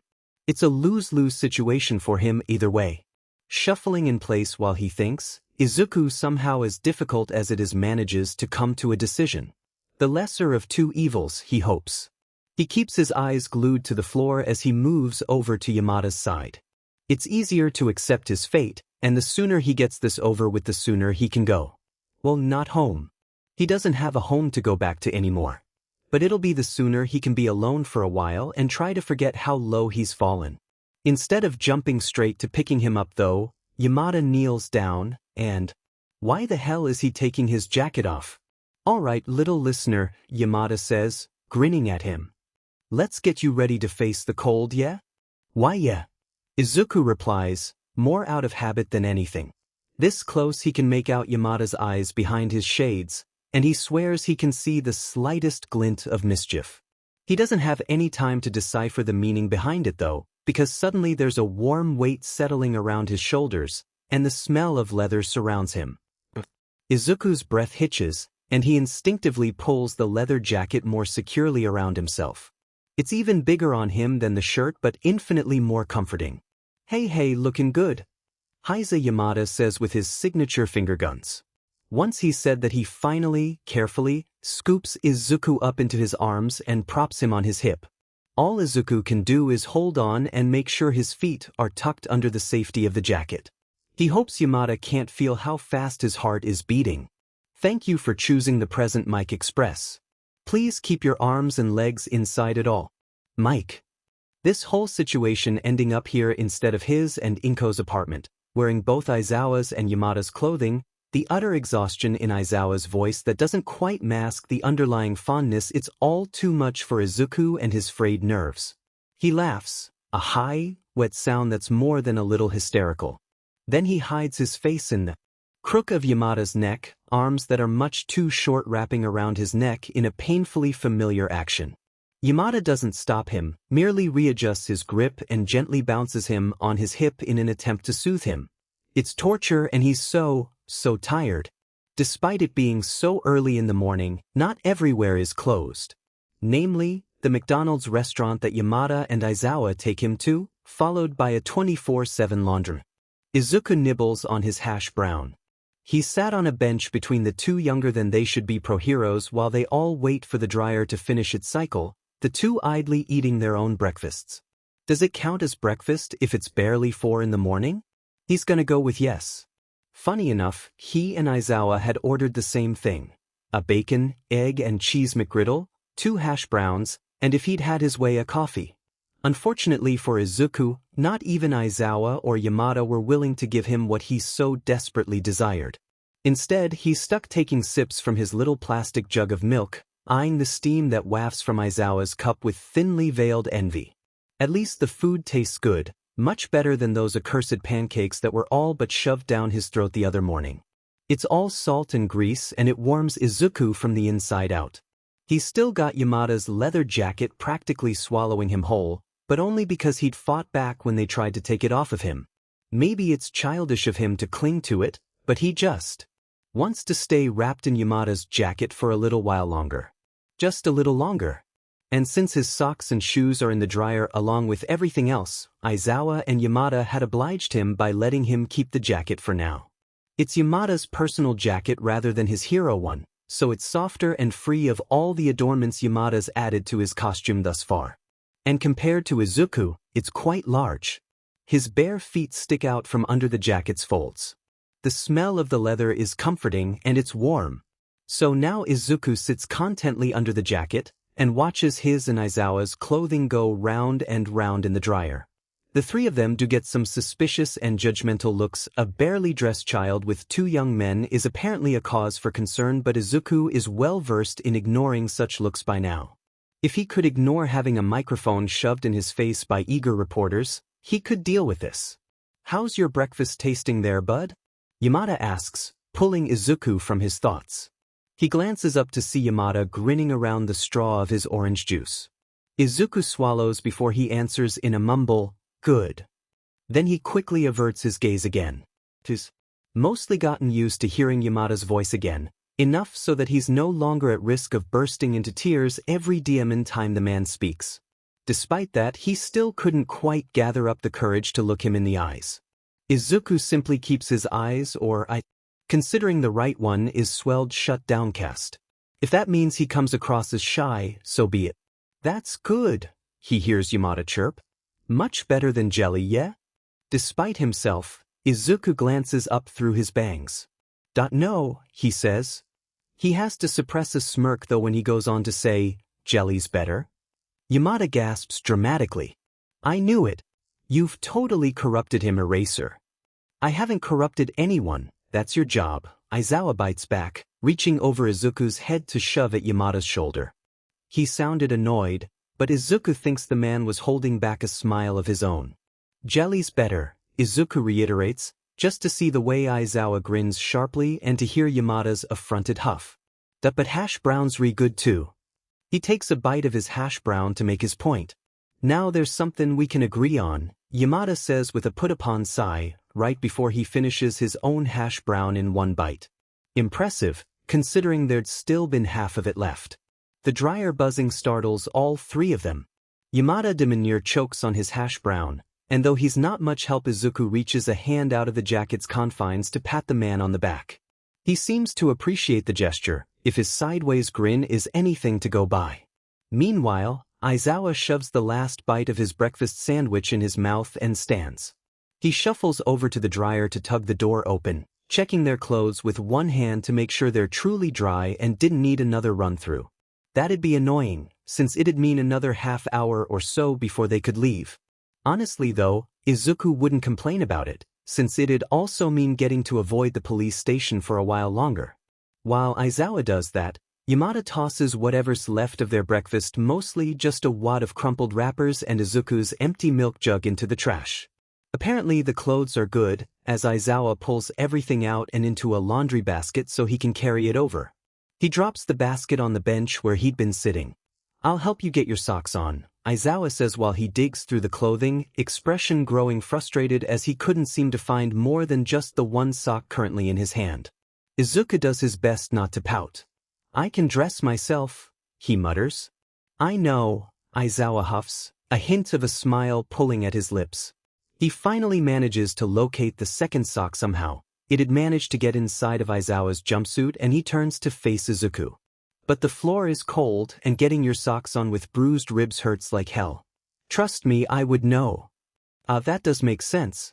Yamada must make some kind of face though, because a moment later Aizawa's grumbling. "What? Hell's not a bad word." Now Izuku pouts, but he reluctantly concedes. "Logical." "Sure is," Aizawa says with a grin. He kneels then in front of Izuku, turning the socks the right way out so he could get them onto Izuku's feet. While he does that, Izuku reaches into the basket himself to collect his other clothes, but he stills when he feels the warmth radiating off the pile. Oh right, they've just come out of the dryer. Without even thinking about it, Izuku grabs an armful and presses his face into it. He hears Yamada chuckle. "You're supposed to wear the clothes, bud, not sleep on them." "Warm," Izuku grunts, feeling the scratch of Aizawa's capture weapon against his cheek. He kind of wants to crawl into the basket with all the clothes and curl up. He's small enough to do it, but he doesn't think he could survive the embarrassment. Aizawa huffs a soft laugh as he tugs Izuku's second sock on. "Come on, there's a bathroom you can get dressed in," he says, clearly amused. Izuku remembers. He also remembers the exact 2 dryers in the corner that he used to nap on top of while waiting for his laundry to be done, and how the owners would let him get away with it because of the time he'd stopped a robbery for them. It didn't stop random people from thinking he was a lump of forgotten laundry and attempting to remove him, but it had been a welcome reprieve from hearing his upstairs neighbors screaming at each other between late-night patrols. It still feels like he's stuck in a weird dream he can't wake up from, and the familiar scenery isn't helping. Izuku reluctantly lets Yamada pull him from his warm cocoon so Aizawa could fish out the rest of his clothing, placing his own to the side and turning Izuku's present Mike shirt right side out without a word. "I'll help you get your shoes on once you're dressed, okay?" Aizawa says when he's done that, ushering Izuku off the bench and towards the little bathroom. Unable to come up with a counter-argument, Izuku allows himself to be herded into the bathroom. Aizawa hands Izuku his clothing, adding, "Mike and I'll be right here when you're done," before he closes the door. And then Izuku is alone. He already knows the bathroom door's lock is broken, so he doesn't bother trying to use it. Honestly, they should get that DMN thing fixed, but he knew that wouldn't be happening for a couple more years. At least the room is clean, for the most part. As clean as a public bathroom could get. The bathroom floor meanwhile is tile, and Izuku knows had he been barefoot he would have absolutely hated it. Thank for Aizawa and his quick thinking. Placing his clothes on top of the sink for the moment, he pulls his borrowed shirt off, difficult, with how dim and big it is. Since Aizawa's not changing into the shirt himself, it probably needs to be washed first. Actually, Izuku lets it drop to the floor. He's left to shiver in only his underwear and socks. His underwear is mostly dry by now, but he'll be glad to change into a new pair as soon as he gets the chance. Since he's getting changed anyway, Izuku takes stock of his body. It looks like Aizawa or Yamada must have treated him, bandages around his abdomen, and the sharp medical tang of bruise cream that stings his nose. Even with their help he was still looking at a very annoying week or so worth of healing, but it was nice not having to patch himself up for once. Since the bandages weren't doing any harm, he decides to leave them be for now. Later, once he's home, he'll have to take them off by himself. Or, he doesn't have to do it by himself, but like hell was he going to ask Inko to help him when he's this vulnerable? She would probably start to fuss over him again and treat him like he was made of glass, refusing to let him out of her sight. He'll gladly avoid that happening, thanks. When Izuku turns his attention to getting dressed, he finds that the blood spots that were on his shirt are now gone, likely due to Aizawa washing it before it was dried, which he appreciates. If they'd just gone and dried it as is, it probably would have stained. He pulls it on, humming at the lingering warmth that clings to the fabric. His pants too are nice and dry. And then there's nothing left to do to stall for time. Bending down to grab Aizawa's discarded shirt proves to be a bit of a pain, quite literally, but that's what he gets for dropping it on the floor. He folds it up in his arms so he won't trip over it, then pushes the bathroom door open. He's surprised to find Yamada waiting for him on the other side of the door. Had he been standing guard or something? "Oh, that was fast. All dressed and ready to go?" he asks, and Izuku sees that Yamada is wearing his leather jacket again. He has to push down the surge of disappointment that swells in his chest at the sight, the realization that he can't sneak back into it now that he's dressed. Behind Yamada, Aizawa was stuffing his own hastily folded clothing into the bag he'd brought everything in. He has to respond to Yamada's question though, so he just nods wordlessly. "All right." Yamada crows in English, which is honestly so like him that Izuku has to stop himself from sighing fondly or rolling his eyes. Before he can say or do anything, he's distracted by Yamada taking the shirt from his hands and then immediately ushering him back over to the bench. "Come on, little listener," he chirps. "Let's get those shoes on." Izuku's quick to hop onto the bench before either man can offer to help. He can get up onto it just fine by himself, thank you very much. And if it makes his bruises throb, then no one needs to know. Aizawa doesn't say anything as he crouches in front of Izuku, working to get his shoes on the right feet. Yamada, however, does. "Red shoes, huh? Those re pretty neat," he says, voice a familiar soft ramble as he neatly folds Aizawa's shirt and places it in the bag with everything else. "Man, now I wish I had some rad red shoes too. Did ya know red's my favorite color?" Izuku did know it was the same color as erasure, but he shakes his head instead of saying so. "Is red your favorite color too, little listener?" Despite himself, Izuku's eyes flit to Yamada's hair before he looks away again, shaking his head a second. "No." Yamada tilts his head. Suddenly though he's grinning, and Izuku blinks in surprise when Yamada gently pokes him right in the chest, right in the center of his present Mike shirt. "Is I it? Yellow?" This time Izuku nods, holding back a sigh as he echoes, "Yellow." The color of Yamada's hair, tied back in a messy bun on those wonderful lazy days. The yellow tinge to the sky early in the morning when everyone else was still asleep. The flecks of gold in Oboro's otherwise blue eyes after they got him back from the dead. "Told you, kid's got good taste," Aizawa mutters with a grin. He's done tying Izuku's shoes now too, and he pats Izuku's knee before sitting back on his heels. "Ready to get going?" he asks. "Not really." Izuku hums. He hops off the bench, testing to see how tightly Aizawa had tied his shoes. "Wasn't too bad, actually. It's kind of a long walk to the station," huffs Yamada, patting his hands against his own thighs as he looks out the laundromat windows to the street. And oh no, he was thinking about something, wasn't he? Just as Izuku suspected, Yamada turns back to him with a grin and asks, "You want to take the present Mike Express again, bud?" Okay, yes, he kind of does. Rather than answer verbally, Izuku keeps his eyes trained on the floor and holds his arms up, giving permission for Yamada to lift him. Not even he's immune to touch starvation, and it was nice being held by someone who didn't make his skin crawl. He might as well get as much as he could now, even if it made his heart ache something terrible. "Up we go," Yamada says, right before he gently picks Izuku up, propping him on his hip like before. Izuku buries his face in the collar of Yamada's leather jacket. The air outside is chilly and a little wet, though Izuku's glad it wasn't raining anymore. Still, if only he'd grabbed a jacket or something. Yamada is warm though, and even if his face keeps sticking to the surface of the leather jacket, Izuku doesn't really feel like letting go. Besides, he can feel the rumble in Yamada's chest as the man chats while they walk, mostly just inane ramblings about random topics, nothing substantial. Izuku recognizes the tactic. Yamada was trying to keep him calm and distracted. And it works, though maybe not for the reason Yamada thinks. Right now Izuku feels safer and more content than he has in months, and he gradually relaxes bit by bit in Yamada's arms. They make a quick stop back at Aizawa's apartment so the man could drop off his dry clothes, Yamada and Izuku lingering outside the building until Aizawa returns empty-handed. Well, mostly empty-handed.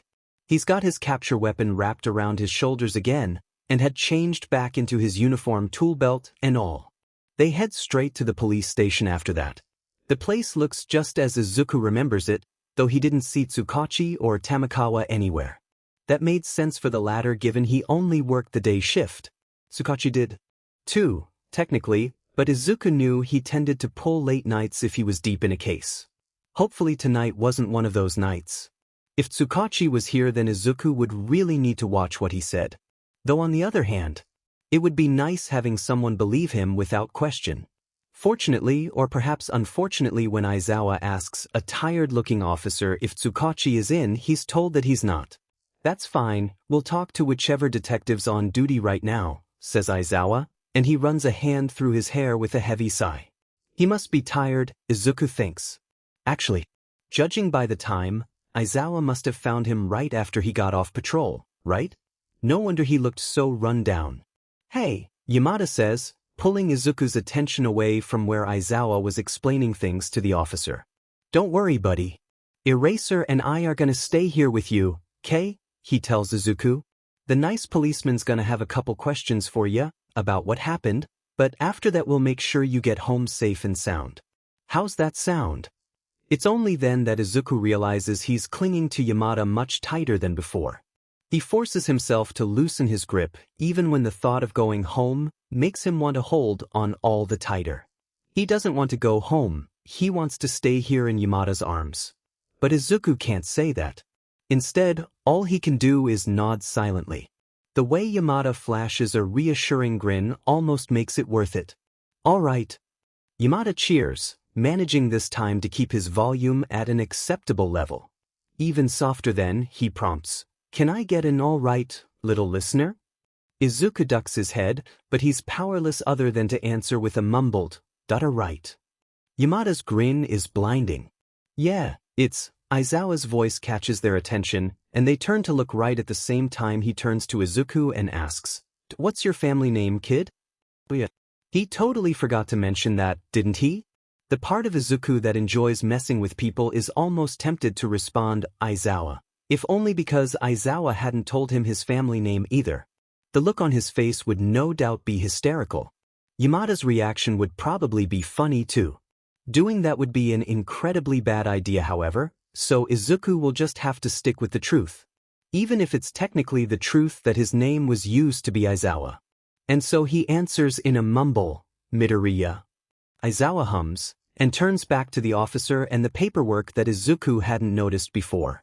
"Midoriya Izuku, then," Aizawa mutters. Yamada walks closer to peek at the paper, which means Izuku gets to see that they were filling out a report with his information. Aizawa glances to him.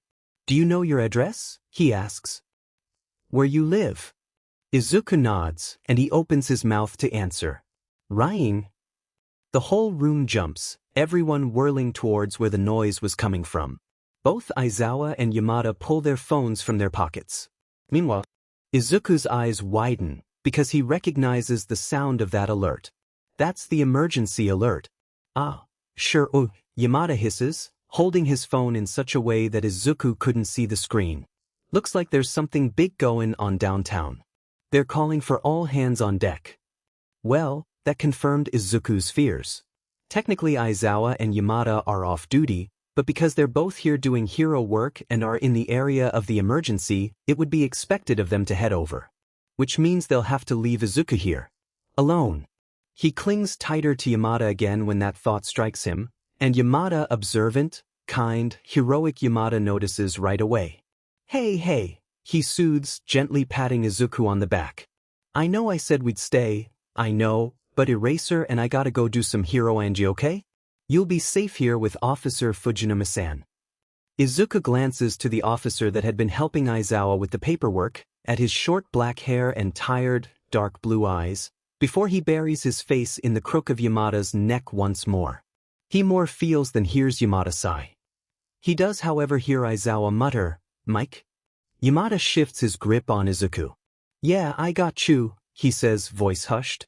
Mind grabbing my gear from your place, Eraser? I'll catch up with you downtown, just gimme a minute. There's some shuffling, and Izuku assumes that Aizawa has left now.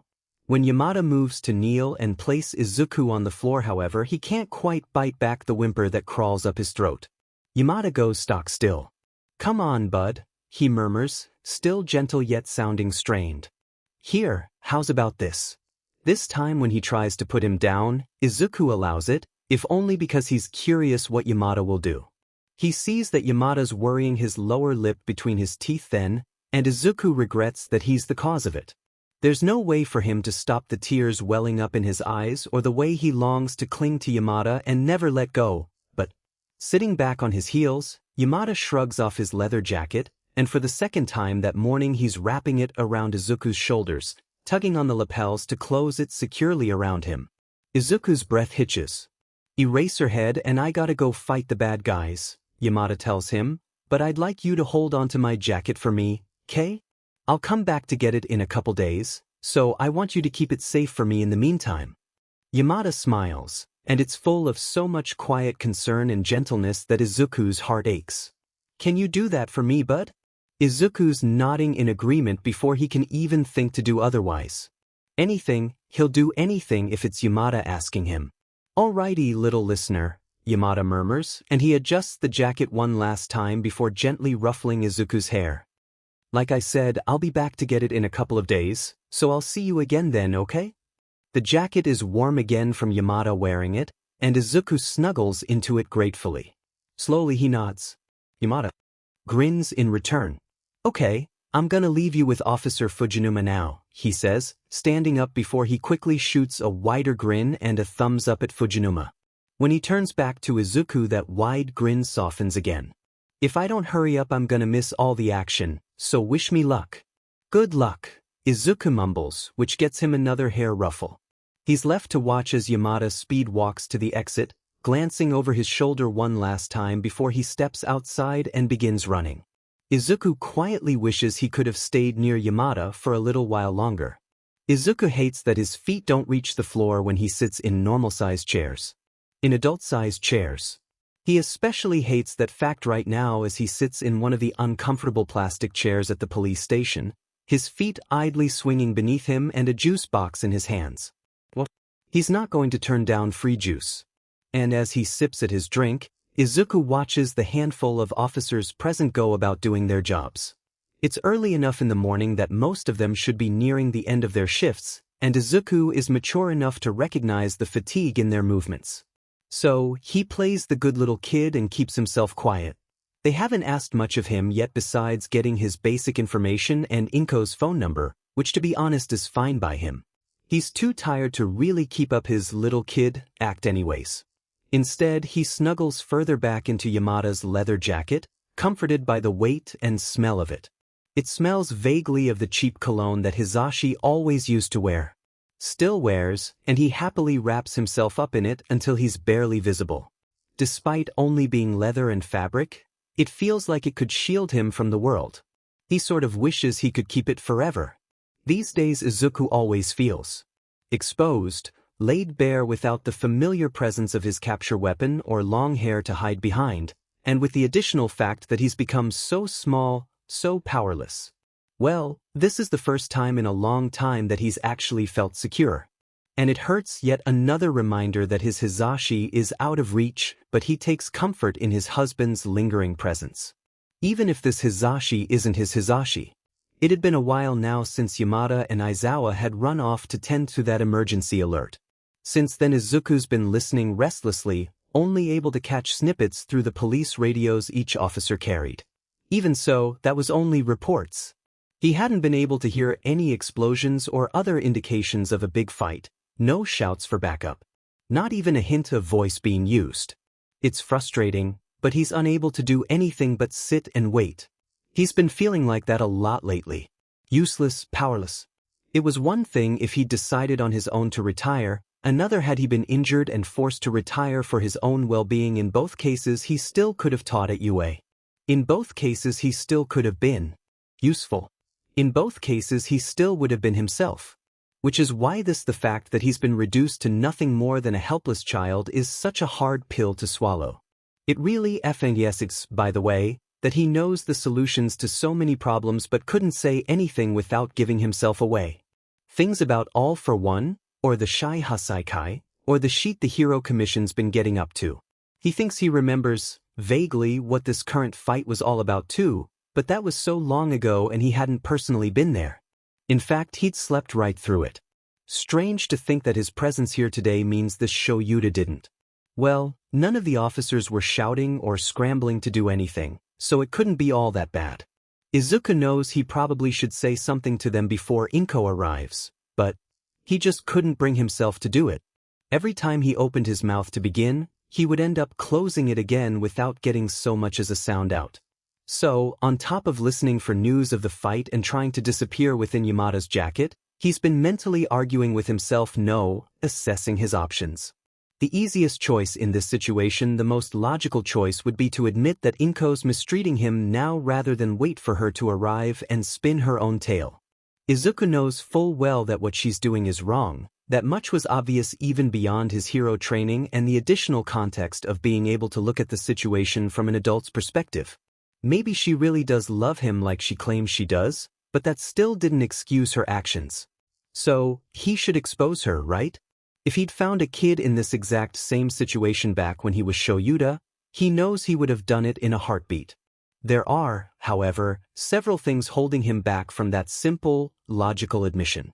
One is that he can't tell anyone about the whole reincarnation thing. Anyone. And yes, that includes the new Shouta. The man was only 20, and he already had enough on his plate without including a traumatized 6-year-old who was, technically speaking, an alternate version of him. Izuku couldn't tell anyone else, either. If the Hero Commission caught so much as a hint about his true identity, then he could kiss his second shot at life goodbye. No, seriously. The current Shouta didn't have a clue, but Izuku knew exactly how corrupt the Hero Commission really was behind closed doors, and hadn't that been a shock for the world to find out. If they got their hands on him, he would never see the light of day again. That's not to mention the kinds of things a villain might do to him to get a hold of his future knowledge. He's thinking about a very specific villain when he says that, too. That was worst-case scenario, and yet another reason he couldn't risk telling Aizawa, as it'd put him in much greater danger than he was already in.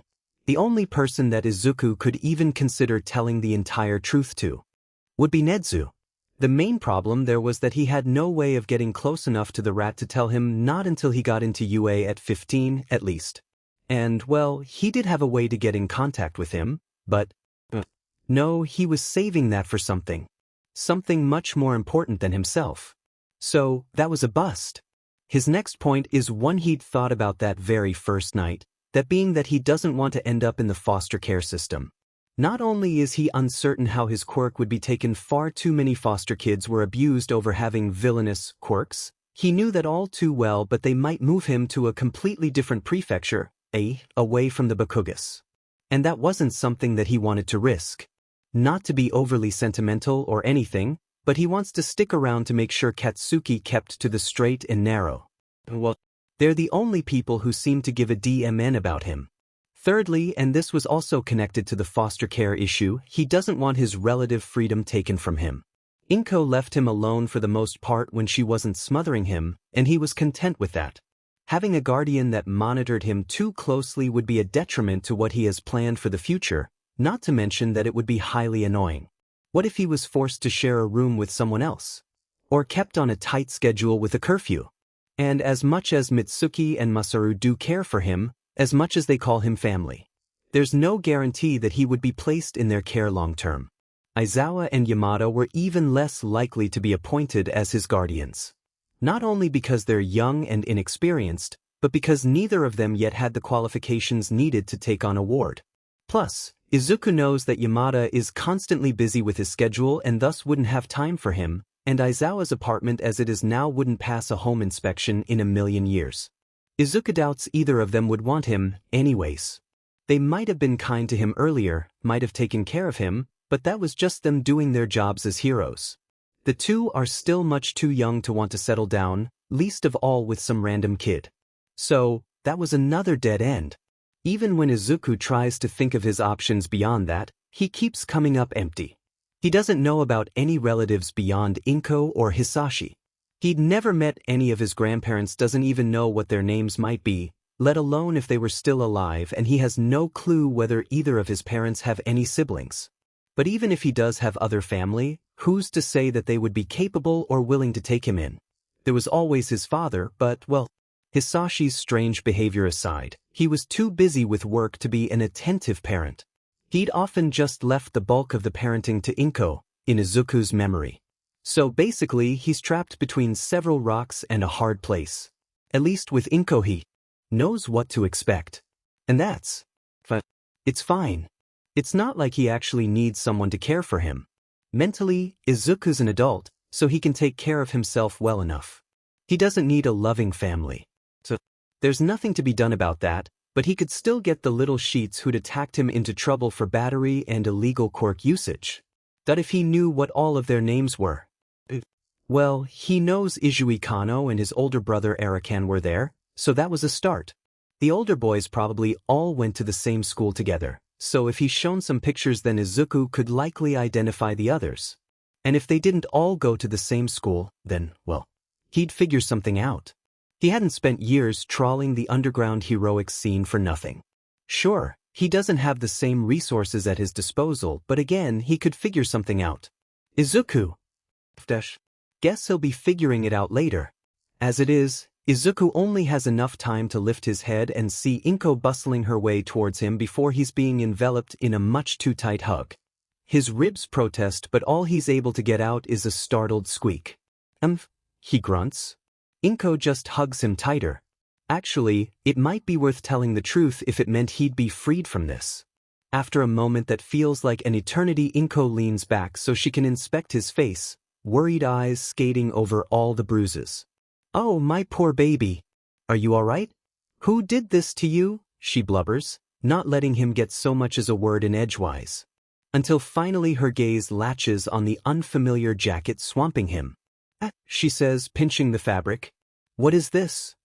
Part of Izuku wants to swat her hand away. He doesn't want Inko touching Yamada's leather jacket, but he manages to hold himself back. Doing something like that was a surefire way of pissing her off. He's distracted by it anyway when he notices movement behind her and sees Fujinuma, the officer who'd helped Aizawa with the paperwork earlier, approach. Midoriya-sen, thank you for coming, he says. I apologize for having to call you out here so early in the morning. No. I would have worried more had you not called me, Inko replies, and she turns to face Fujinuma but keeps her hands on Izuku's shoulders, keeping him close to her side. Please, what happened? From what I understand, sometime yesterday evening Izuku-kun got into an altercation with several older boys, one of which was apparently a classmate of his, Fujinuma explains, grabbing the paperwork from before to show Inko.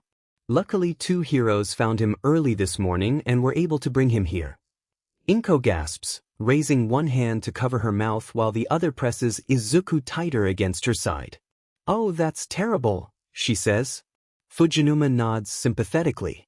Did you want to press charges on those boys, ma'am? I'd like to, but oh. She glances down at Izuku, expression conflicted, before she turns back to Fujinuma and bows. Loli. I apologize for the inconvenience. Please excuse my son, she tells him. He's been having trouble at school ever since the doctor diagnosed him as quirkless, getting into fights, disrespecting his teachers. Izuku swears he can see the exact moment Fujinuma's demeanor shifts, the way he blinks, looking Izuku up and down, at the bruising on his knuckles clutching the leather jacket. Then the way his shoulders square, lips thinning, a new kind of coldness overtaking the quiet concern that had been there mere moments ago. And just like that, Izuku knows he's already lost. Son of a... Don't worry, ma'am. I completely understand, Fujinuma says, still in that professional tone. Children with his condition can be quite a handful. In any case, I just need to get some more information from you and get your statement, then you can be on your way, all right? Yes, thank you, Inko answers with a grateful sigh. She keeps Izuku close to her as she answers the officer's questions, and it doesn't escape his notice that she provides the wrong address, their old address. Other than that, everything was accurate. For the most part. He does consider calling out her lies the address, him being quirkless, but, well, at this point he'd sort of committed to going along with it, and he doesn't want to risk things backfiring on him. Specifically, he's in enough trouble with Inko as is. Oh, she was acting the perfect worried mother now, keeping him within arm's reach and continuously checking to make sure he was still there, petting a hand, comfortingly, over his hair, but Izuku knew it was all a facade. Unfortunately for him, Fujinuma was eating it right up. It's just his luck that the officer helping them had to be a DMN quirkist. The thing is, his quirklessness was easily disproven. All he had to do was flash erasure and it would be obvious to anyone with eyes he had a quirk, but he'd already decided on the path he was going to take before Inko arrived. This is something he's choosing to do to himself. He knows that, but that didn't mean he had to be happy about it. He doesn't think anyone could be happy in this situation. They're nearly done with the paperwork when Fujinuma's radio unexpectedly goes off, and it near spooks Izuku right out of his skin. His fingers and toes burn with static from the shot of adrenaline while Fujinuma reaches for the radio to answer. All Izuku's able to catch is that Fujinuma was needed for something and that he needed to head there ASAP. Oh my, Inko says once the radio's gone quiet. That sounds important. Yes. Fujinuma sighs. My apologizes for the interruption, Midoriya-san. We can just quickly wrap this up. Already? But what about the paperwork? It's fine, I've got all I need here. I don't need your statement. Inko blinks in surprise, straightening up a tad. Really? So, I'm free to take my son home. Yes, ma'am. Fujinuma hooks his radio back onto his uniform, and he nods towards Inko and Izuku, saying, I can see you're just a worried mother with your son's best interests in mind. There's no need to keep you here longer than need be. Inko dissolves into a litany of tearful thank yous, which Fujinuma politely endures. Before he takes his leave though, he turns to Izuku and adds, try to stay out of trouble from now on, young man. People won't always be so understanding. And then he's gone. Internally, Izuku's seething. It's not like he got himself beat up on purpose, and he sure as hell didn't ask to be brought here. Honestly, if he'd had his way, he would be in bed by now, having never come to this Med police station in the first place, and Inko would be none the wiser. Well, she would have noticed the bruises sooner or later, but he could have come up with some other explanation for that. Just his luck that Inko didn't want to press charges either. Which means that of all the things he'd set out to do, registering his quirk, getting out of that fight without being injured, making sure his attackers didn't get away with it, he had accomplished nothing. Less than nothing, actually. All he's managed to do is gain several new bruises and one very unhappy mother. Speaking of, Inko sighs and takes a step away from the chair Izuku's still sat in, pinching the bridge of her nose. He gets his first real look at her then, sees the way her hair is tied up in a messy bun, a jacket haphazardly thrown over her typical nighttime bathrobe. Had she just gone to sleep despite him not being in his bed? Come on, Izuku, she says, reaching to take his hand to pull him from the chair. Reluctantly he lets her, keeping a hold of Yamada's jacket to make sure it came with him and didn't slip off. It's only then that Inko seems to remember it's there in the first place. Oh, she says. We don't need to take that with us. No. Izuku yelps, clinging when Inko tries to lift the jacket from his shoulders. Izuku, Inko admonishes. Just because someone let you wear their jacket doesn't mean you get to keep it. We're leaving it here. Izuku clings harder. Present Mike gave it to me, he tells her, voice high-pitched and cracking in the way he hates. He told me to keep it safe. I see, can't just leave it. Like hell was he going to leave Yamada's jacket behind? Sure, maybe it'd be easier for Yamada to retrieve it from the station, but he'd specifically entrusted Izuku to keep it safe. And he knows, it was just a ploy to keep Izuku from panicking when he had to leave. He knows that, but he's going to keep this DMN jacket safe if it kills him. He watches as Inko draws herself up, the first real embers of frustration beginning to light in her expression, before. Her shoulders slump, and she heaves a tired sigh. Okay, she says, okay fine. And then Inko lets go, instead stooping down to lift Izuku into her arms, jacket and all. She props him on her hip, a mirror to how Yamada held him earlier, though this time Izuku has to suppress the urge to Let's go home, Inko says. The sun has only just begun to peer over the surrounding buildings when she carries him out onto the street, several people out and already going about their mornings. Within minutes, Inko and Izuku are stepping onto a bus and headed home. Home. It still didn't feel like that even months later. And right this moment, Izuku feels just as uncertain, just as apprehensive as he had that day Inko took him from the Bakugas. A bus ride has never felt so stifling. At least time he has Yamada's jacket to hide in, burying his face in its dark folds rather than in Inko's shoulder or her hair. It's comforting, dulling the sights and sounds of daily life to something more bearable. He closes his eyes and breathes in the scent of cheap men's cologne rather than flowery shampoo. And to be honest, he's glad that this was Yamada's personal jacket and not his hero one. It would have been annoying dealing with that popped collar. Either way, with Inko carrying him like this, he's hidden almost entirely from sight. She doesn't even try to put him down at any point during their journey, keeping him held securely in her arms until eventually they're stepping off the bus, walking for only a handful of minutes before entering what he assumes to be their apartment building. Then up the stairs and down the hall, until she's shifting him in her arms to unlock the front door. Then, only once the door has shut behind them, does she put him down. She locks the door, lets him get his shoes off.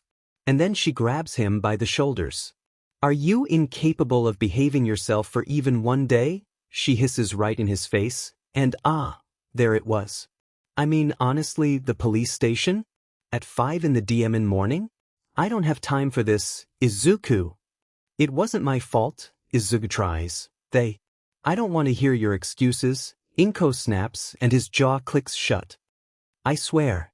Do you have any idea how these stunts of yours affect me? The words, "I'm sorry," are on the tip of his tongue, but Izuku keeps them trapped behind his teeth. Inko doesn't deserve an apology from him. He hasn't done anything wrong. Inko pinches the bridge of her nose and heaves a sigh. Izuku, you knew I was working a late shift. I only got home a couple hours ago. I had to get out of bed to come bail you out. Money doesn't grow on trees, you know. I have to work to put food on the table, to keep a roof over our heads. I can't do that if you're causing problems and making me lose sleep. She shakes him a little when she says that, and despite how he feels about it, she's clearly expecting an apology out of him. So, Izuku swallows his pride and grits out, "That I'm sorry." "That's not going to cut it this time," Inko says. "From this moment on you're grounded until I feel you've learned your lesson. That means no TV, no computer time, and no leaving the house other than for school. As soon as school's over you come straight back home and go to your room. Got it?" That's really effing unfair, but Izuku bites his tongue and doesn't protest. "Got it," he mutters. "Speak up, Izuku. You know I don't like it when you mumble." Inko shakes him again, only stopping when he lifts his gaze from his shoes and looks at her. "Do you understand what I'm telling you or not?" "Yes," he says, forcing himself to speak louder but not too loud. He doesn't want her to suddenly accuse him of shouting or talking back. "I understand." "Good." Only then does Inko let go of his shoulders, straightening up with a sigh. "Now then," she says. "I'll be taking this." She grabs hold of Yamada's leather jacket again, managing to lift it an inch before Izuku snaps into motion and clings to it once more with a shouted, "No. This isn't up for discussion, Izuku." Inko's much more forceful about it this time around, and he's forced to let go for fear of the jacket ripping. She holds it up out of his reach. "I don't care if Present Mike gave it to you," she tells him firmly. "He shouldn't have done that in the first place. You're only 6, you'll probably just damage it anyways. I'll hold on to it for safekeeping until he comes to retrieve it, and that's final." Izuku can feel tears gathering in his eyes, his hands clenched into tight, shaking fists at his sides. His shoulders feel cold without the weight of Yamada's jacket enveloping him. He feels exposed. But it's too late to go back. It's too late to tell the truth. It's too late. Still holding the jacket over his head, Inko points with her free hand and says, "Now, go to your room." All Izuku can do is stare, breaths hitching. Fing powerless. "Room," Inko repeats. "Now." And once again Izuku runs like the coward he is. He runs all the way to his bedroom, shutting but not slamming the door behind him. Then he collapses against it, sliding down until he's sat on the floor with tears freely streaming down his face. He's back in the room he hates, back in the home that isn't his. Back with the mother that doesn't love him. And he'd done it to himself. Maybe it would have been better had he stayed dead like he was supposed to. Izuku spends the rest of Sunday essentially under house arrest, only allowed out of his bedroom when he needed to use the bathroom or when Inko was calling him for a meal. It sort of reminded him of the times he'd been put on forced bed rest after getting injured on a mission or patrol, in terms of not being able to do the things he wanted to do when he wanted to do them. And it had been sort of funny at the time when Hisashi would jokingly tell him he was grounded. But it wasn't funny now. Like then, he mostly just lays in bed and dozes to pass the time. It's not like there was much else to do. But he still fills an entire page and a half in his journal complaining about it all to Hisashi and Oboro. Thankfully, he'd been able to change into a clean set of clothes after Inko was done scolding him, though the absence of Yamada's leather jackets sets him on edge. It's not like he was overly attached to it or anything, okay? But he just really would have preferred to have it near him, or at the very least have it somewhere he could see it.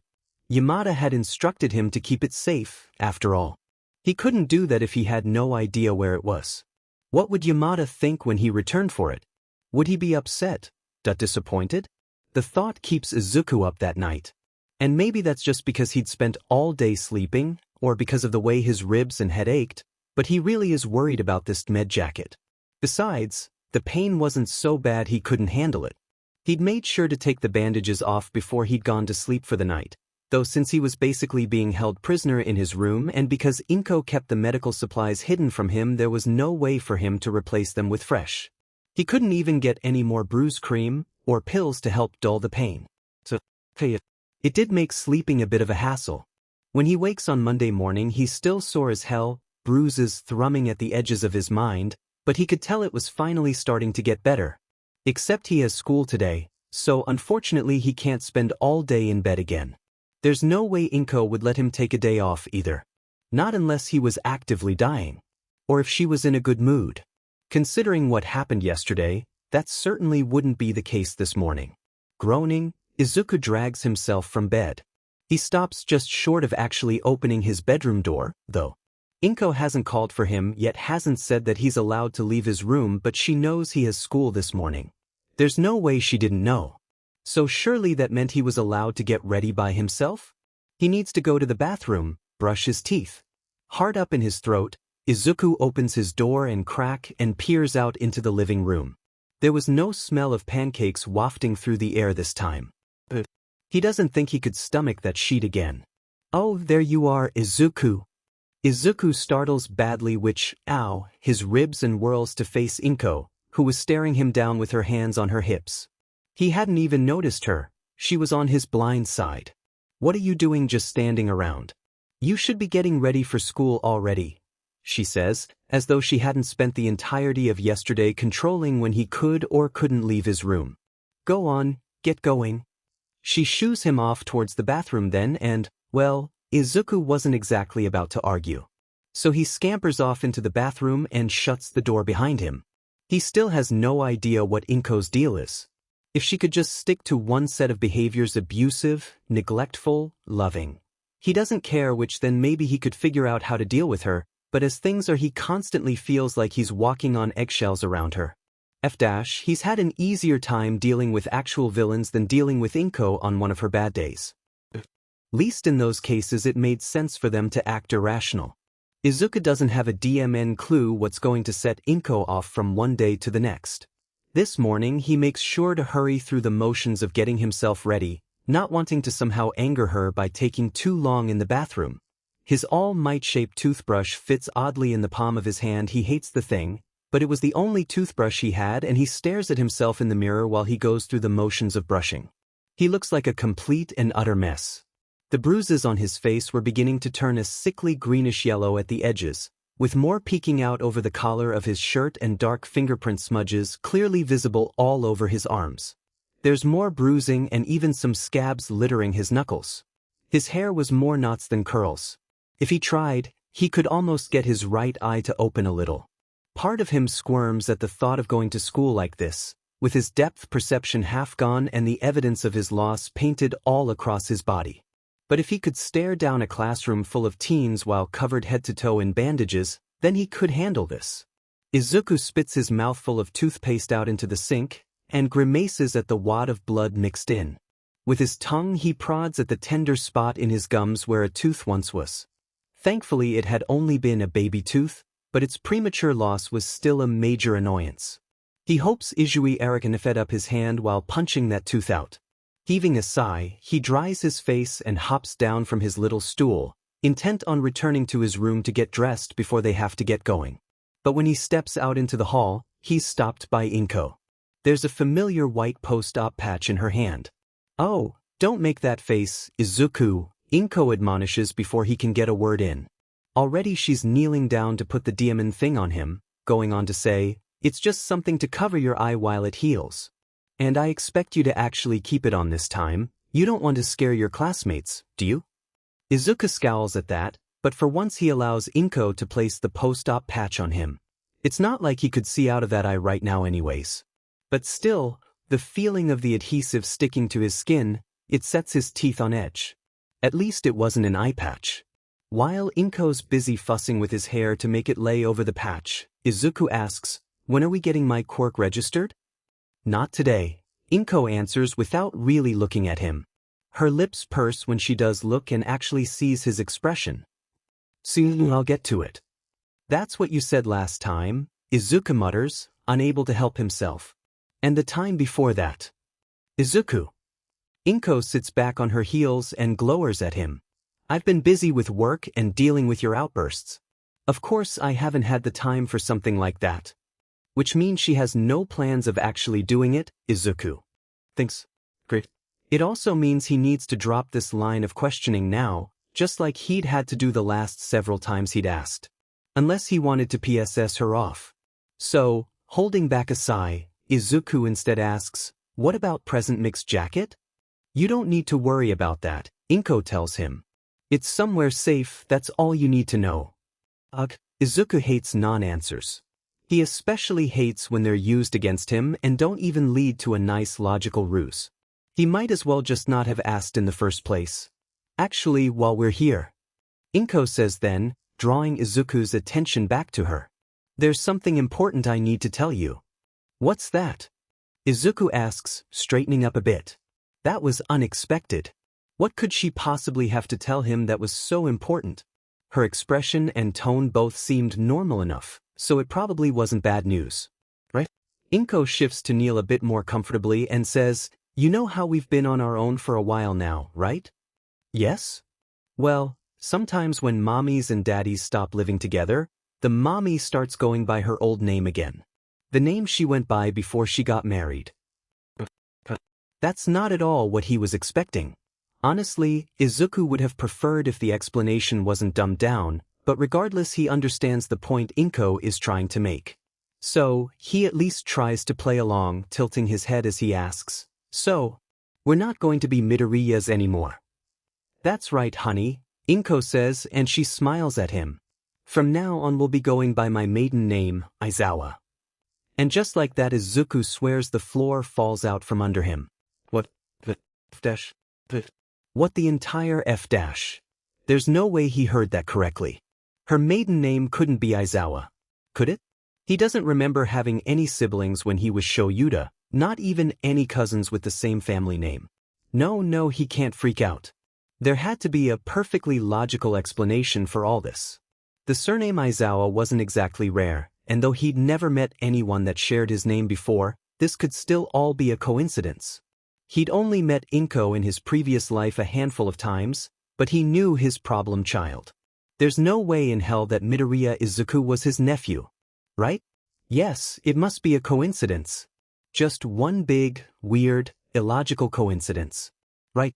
"I've already discussed the change with your school," Inko's telling him, but he barely hears it. He's still right in the midst of his latest identity crisis. "So you don't have to worry about that. And they already know that Hisashi's not allowed to collect you." But then Izuku's thinking about all the other coincidences. The freckles he shares with Shouta's father.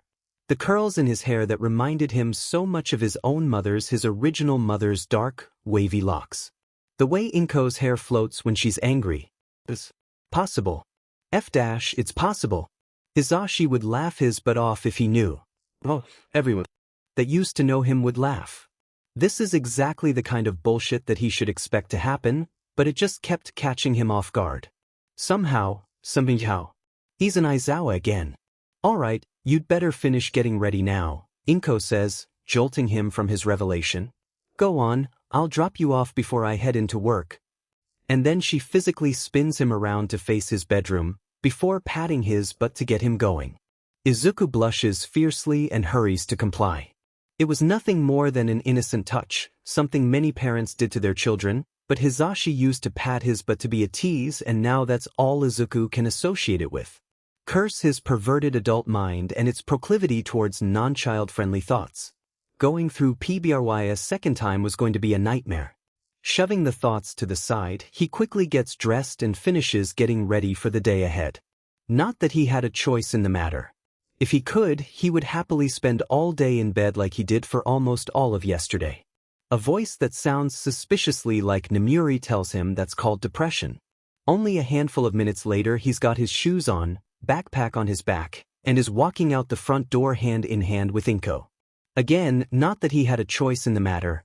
Inko grabbed onto him before he could protest. She keeps hold of his hand the entire walk to the school.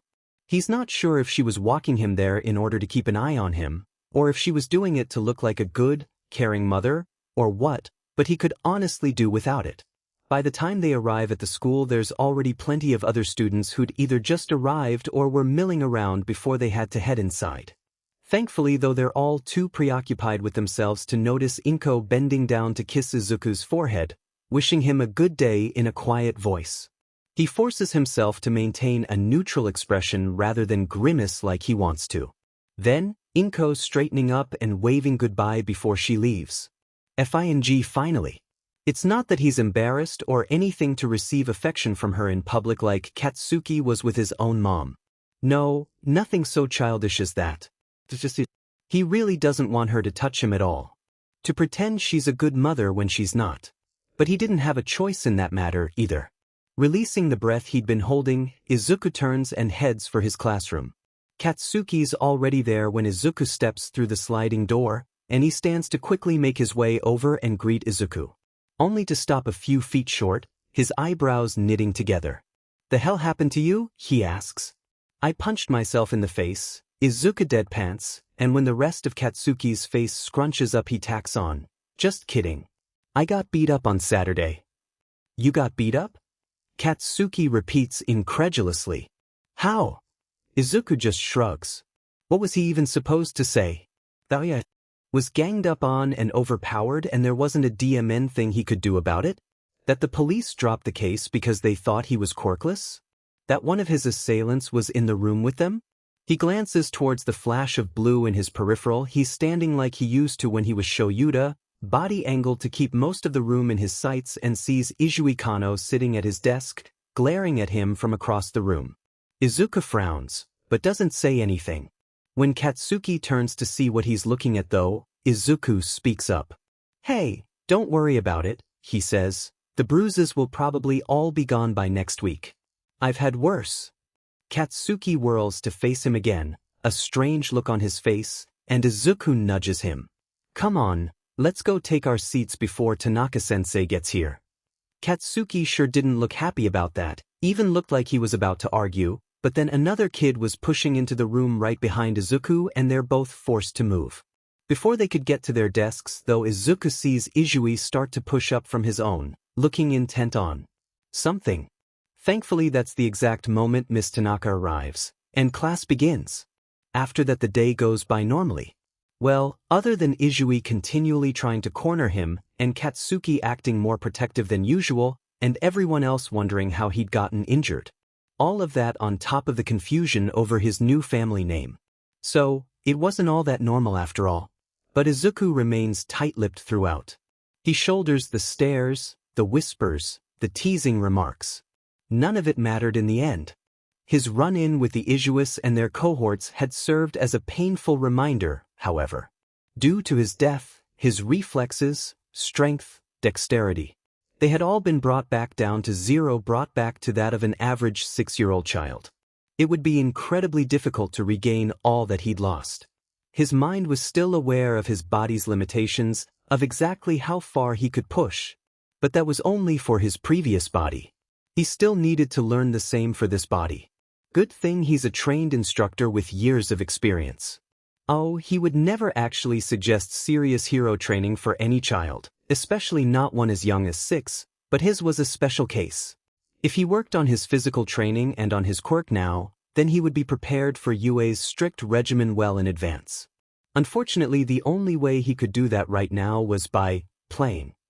Or working out disguised as playing. And he could only do that during recess, since he was expected to sit and pay attention to his lessons for the better part of the school day. It's not like the work was hard, they're still only in kindergarten after all. Izuku doesn't really need to pay attention. For the most part, it was just learning how to read and write, basic math, and, irritatingly enough, learning how to get along with each other. Yeah, no thanks. Izuku doesn't want anything to do with the vast majority of his classmates, especially Izui Kano. If only all of them would get with the program and leave him be. Today during nap time he makes sure to lay on a cot far, far away from Izui. The little brat obviously wanted to talk to him, but Izuku didn't feel like dealing with his nonsense right now. Or ever. Hopefully the rest of the school year won't be like this. Either way, the day's over soon enough, and Izuku is changing into his outside shoes so he can leave. He doesn't make it far past the front entrance though when there's a voice calling out to him, and footsteps rapidly approaching. Izuku holds back a sigh. What do you want, Izui? He grinds out, turning to stare the kid down. It actually makes him falter, Izui skidding to a stop only a couple feet away, but just as quickly his face was turning red as he worked himself right back up. He probably wasn't happy that Izuku spent the whole day avoiding him. He watches as Izui puffs his chest out, before he shouts, "My big brother's nose is broken." Izuku blinks. Okay, he says, tilting his head. Had he done that? He doesn't remember. Don't see what that has to do with me. You're the one that did it. Guess he did break the little sheet's nose, then. He should probably feel bad about that, but he doesn't. Well, maybe his face shouldn't have collided with my fist. Izuku deadpants, honestly just done with this whole conversation. Anyways, I don't see why you expect me to care. Your brother and his friends literally held me down and attacked me. Izui's face grows redder. Because, hey! Both Izuku and Izui look to see Katsuki stomping his way over to them, glaring at the latter the whole time until he stood right between the two of them. Izui actually stumbles backwards a couple steps when he's bumped into, while Izuku only has to take half a step back. Katsuki's still frowning when he turns to look at him. Izuku, he says, I want to go to the park. Let's play. His tone is, well, a lot more demanding than usual. We're in the middle of something here. Izui protests, but Katsuki doesn't even look at him. Don't care, he says, bouncing on the ball of his feet impatiently. His eyes flit between Izui and Izuku. Come on, Izuku. Let's go play. So that was his ploy. Despite the situation, Izuku actually manages a small, genuine smile. Sorry, Kaken, he says. I can't play today or for a while, actually. I'm grounded. Katsuki recoils like he'd been slapped. Grounded? You're? Yeah. Izuku sighs. I gotta go home now, sorry. His smile falls when he turns to regard Izui. And as for you, Izui-kun, if you know what's good for you, you'll leave me alone. Then Izuku turns and offers a small wave over his shoulder. I'll see you here tomorrow, Kaken. Bye. He doesn't look back as he walks away, but he swears he can feel Katsuki's gaze on his back until he turns a corner a short distance away. Izuku almost feels bad about it, but he's in enough trouble with Inko as is. He needs to follow her rules to a T. He's already grounded after all. He doesn't want to think about what would happen if he disobeyed her now. So, he heads straight back to their apartment like Inko told him to. The sunlight was hurting his eyes anyway, and he had a headache from being around shrieking children all day, so he wouldn't mind just going to his room and hiding under the blankets for a while. It doesn't take him long to get back. Ready to be done with the day, Izuku trudges up the stairs until he's reached his floor, then heads for his apartment. Only for the doorknob to stop short when he turns it. But, of course it is. Sighing, Izuku lets go and instead drops down into a crouch. Only, when he lifts the welcome mat to search under, there's no spare key in sight. Inko must have moved it again. Great. That meant he wasn't getting in unless he found the DMN thing, or he would have to climb in through his bedroom window. Or he could pick the lock. Sometimes he wondered if Inko did this sheet on purpose just so he'd have to rely on her. With a huff, he pulls his backpack off to hold in his lap so he can slump against the door, trying to think of what he should do next. Unlike Saturday night when he was attempting unknowingly to get into Aizawa's apartment, he's not so hurt that he couldn't just get in through the window. But to be honest, he still didn't feel like making the trek back down the stairs only to have to clamber up that rickety old fire escape. Then maybe he could pick the lock? Except he didn't have anything on him that he could use to do that, and that ran the risk of someone catching him in the act. But he doesn't feel like waiting in the hall for who knows how long either. Izuku knows that Inko typically gets off work at 5, and it was only around 3:30 now, which meant a minimum of a 2-hour wait providing Inko comes straight home and doesn't make any stops on the way back. Maybe he should just sit here and do his homework, or he could wander aimlessly around the building to kill some time. "Hey, neighbor," a voice rasps, and for the second time today Izuku nearly jumps out of his demon skin. He doesn't recognize the voice, and he whirls to see that it was the person who'd been sitting in the stairwell the day he and Inko first moved in. Since then Izuku's seen the guy around, but they've never actually spoken before. "Sorry," they rasp at him, voice crackling like fire. They still look just the same as they had all those months ago, a gas mask obscuring their features, fiery eyes smoldering behind the glass lenses and bits of short black hair sticking out at all angles from under the mask straps. They're still wearing that same tattered trench coat paired with steel-toed boots too. "Didn't mean to spook ya. Was just wonderin' if you were all right." "If I was all right?" Izuku echoes. "Yeah." They gesture at him, his face, specifically. "You're all messed up. Looks painful." Izuku lifts a hand without thinking to brush his fingers over the post-op patch, and he frowns. Right, injured children are a cause for concern. So with a shrug, he says, sure, since he can't exactly deny it. And while he tries not to be one to judge others too quickly, he wonders. "Why do you care?" "'Cause we're neighbors," they reply. "Neighbors gotta look out for each other, especially round these parts. I'm Yamamoto Tomoya, by the way. I live just down the hall."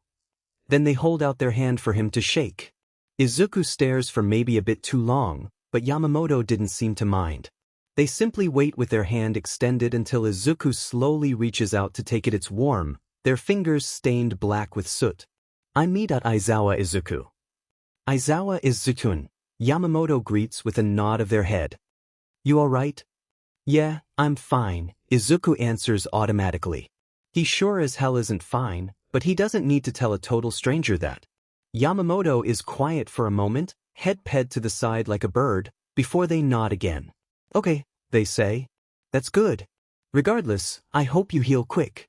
"Thank you," Izuku says, and he takes his hand back. He's not actually sure where this conversation was headed. As he'd said, he's never actually spoken with Yamamoto before despite them being neighbors.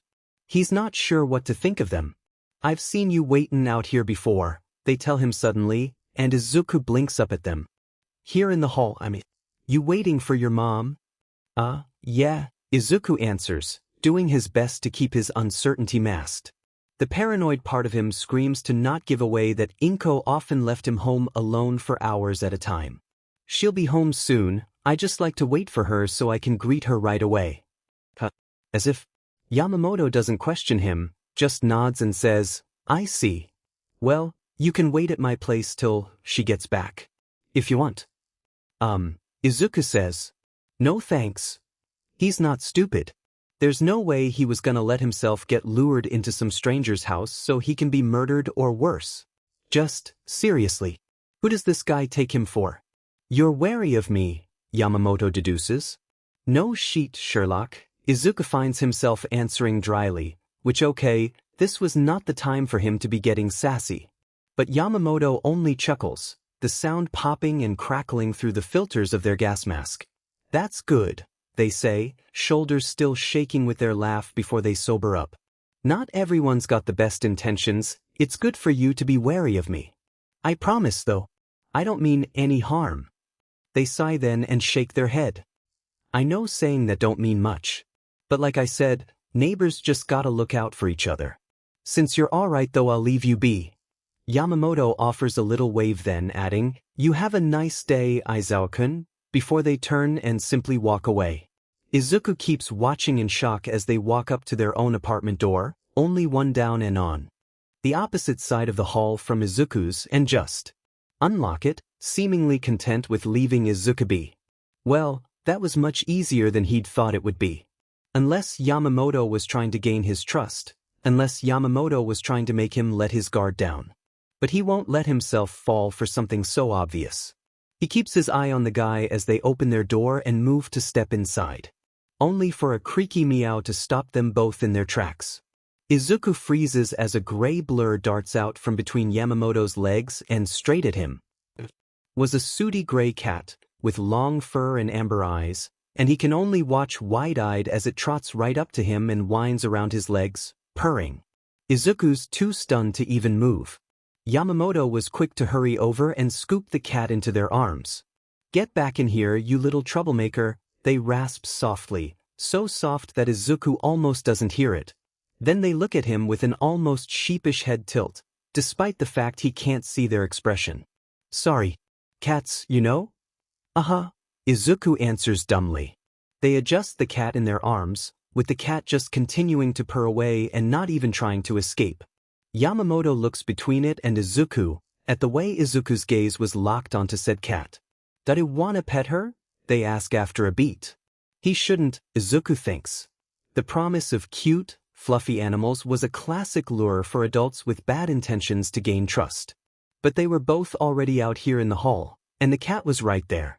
Yes, this is how he'll meet his second end, falling for the temptation of a fluffy cat. So he nods, feeling almost shy as he gets to his feet before reaching out towards the cat. It's still purring, the sound only growing stronger when Izuku pets its head, carting his fingers through its silky fur. Her name is Smokey, Yamamoto tells him, rasping voice turned fond. I found her in a fireplace when she was just a kitten. She's 5 years old now. About the same age as you. I love her, Izuku immediately decides, scritching behind Smokey's ear and smiling when she pushes her entire head up into his palm. It takes more effort than he's expecting to stop petting Smokey, slowly pulling his hand back until both rest at his sides. That I should go now, he says. Sorry. No need to apologize, Yamamoto answers, waving him off. If you ever want to come pet Smokey again or just need a place to crash, my door's always open. Izuku doesn't think he'll be taking Yamamoto up on that offer, no, not even to pet Smokey, but he just nods and says, okay. Goodbye, Yamamoto-san. See you round, kid. This time when Yamamoto enters their apartment, they're able to get the door closed without Smokey making another break for it. Probably since they had the little troublemaker contained in their arms. Then Izuku is alone in the hall again. And he's still stuck with the same dilemma as before, stay in the hall and wait for Inko to get back, or get into the apartment by himself. That he seriously doesn't feel like sitting here for another hour and a half. Sighing, he grabs his backpack to sling over his shoulder, and heads for the stairwell. That fire escape wasn't going to climb itself, after all. Katsuki's not stupid. He was the first kid at his school to learn how to read, after all, so he knows he's smart. Plus he can count all the way to 100 and he can get home from school all by himself, and he knows all the top heroes. He knows he's not stupid. But lately, everything's been making him feel like he is. Ever since Izuku got his quirk. Since then he's been acting different. At first Katsuki thought that maybe he'd been replaced or something, but there's no way the Deku from before was important enough for a villain to impersonate. Villains don't pretend to be quirkless nobodies. And besides, Katsuki was there when it had happened. He'd seen with his two own eyes the way Izuku. Any other kid would have been scared seeing that, scared of having their quirk stolen and used against them. scared of being made useless. But Katsuki definitely wasn't. He's too tough to be scared. He's not scared, and he's not stupid. And Izuku is still the same Izuku. Kind of, only he's different now. Weird. He still gets all mumblewhy about quirks, and flinches at loud noises, and doesn't like to be touched. He still doesn't like uncooked broccoli cause it gets stuck in his teeth. He still calls Katsuki Kaken. But he does other stuff now too that the Izuku from before didn't do. For starters, he acts totally different when the adults are around. Or actually, he acts the same as before around them, but it was different, like he was playing pretend. Like he was pretending to be a kid, pretending to be like how he was before he got his quirk. And nobody else seemed to notice it but Katsuki. Izuku is different from Izuku, and way different from Deku. Because a Deku is useless and weak even though Katsuki's trying very hard not to think like that anymore and the Izuku from before was way too nice for his own good. Izuku is different because he doesn't act like a Deku. No, he acts like an adult. The new Izuku uses big words that they haven't learned at school yet, and he doesn't fanboy over All Might anymore, which is weird because All Might is the best. He doesn't even care about playing games anymore either, instead just keeping to himself and always writing in his weird journal. Though that part wasn't actually all that new, come to think of it. What was new was all the stuff he knows that he shouldn't know, only he was really good at hiding it. Izuku was way better at hiding things than Deku was. Then there was that creepy grin that's all teeth and meanness that Deku never used to do. Any kid would be scared of a grin like that. But not Katsuki. Because Katsuki isn't scared of anything, especially not Izuku.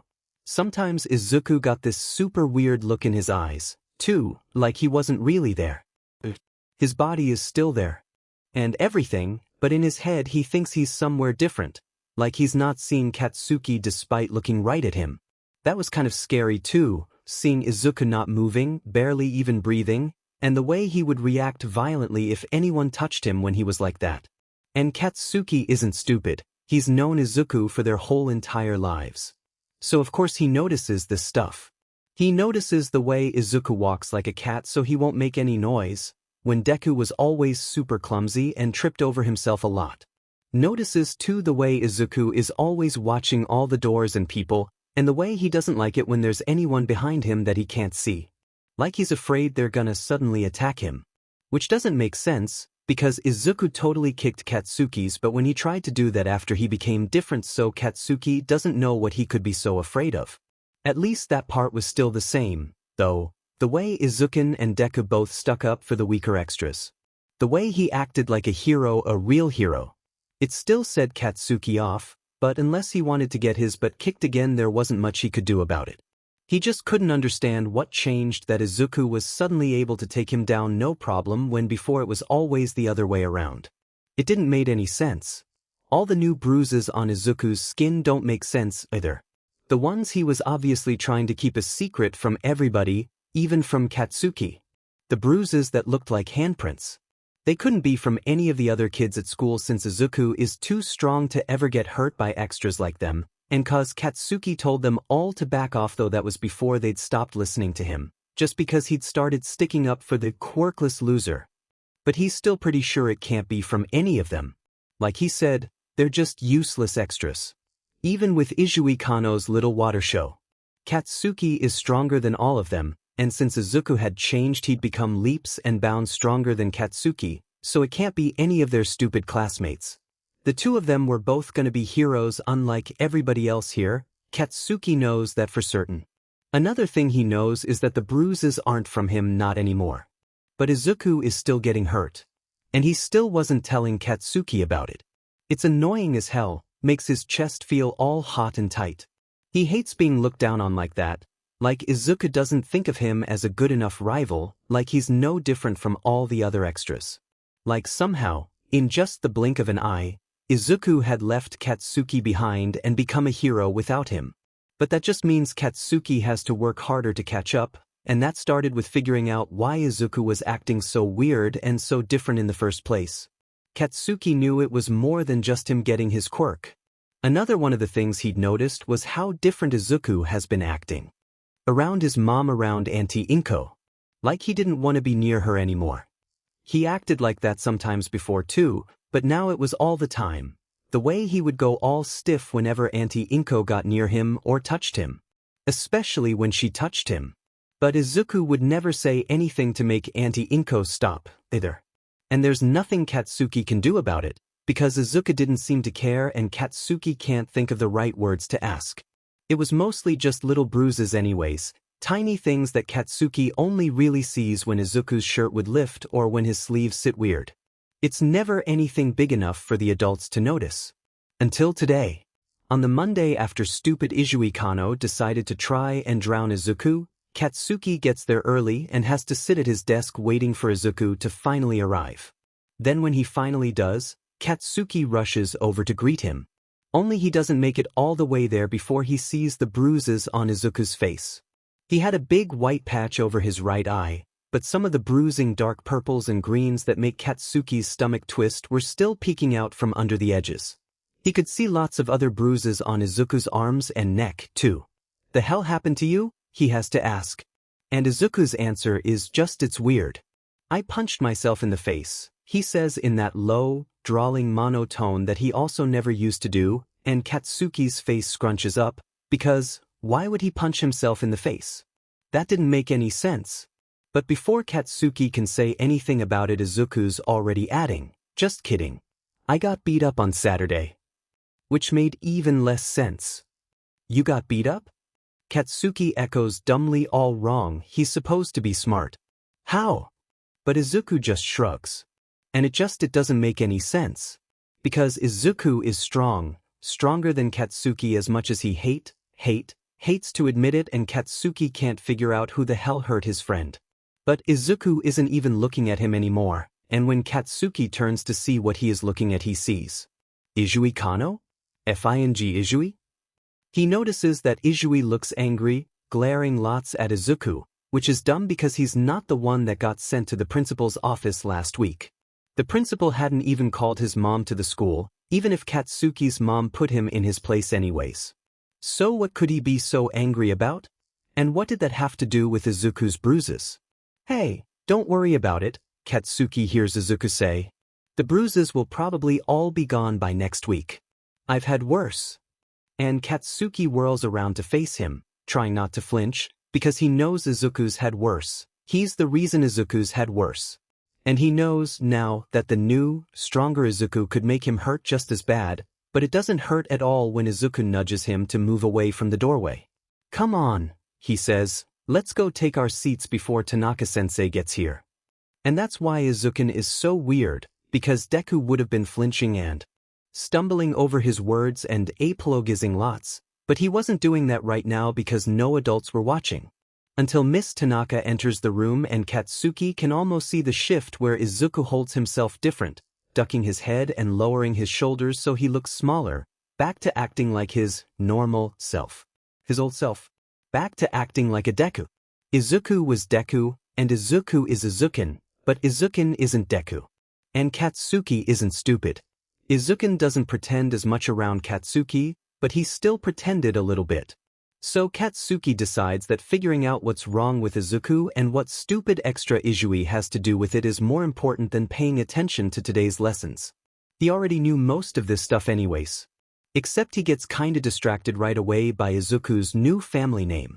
Because Izuku's been a Midoriya for their whole lives, Katsuki didn't even know a person's name could suddenly change like that.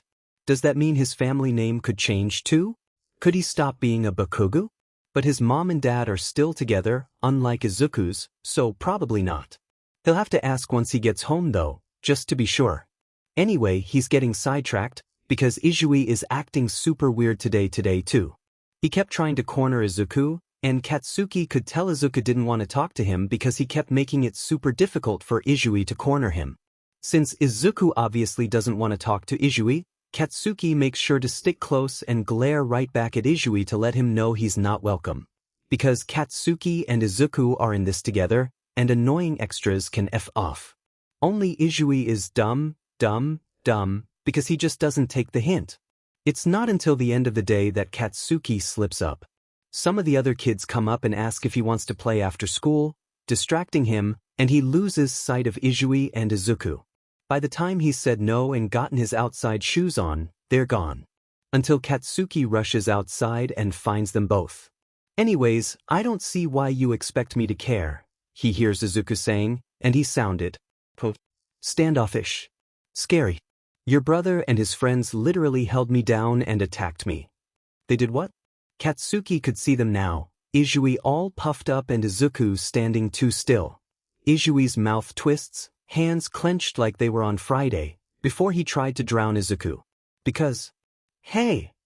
Katsuki shouts, rushing over so he can shove himself between them so he can get Izui away from Izuku. He doesn't like the way Izui was trying to make himself look big, doesn't like the how he's looking down on them, doesn't like what he'd heard. He doesn't like that he's got no clue what's going on, and he wants to know right the F now. But he doesn't want to hear it from Izui. So, Katsuki turns to Izuku and says, Izuku, I want to go to the park. Let's play. We're in the middle of something here. Izui protests. Katsuki squeezes his hands into fists and doesn't even look at him. He doesn't want stupid Izui there when he talks to Izuku, what he thinks doesn't matter. Don't care, he says, itching to just get out of here already. Come on, Izuku. Let's go play. But for some reason, Izuku just smiles at him. Not one of his big smiles like from before or the shaky one like when he's nervous, but something smaller that feels almost. So, Katsuki doesn't like that either. Sorry, Kaken, he says. I can't play today or for a while, actually. I'm grounded. Suddenly it feels like the ground's fallen out from under Katsuki's feet. It just doesn't make sense because, grounded? Izuku never got grounded, he was too much of a goody two-shoes. Or he was before he started being weird. Grounded? You're? Yeah. Izuku's smile gets a little smaller, a little sadder as he says, I gotta go home now, sorry. And then his smile disappears altogether when he looks at Izui, adding, as for you, Izui-kun, if you know what's good for you, you'll leave me alone. He turns away from both of them then, only offering a wave over his shoulder as he says, I'll see you here tomorrow, Kaken. Bye. And then he just walks away. He doesn't even look back. Katsuki stares until Izuku's disappeared around the corner, mind racing. Izuku got beat up by someone on Saturday. He spent the whole day today avoiding Izui. His mom grounded him. Together, none of it makes sense. It doesn't. His chest feels too cold, something ugly wriggling in his stomach, and he doesn't know how to make the world start making sense again. Distantly, Katsuki hears Izui mutter, stupid Midoriya, arms crossed as he scuffs his shoe on the ground. This all his fault anyways. Why'd he have to go and break Inan's nose? Shoulda just sat there and taken it like he was supposed to. He keeps muttering but Katsuki doesn't hear it. Katsuki's not stupid. So he turns and throws a punch right at Izui Kano's stupid face. He's aiming to give him a black eye to match Izuku's, but he misses and nails him right in the nose instead. It doesn't matter either way, since Izui falls backward and immediately starts crying, blood gushing from his nostrils. And as he jumps on top of Izui to punch him again, knuckles smearing with red, Katsuki feels the coldness in his chest be replaced by a more welcome burning. No one's allowed to fight Izuku but him. Izui should know that by now. Besides, it's not picking on someone weaker if they hurt someone else first. Right? Katsuki's just getting back at a villain.